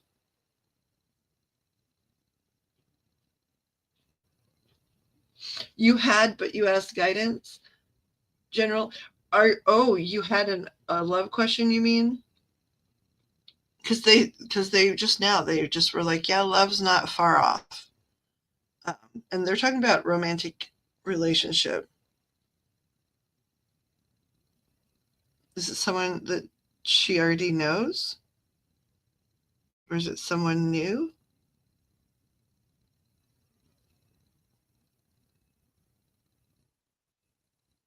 If you know them, it's really peripheral. Like it would be someone you know very peripherally speaking that you've like seen, probably more likely somebody that you've seen in whatever your routine is, but I don't know. Have they spoken?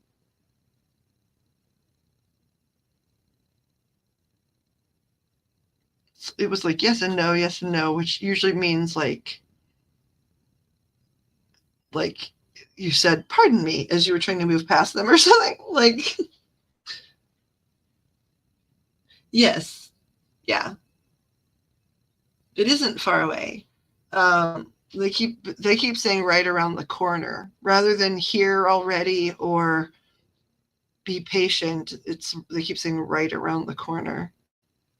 And then one of my friends that's deceased called his name is Chris. He just said, I guess it depends on which corner, but he just likes to be a smart ass.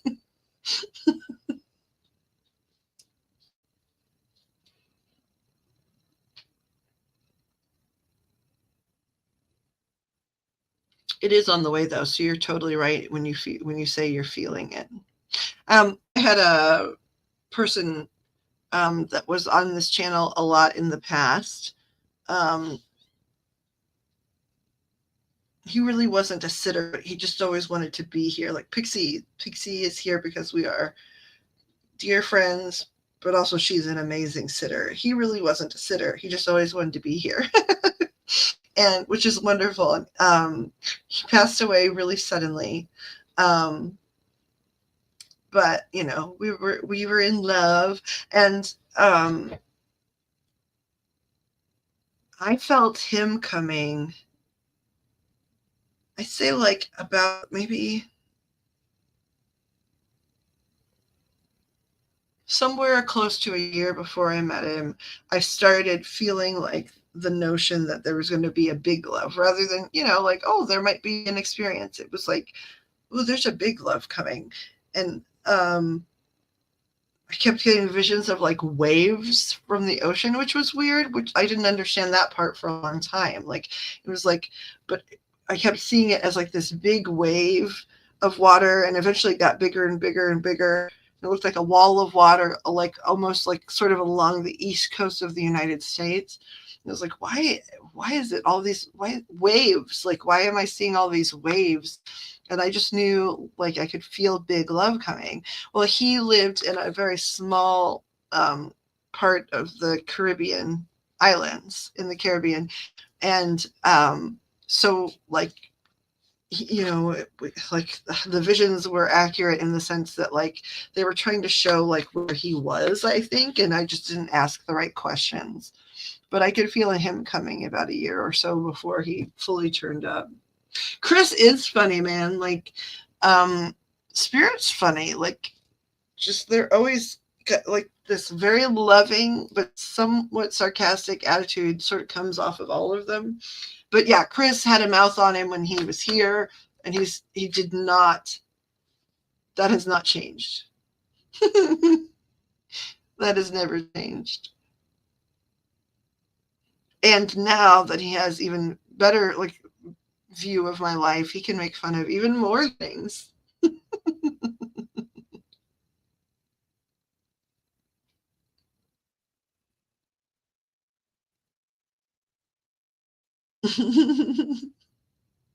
He is funny.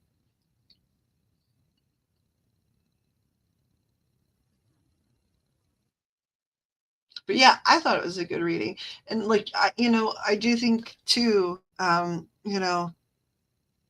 that a lot of times, just like when we do cases picks and, like, I get information about other missing people or whatever, or similar cases sort of tend to, like, group together to talk about energetically or whatever.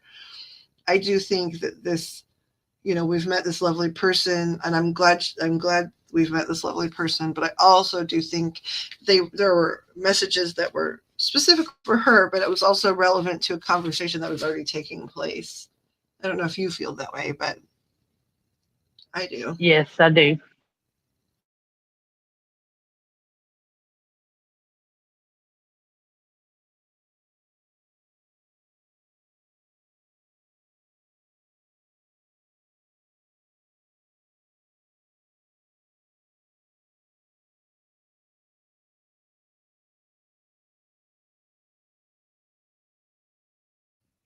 I apologize. I was very ridiculously wanting to eat a chip.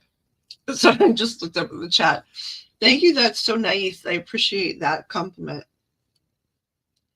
I know I repeat myself too much. That drives people crazy, but I just want to make sure I'm hearing things clearly. And I'm glad. I'm glad it's spot on. Like, of course, everybody likes being able to do their job well, but I also means to me, even more importantly, that I'm actually connecting to someone here. Now, the guides are really the ones that are helping with the triangulation, but still I get to meet someone new, which is, like, super fun. I don't know if we ever really heard if Toast and Jam escaped the coyotes. Did we ever hear? They did. They did? They came back and I missed it? Correct. Okay. Well, I'm glad they're safe, because they were like, we're going to go outside and They may run still be from the... here. I don't know. Well, I think there's, like, maybe somebody's listening casually, potentially hanging out, doing other things, but I just never heard the follow-up of, like, we made it back from... we made it back from the coyotes. That scared me, especially with the one in our neighborhood right now. Like, I'm constantly worried it's going to eat one of my little dogs. Primarily because I know it wants to eat one of my little dogs. It keeps lining up the fence at late at night and growling when they're out there. And it's like, when the fox comes, like, it just wants to seem to, like, talk to them. The coyote's like, hello, snack. And it's like, one of the dogs knows and is smart to, like, run straight for the door, like, hi, coyote's here, And the other one's like, hi, coyote, you want to eat me as a snack? That's interesting. Tell me more. And it's like, oh, please come inside. That guy wants to turn you into dinner, man. And it's like he's so far on the fence, knock on wood, with the side on that has the tallest fence, like, because otherwise, we would have had a catastrophe already.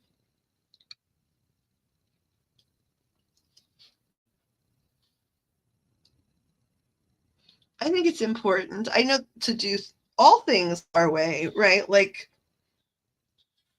I think the world would be a better place if people were allowed to, even if they did the same kind of work, if they were allowed to approach it their own way, people would be a lot more productive and successful and collaborative. Yeah, seriously. I have a little Chihuahua, and he's not a standard. But he's not the super itty bitty ones either. Called I guess just mini, right? Because they have something called like a teacup Chihuahua. Because I guess in theory it's supposed to fit in a teacup. I don't know, but he's just a mini, small one. I don't know what they call them. And then the other one is multi-poo, which means she's two little mop-shaped dogs in one, right? Like a little gray mop dog. And one of them knows, like, ooh, this big dog doesn't like me. The other one has this thing about big dogs, like, where he really, really wants the big dogs to think he's cool. This is a Chihuahua, and I don't think that would be a hard to guess thing. So sometimes he'll stand or run at very big dogs because he wants to be with like the big dogs, like quite literally. And I mean, thank goodness he's okay, but it's a bad decision on his part every time.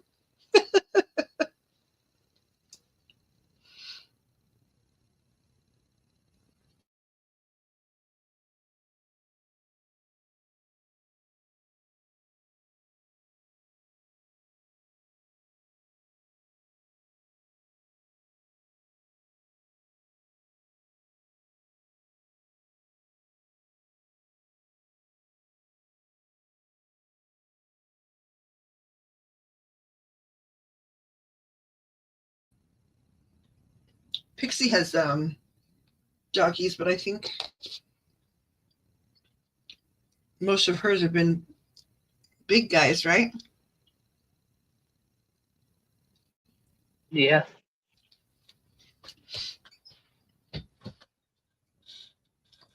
Do you have pets, Namira? I'm not sure. I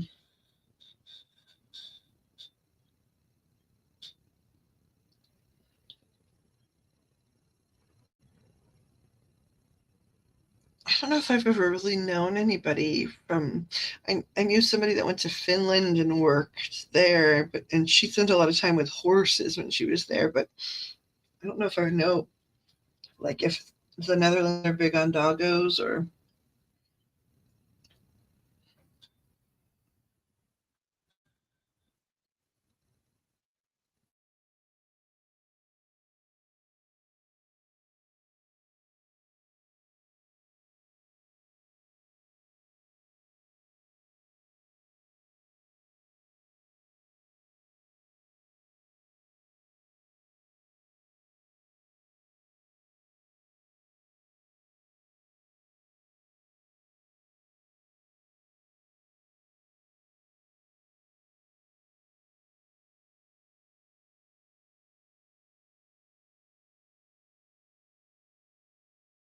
To the doggos?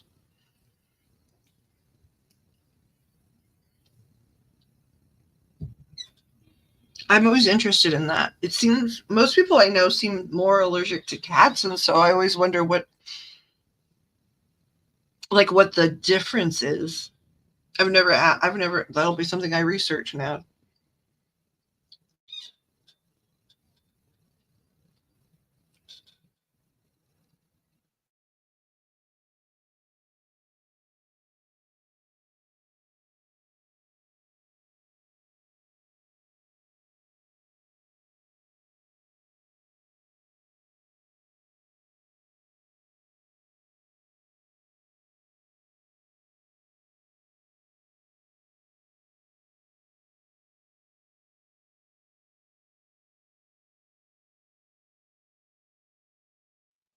Oh, that's nice. So you feel comfortable and happy with their new life experiences. That's wonderful.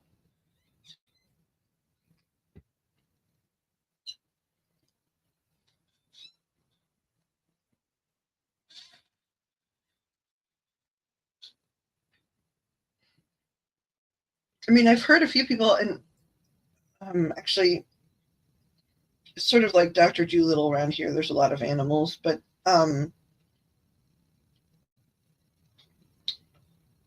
we had a dog that sort of somebody I knew through like a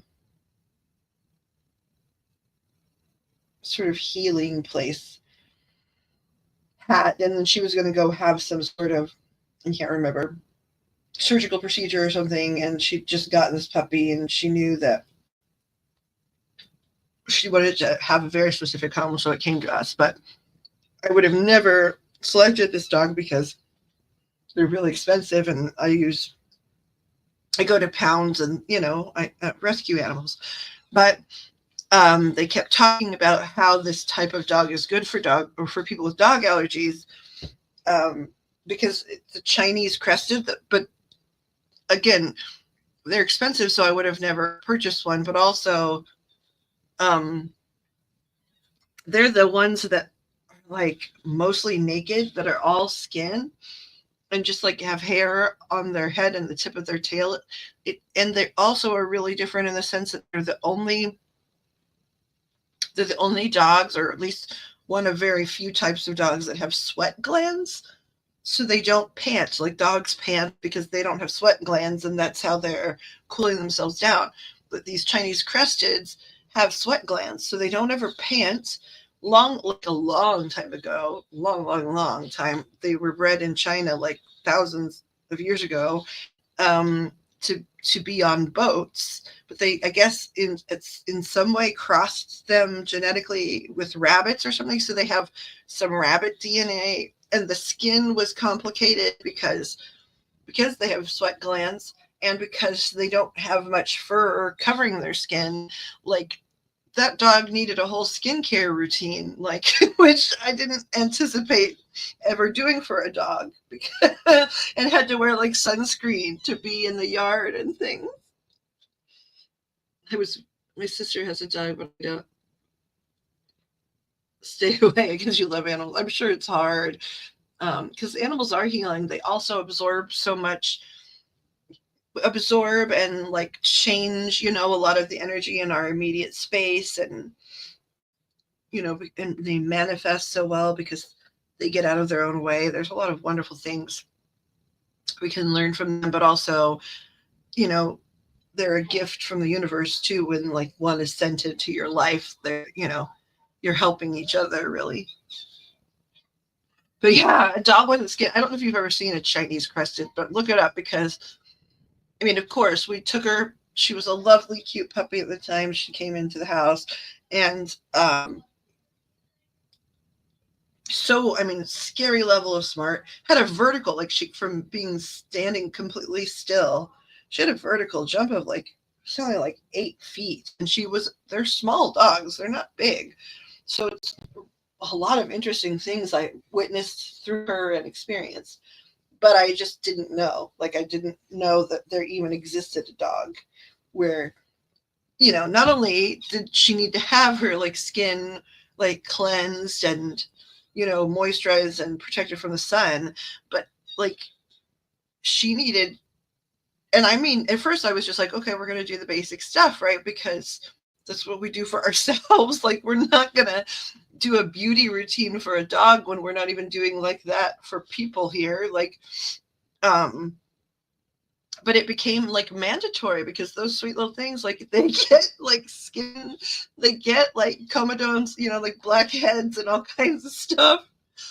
And I didn't want to buy they have all these expensive like skincare products you can buy specifically for them, because it has to do with pH balance and stuff. I didn't want to do that. So we did all of these natural. So I was always making a stinking like natural out of foods and like plant based things, like skin masks and things for different parts of her.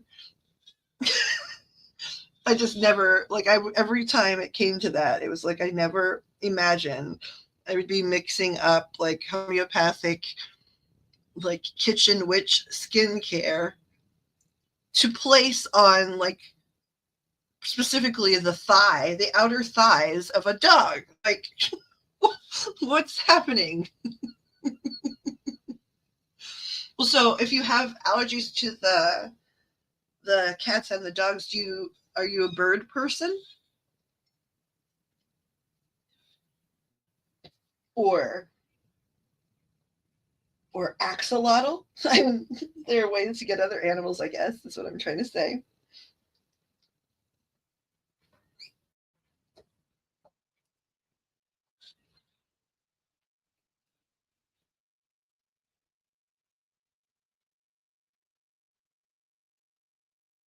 Trying to go to my channel real quick so that I can click on this thingamajig.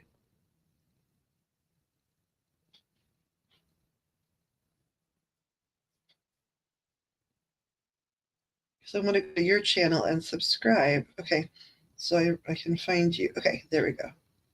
I'm now subscribed to Love Yourself First, Namira. Oh, I like this owl. Oh, you're into law of attraction? Oh, girl. We have some things in common. Not that that really surprises me. 10 months ago, shared law of attraction secrets practice. Something strange is happening to my friend's wife, Taylor. I'm just reading this post. Taylor has suddenly started to speak Spanish. She's not taking lessons or even studying. She took Spanish in high school, that's it. But all of a sudden, she now speaks 2 languages. She can't explain it either.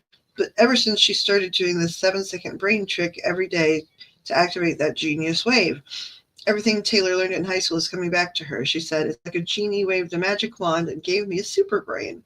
But this miracle isn't all gravy. A couple of her girlfriends can't stand how smart she's becoming now. They tease her for having such a powerful brain, which hurts, but I tried to remind her that at least she's learning who her real friends are. Yeah. Anyway, if you want to see how to quickly activate your genius wave 2 and tap into a genius level of IQ where great ideas start coming to you and lucky things start happening, then all you need to do is check out this short presentation. That's from the channel Law of Attraction Secrets Practice. It's got a pretty picture of an owl. The universe has decided that the person who shares this video will get a miracle in the next hour. Activate your gland to get all your God-given genius powers immediately. To know more, read the above.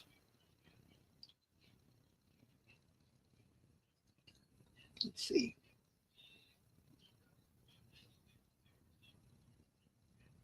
Like the hoot owls. If that is a picture of you, you are also beautiful.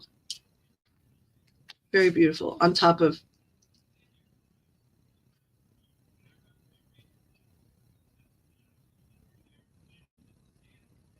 they found what allergies to birds. I'm sorry, I should have been keeping up with the chat. You're saying they found it in your blood with the allergies to birds.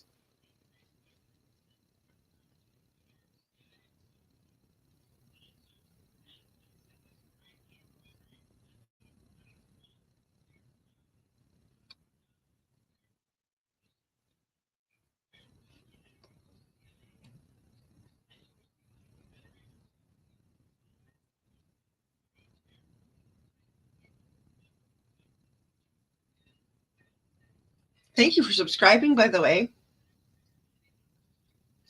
I really appreciate it.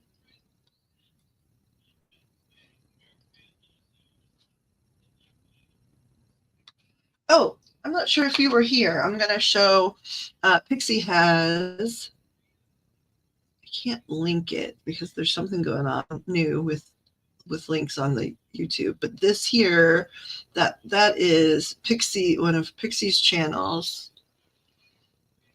DIYs on the cheap, and she's got some like arts and crafts. I want to say arts because I think she's an artist. But makes a lot of crafts. There it is. I'm going to it too. Why can't wait? Why don't I find you right away on here?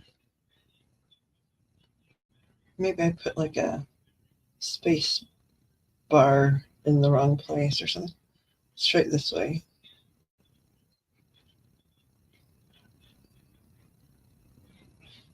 Oh, okay. Yep, that's exactly what it was.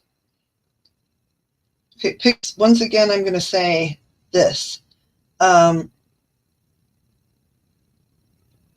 Because you're specifying that your content is made for kids, I can't click the bell icon. So I can't click to get notified. I think I've said it before, but maybe you were asleep by that point or something. So what you can do is you can say, no, this is not made for kids, and then underneath specify, but they don't have to be 18 to watch. And then we can subscribe and click the bell icon so we get notifications.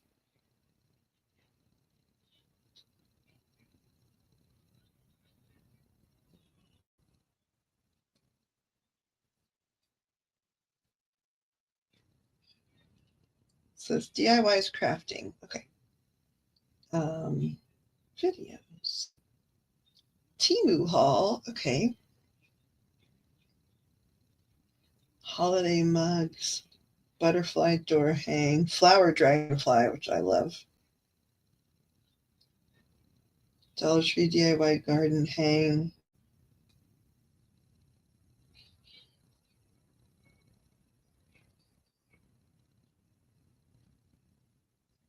And then you posted for another crafter. I don't think I've watched the hauls, Pixie. I'm going to have to watch the hauls later.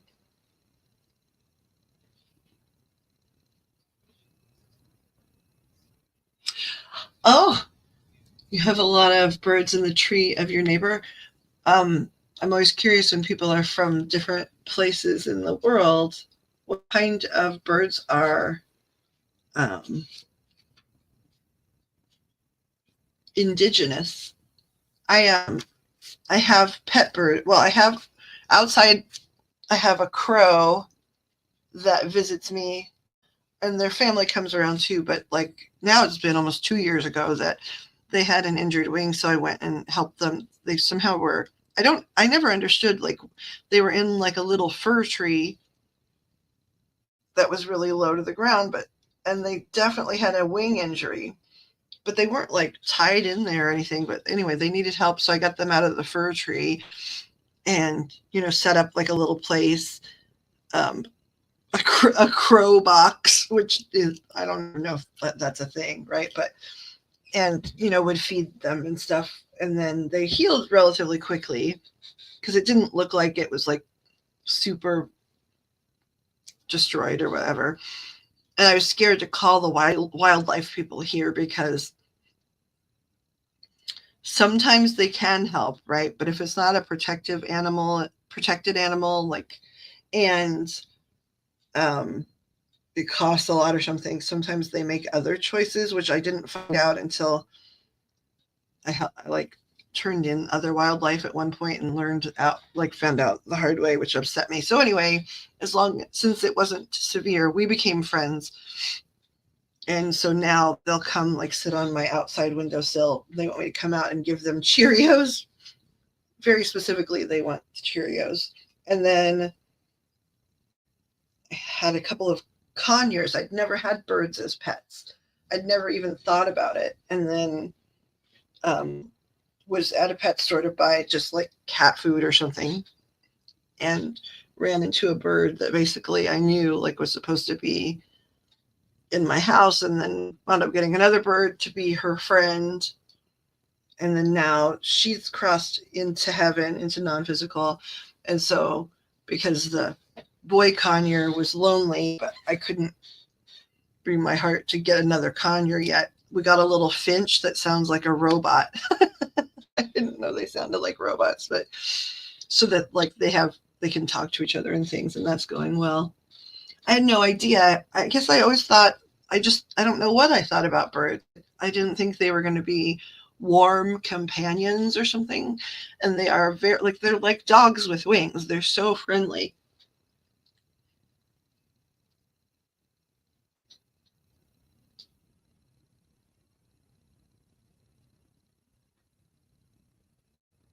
It's a butterfly. Ah, that's sad, but good you could help.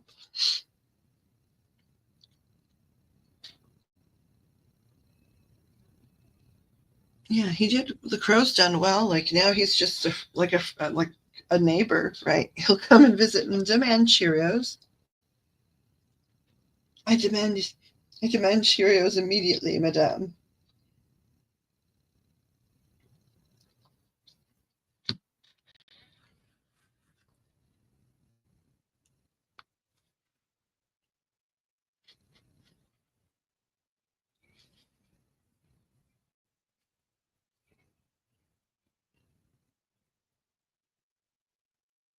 They're talking about love. They're talking about love for Namira again, actually.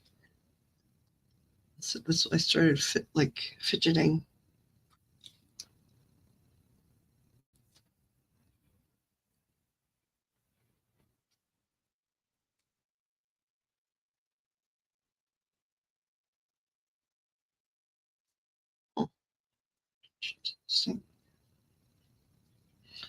Did we lose you, Pix?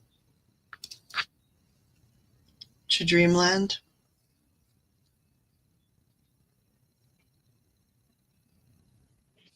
I'm still here.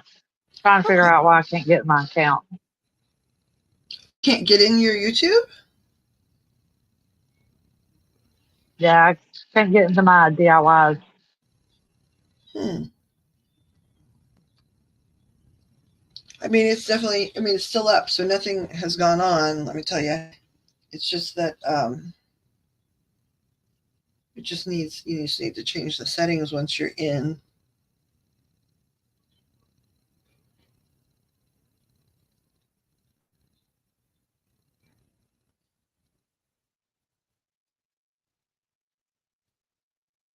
I was just surprised when I saw it too.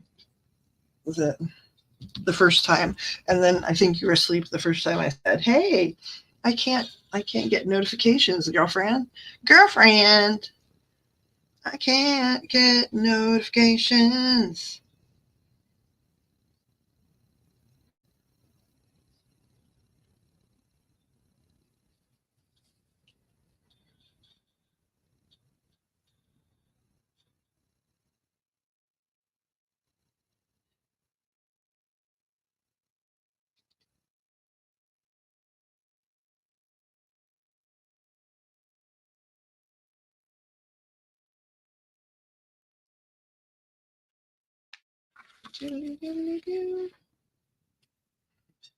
It's time to let the T-Rex roam.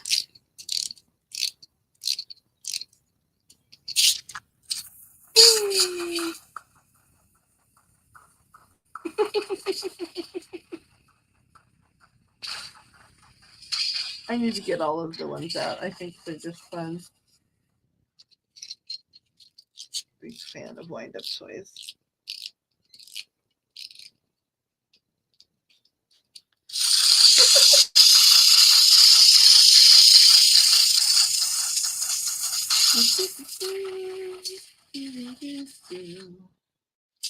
Have a little race too.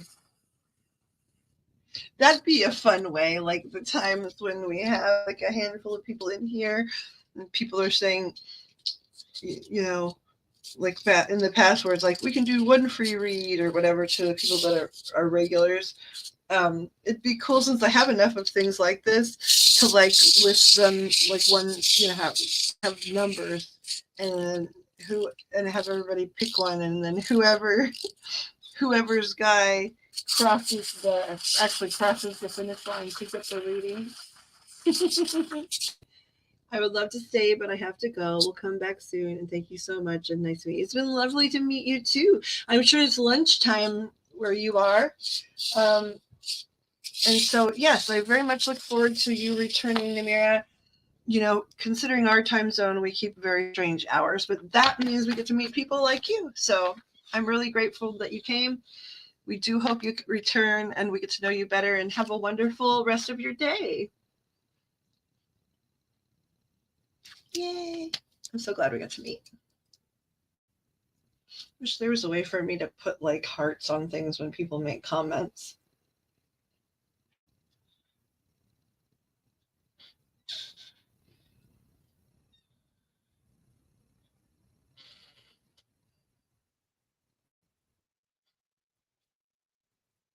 Let's see, can I?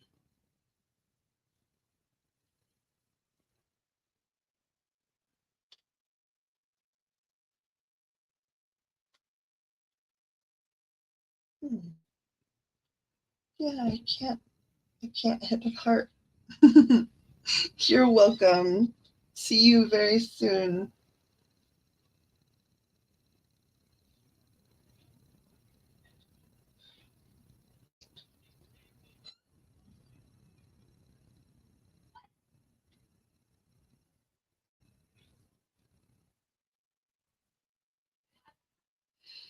All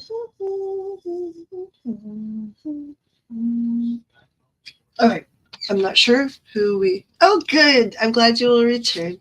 Be well until. Let me type it in there too because.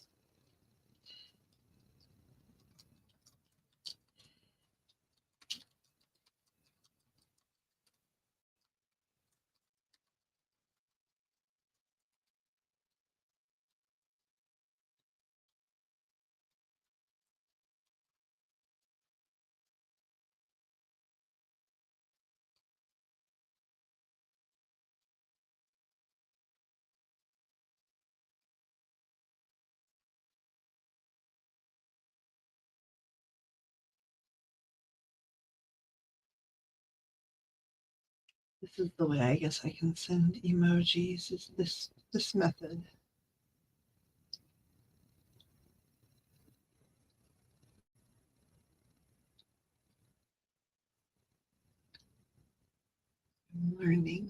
I'm learning technologically.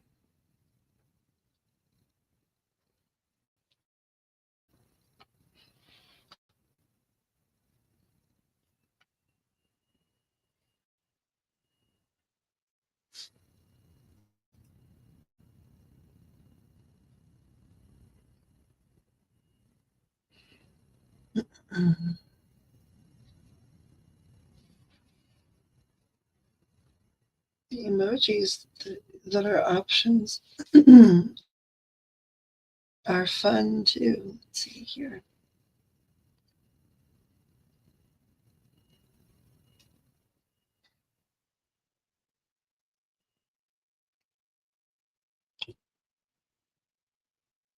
There we go. Okay.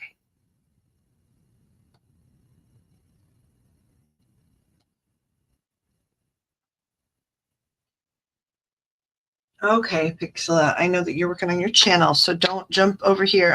I am gonna run down the hall and take a little, like just a little break, and I will be back.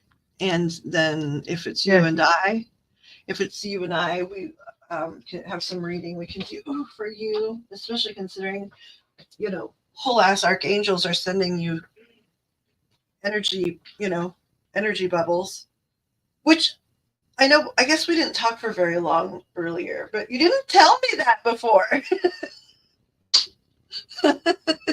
Anyway, I'll be back. I'm going to take care of my thingamajig and then we can do something else when I get back. Okay.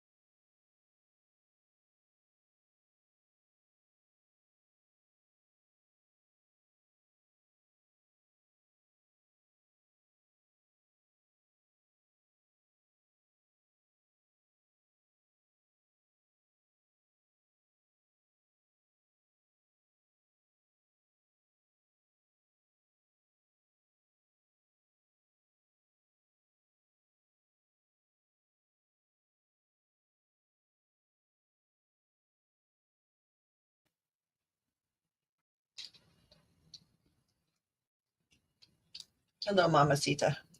Mamacita, Mamacita, Senorita. Okay. Hello. Is your fella getting ready for work? Not yet. Not yet. All right, now I'm getting upset. What's happening? I cannot get into my Oh, DIYs on the still? YouTube account. Yeah, What's it saying? it's not saying anything. I just can't. I mean, Can you reset it's not your password? like when you go to manage account Okay. or switch account. Mm-hmm. It's not saying I have any. So you need to add it in, right? And sign in. Oh, and we're online. You're online in this account, right? So you have to get out of this account, right? In order to sign in.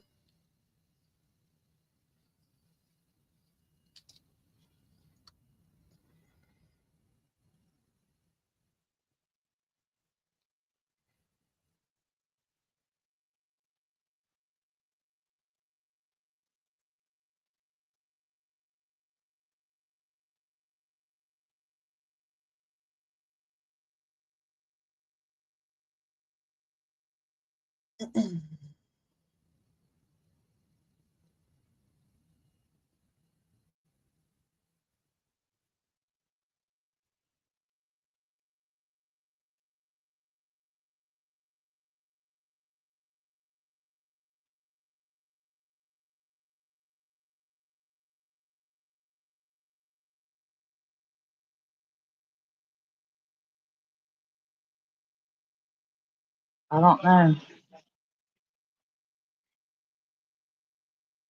Yeah, I suspect.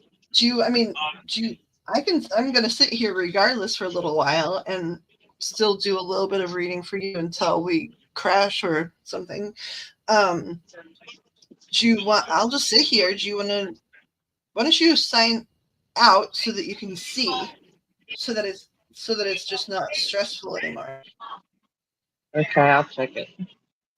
I will be here. That way there's just no worrying about it. Okay, I'm going to put on some music that's annoying, potentially annoying, but it'll be okay in the long run. Do, do, do, do, do. Ridiculous girl. Ridiculous girl. I'm all alone. Let's see. What's this one? Oh, I like this one. This one's fun. Okay. I'll play this.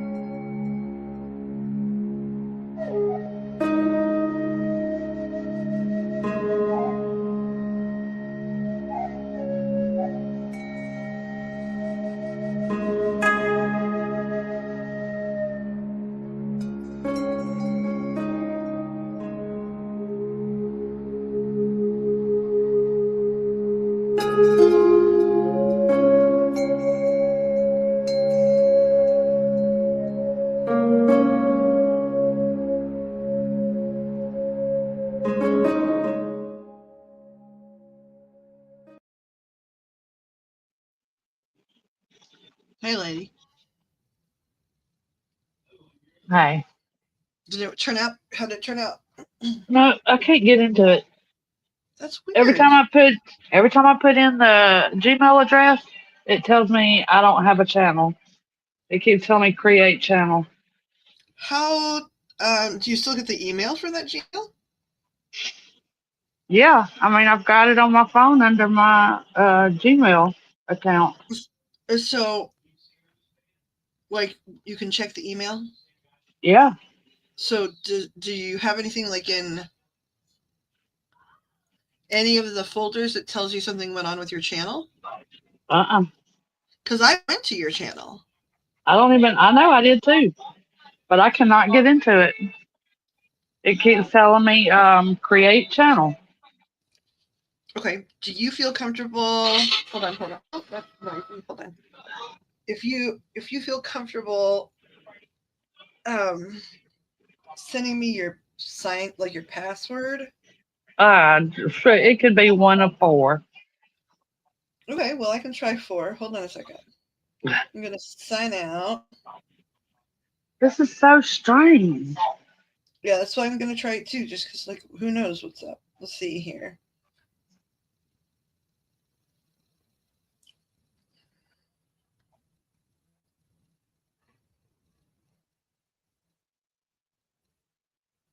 Okay, hold on. I'm gonna get into YouTube from my phone end here.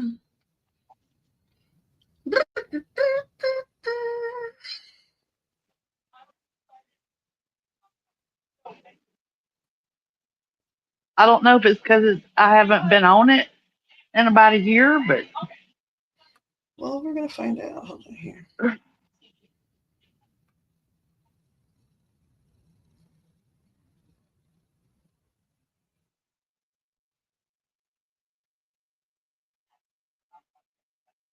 Hmm.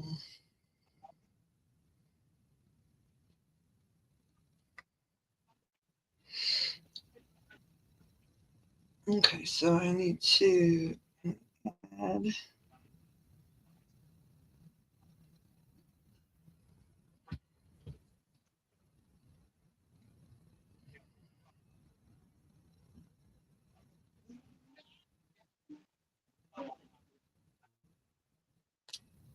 So DIYS on a budget is the email, right? on the cheap. DIYs on the cheap. Here we go. Gmail. Have you texted me the password here? Okay, hold on. Next. Just enter a valid email or phone number. Did I spell it wrong? Hold on here. Greetings, Nook. I hope you have a good day too. I'm looking for. Let me look at my in the banners here at DIYs on the cheap, and that's at Gmail, right? Is that right? Yes. DIYs on the cheap at Gmail. Oh, okay. There's a period missing. Hold on. Okay. Yeah. If you send the password, Okay. let me see if I can sign in.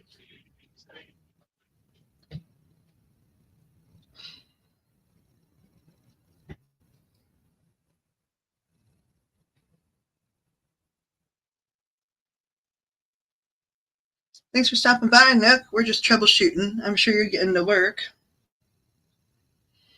Oh, there's great videos on the YouTube about it. If you go to YouTube, you can search that. And, like, they'll show you even, which is cool. Oh my God, Pixie.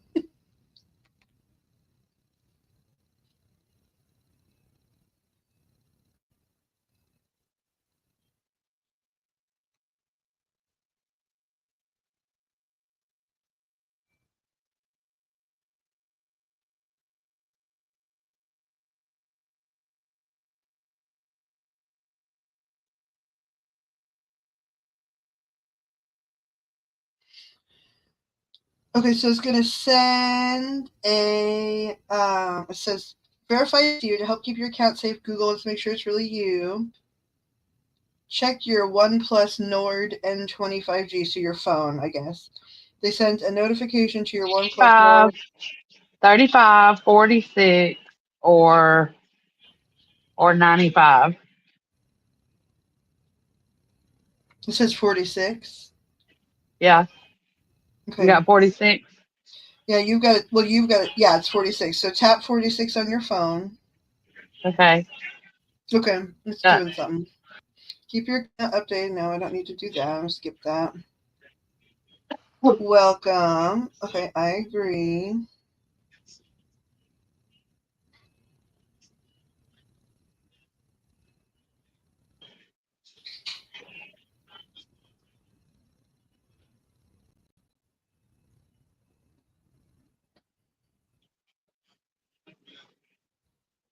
It's like loading or something. this is so weird. I know when it happened though. It happened when I got this phone because all of my emails didn't like come over to my new phone. So, okay, so it says just a few moments because it's, uploading a new like option for me.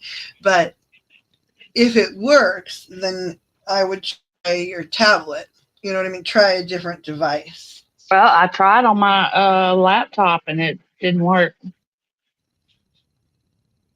Okay, so it's just a few moments.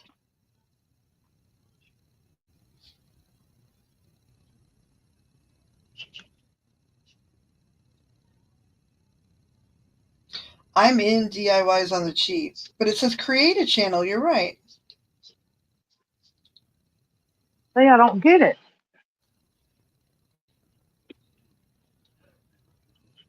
See, I thought it used to have a different email. Hold on, let me sign out and go back to my thing here.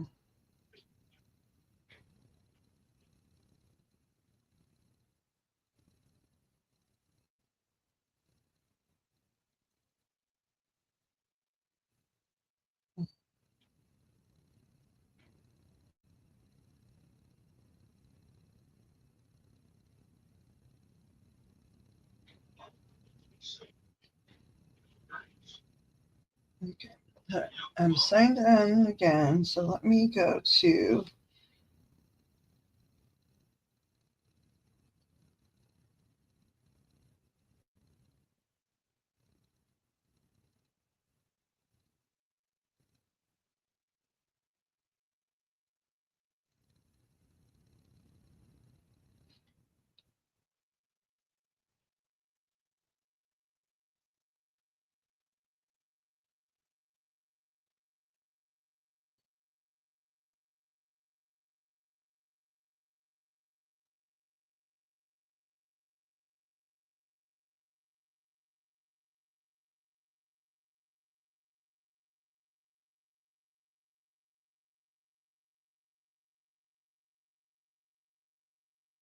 I'm looking to see if it has a different um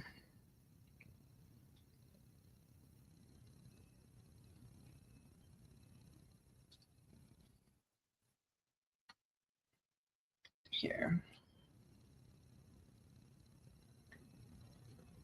Just barely hanging in here. I need to be like pain med time. We're really having only a few minutes. Oof. Okay, let's see.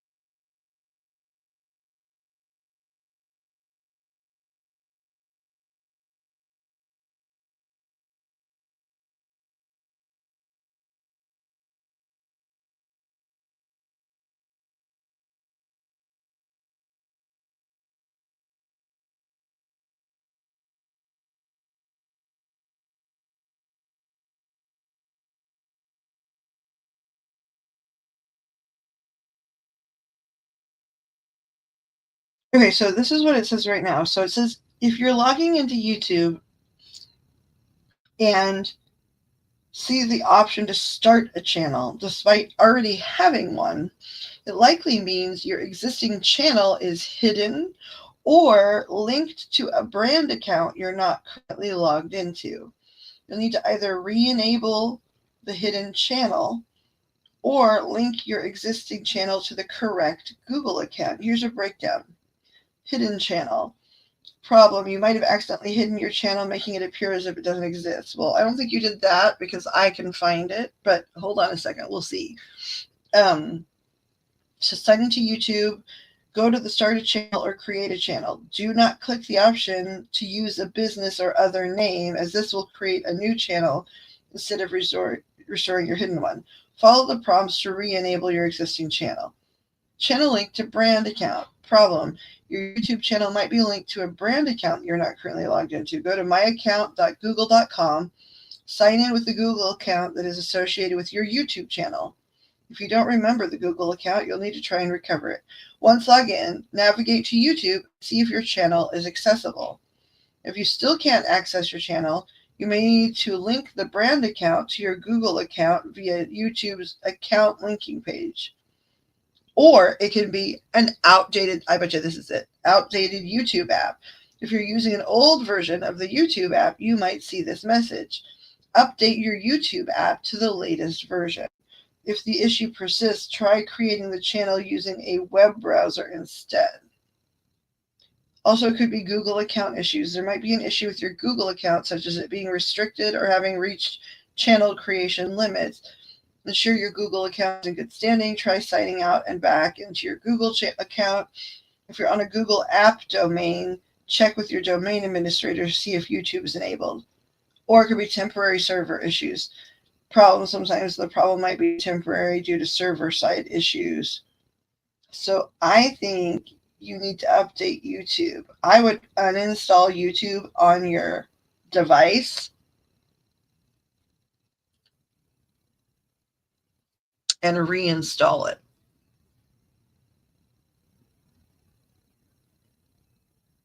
Although in theory, that would be what's going on with mine if I can't see yours.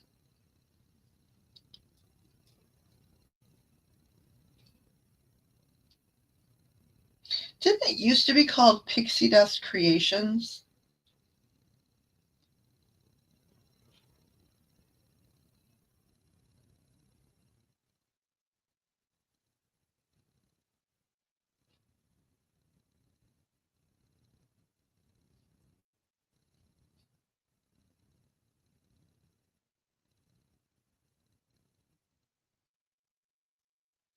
Here.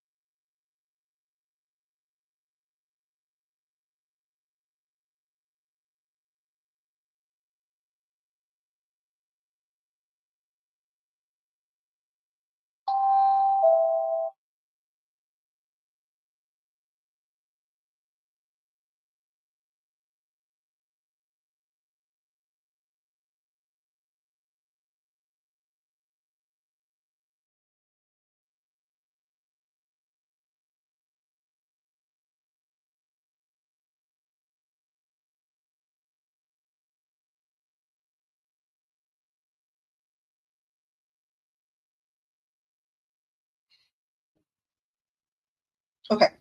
It's just you and me sitting here. I don't know if you can hear me. I'm going to kill this live so that I can edit out like the silence at the end here. And then I'm going to call you separately. I found it. I got in. That's good. I'm still going to just call you separately. Oh, Okay. because we're quiet. Yeah, it was under a different email. Sign in. That's what I was wondering. Email, but it's an email that I didn't have on my phone for some reason. Interesting. Because like I said, whenever I got yeah, it's under pixiedustdiys@gmail.com. Okay. Because that's what I kept like. But for some reason, whenever I got this phone and I transferred everything, all of my emails didn't transfer. Interesting. I don't What know. the Okay. hell is that? I'm going to call you in a minute so I can go edit it.